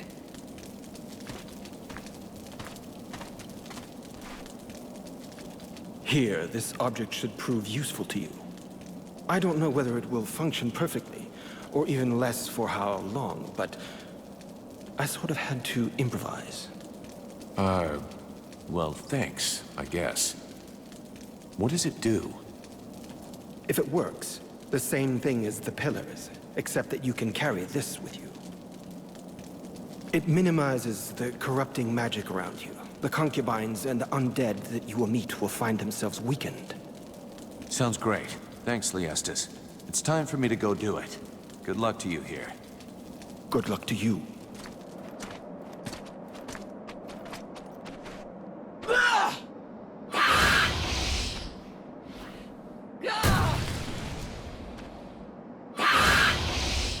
Oh, crap. Like we needed this.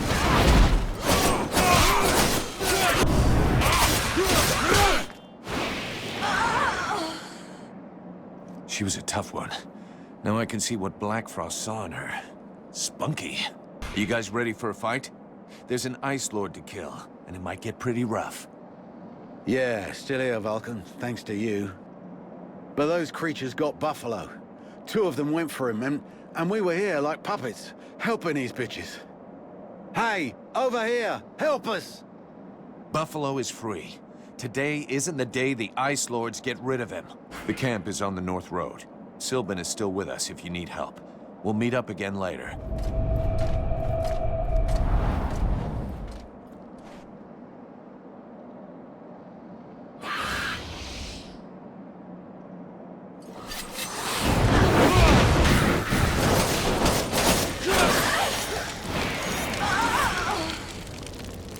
We can cross that off the list. That little bitch won't be ruining the sewers with her rotting waste anymore. I think we've pretty much taken care of the concubines. That just leaves the Guardian and the palace. If you want to prepare for the battle, now is the time. Once we get to the palace, we won't be able to come back.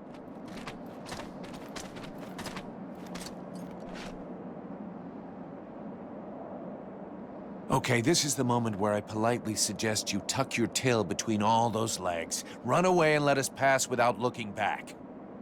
And what reason could I possibly have for doing you a favor like that, little being? Well, to save your ass, pretty much. You must have sensed that your time was near when I dusted your sisters.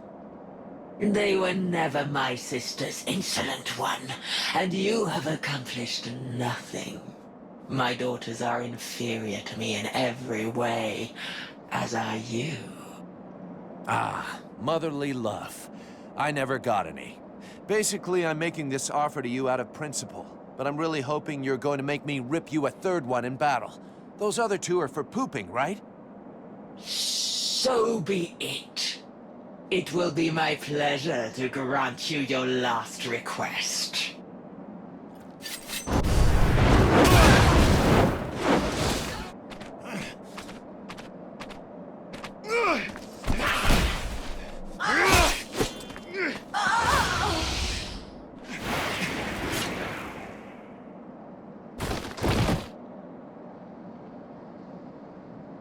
How fascinating. You are about to actually penetrate the realm of Lord Blackfrost. But do not fool yourself. You did not win your passage alone. It was the evil lord himself who opened the way inside. He's testing me. Yes, and it would appear he now knows what to expect. This should be one of the most fascinating confrontations of the last several thousand years. I simply cannot wait to see the outcome. Yeah? Well, I can't wait to get it over with. We're here. Blackfrost is somewhere at the top of those stairs. To face an Ice Lord. A fitting end to the journey the Knight has taken through this war. At the moment, the Knight has no hint of doubt in the extraordinary abilities of his friend. If he uses them wisely, he will surely be victorious. Thank you for your support. As soon as his friend gives the sign, the Knight will fight with all his heart. We're just a stairway away from Blackfrost.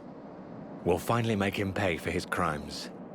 I can't wait to see him in the flesh and watch him die. I wouldn't expect anything less from you. But now we are on his territory. Don't let your hatred blind you. I need you to be ready for anything up there. Have no fear. I'll keep my eyes open before I open his throat.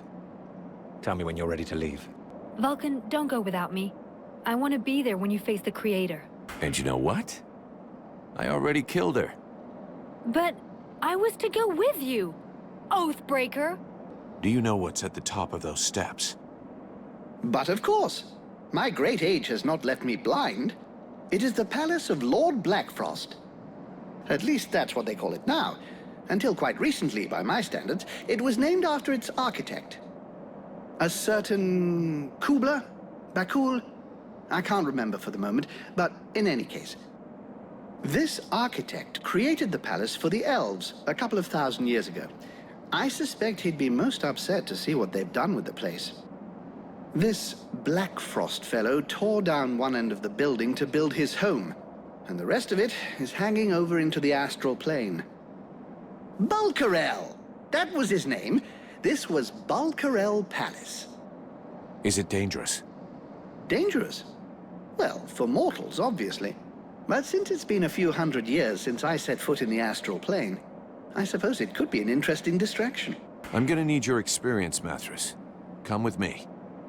At last. I was starting to get a little bored. It's time to take care of Blackfrost. If you're certain you've taken care of your affairs here, I can see no reason to delay the inevitable any further. We've waited long enough. All of his defenses are down. The concubines are dead. We need to strike now before he has time to react. So be it. Let's do it.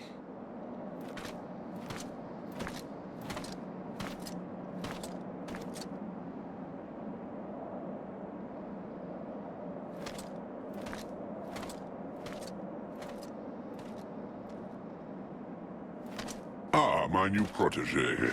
So happy you could make it. You took your time about it, but I can see that you've made some real progress. Yes, yes, you have. Yeah, well, your concubines won't be progressing anywhere ever. From now on, you're on your own, and there's no escape.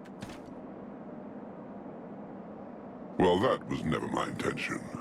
I am in my realm here. You and your companions are my guests.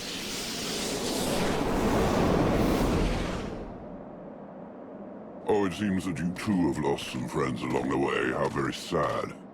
More than most, I know how fragile a friendly alliance can be.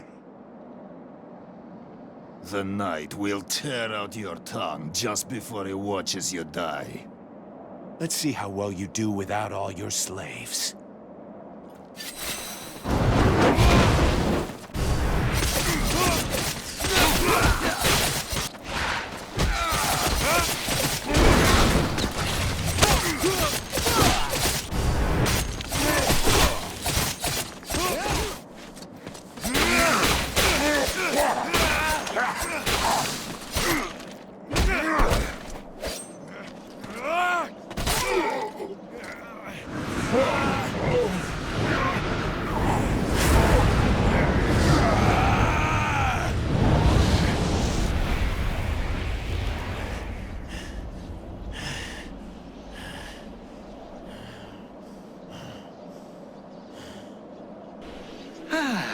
Very well.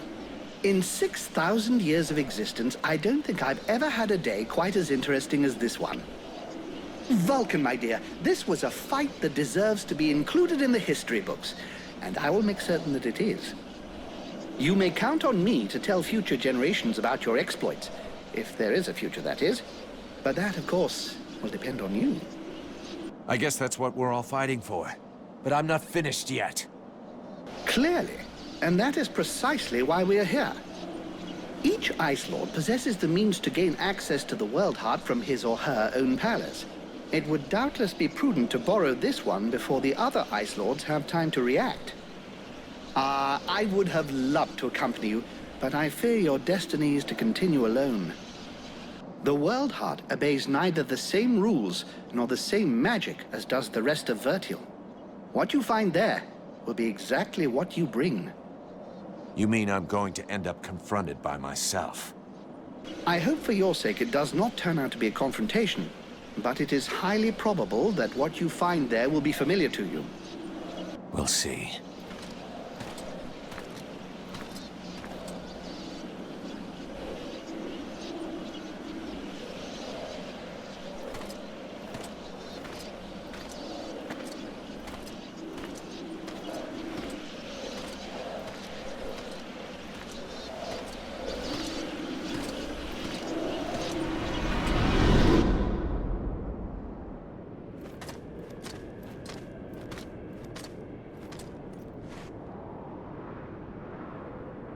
You are come. I said I would come. But thou hast taken thy time. When thou didst flee, leaving me here, at the mercy of these sorcerers, what didst thou think would become of me? Didst thou e'en take time to think? I don't know what you're talking about. He speaketh to me. What? Since when did I... You... I did not lie to thee. I had no choice. I had to seize this chance to escape and find a way to fight back, lest we be enslaved here for all eternity. Eternity? Dost thou know how slow the hours pass when thou art the prey of 6 humans, consumed by their lust for power and vengeance? I know this as well as thee. Thou dost not. Thou knowest nothing. I too made use of the confusion. I riposted. I struck back at them, weakened them. But thou hast abandoned me to them. But now I am returned, and together we will crush them. Is't true? Thou art returned.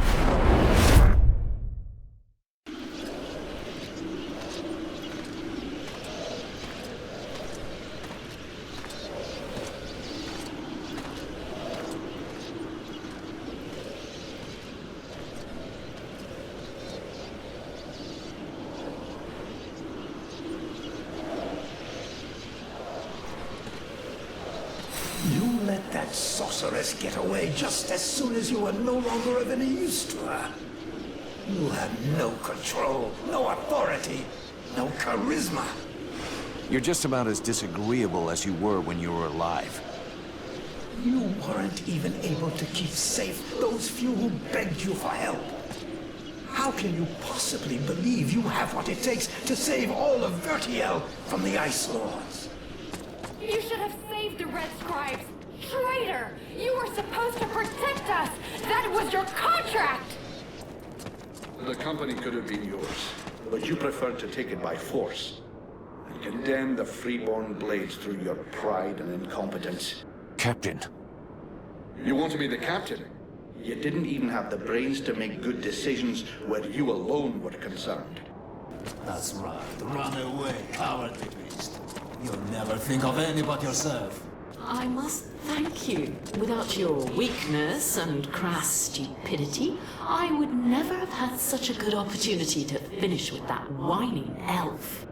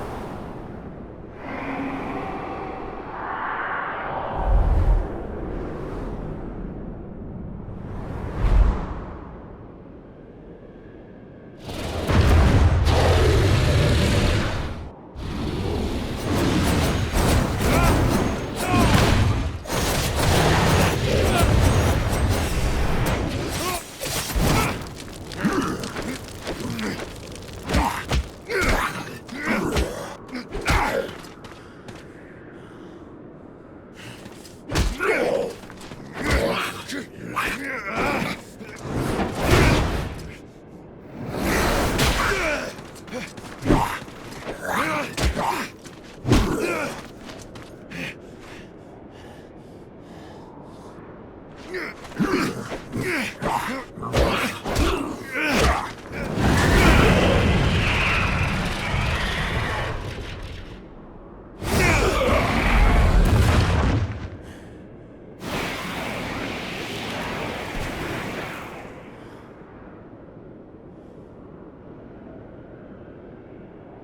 knew that thou wouldst allow these humans to corrupt thee.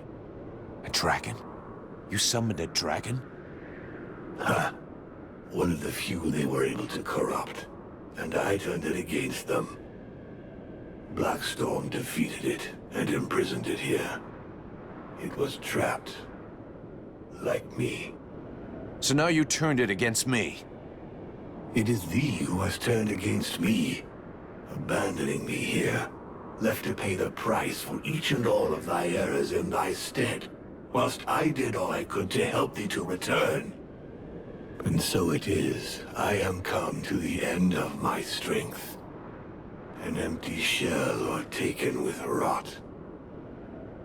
I did not wish to harm thee, but I no longer am master of all that I do.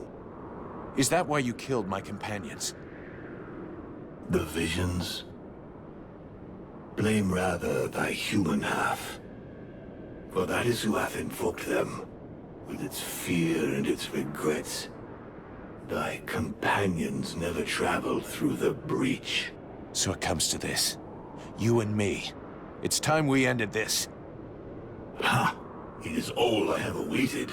Remove these accursed lances from me, and let the World Heart become whole once more. So this is what the World Heart looks like. Yes. Terrible and magnificent. Nothing that I ever read could have prepared me for this vision. I just hope that in spite of everything, your knowledge can help me. Because I have absolutely no idea what I should do. Faced with any kind of choice, it is impossible to be sure of making the right decision. No one can see all the consequences of their actions on the future. But what I can tell you is that the entity within you is a piece, a limb, torn from the World Heart by its own will. By sending part of itself to Vertiel to inhabit a living body, it knew it would be protected until it was possible to get that part back. But while it was incarnate, the demon saw what we have done to the world, what terrible damage intelligent beings are capable of. Alas, I fear that now it wants to destroy everything, wipe the face of the world clean of our corruption, rather than risk that it should happen again. You came to rescue me, even though it meant risking failure in your quest. I want to try to help you. I know you will do all that is in your power to save Vertiel. This world must be rid of the Ice Lords. You must destroy their link with the World Heart. But beware of letting the demon return to the heart. He will destroy all who live. It will take us longer to rebuild the world without it, but we can do it. We're here, Ranvil. This is the World Heart. The heart of the one who is just is often plagued with doubts, but it always speaks true at the last. When faced with the ultimate choice, the mercenary will remember his duty, and all will be resolved. The life of the knight has been spared by his friend. Now it is the fate of the world that is at stake. The faithful friend will remember his duty. The Ice Lords must perish. The World Heart! We made it! I would like to congratulate you in person, but I'm only a reflection. Today the living are not the masters of Vertiel. You can save them, lead them, or destroy them. The choice is yours, and I pray the demon inside you does not make it for you. My people are decimated, and the humans as well. No matter what happens tomorrow, today Vertiel is a ruin.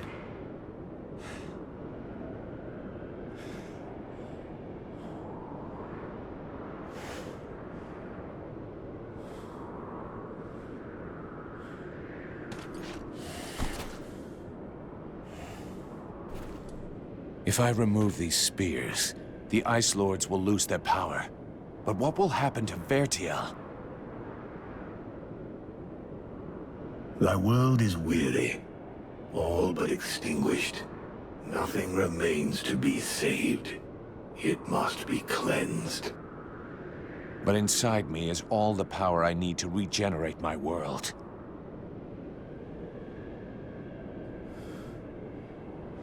At the cost of mine? Do not think it. Vertiel needs the world heart. Thou canst not sacrifice it thus. There are still dragons, and this way the necromancers will be destroyed. The fire of the world heart is not completely out. It will burn bright again, in time. But without us, I forbid thee to do this. I will not die for thee.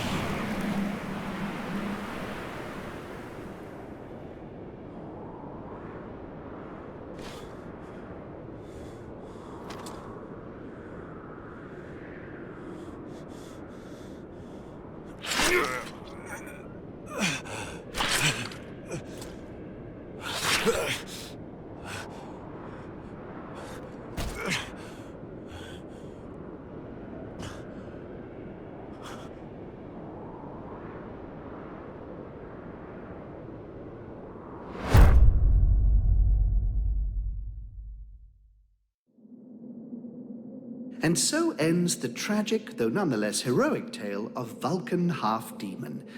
I confess I may have romanticized some aspects of the story, though in my defense, I shall always have something of a soft spot for our dear Vulcan. By releasing the world heart's energy to the surface, he sacrificed himself in order to heal Vertiel and bring an end to the long winter.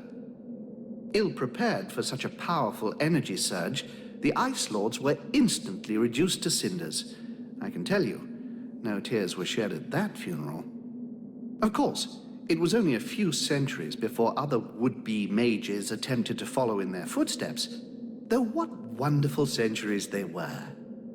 With Captain Buffalo leading them, the Freeborn Blades legend grew, and they flourished for a time. Sadly, the legend of Buffalo's immortality proved less than accurate, and after 27 battle wounds and another 40 or so years, he eventually died in his bed, to the great sadness of the 3 charming young women who were sharing it with him at the time. Edwin's corpse was mutilated and burned by the command of King Relmar. Such a waste. I remember being quite disappointed at his decision, as I had hoped I might be able to inhabit her body. It had been an absolute age since I was last inside a woman.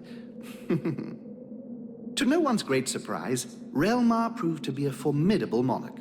Strong, just, and loved by all. He returned a sense of pride to the elves that the war had stolen from them. The Red Scribes... Oh, really? Don't get me started on those imbeciles. Nonetheless, it would be uncouth of me not to mention how heartbroken young Sybil was by Vulcan's death. Proud to have fought alongside such a courageous companion, the beautiful young scribe lifted her head high and transformed her grief into purpose. She quickly gained the respect of her peers and was elected chief scribe shortly afterwards when Liestas died quite suddenly.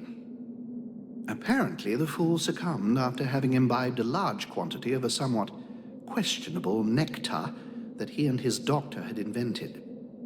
And as for myself, well, my goodness. I fear that is an extremely long story, and you would quite literally die of boredom before I finished the telling of it. But you see, that's what I like so much about mortals. Their stories last just about the right amount of time, give or take a few decades, and then they're done. And then they come around again. One thing is certain, I have all the time in the world, so who knows? I may get to tell you other tales. If you live long enough. Toodle-pip.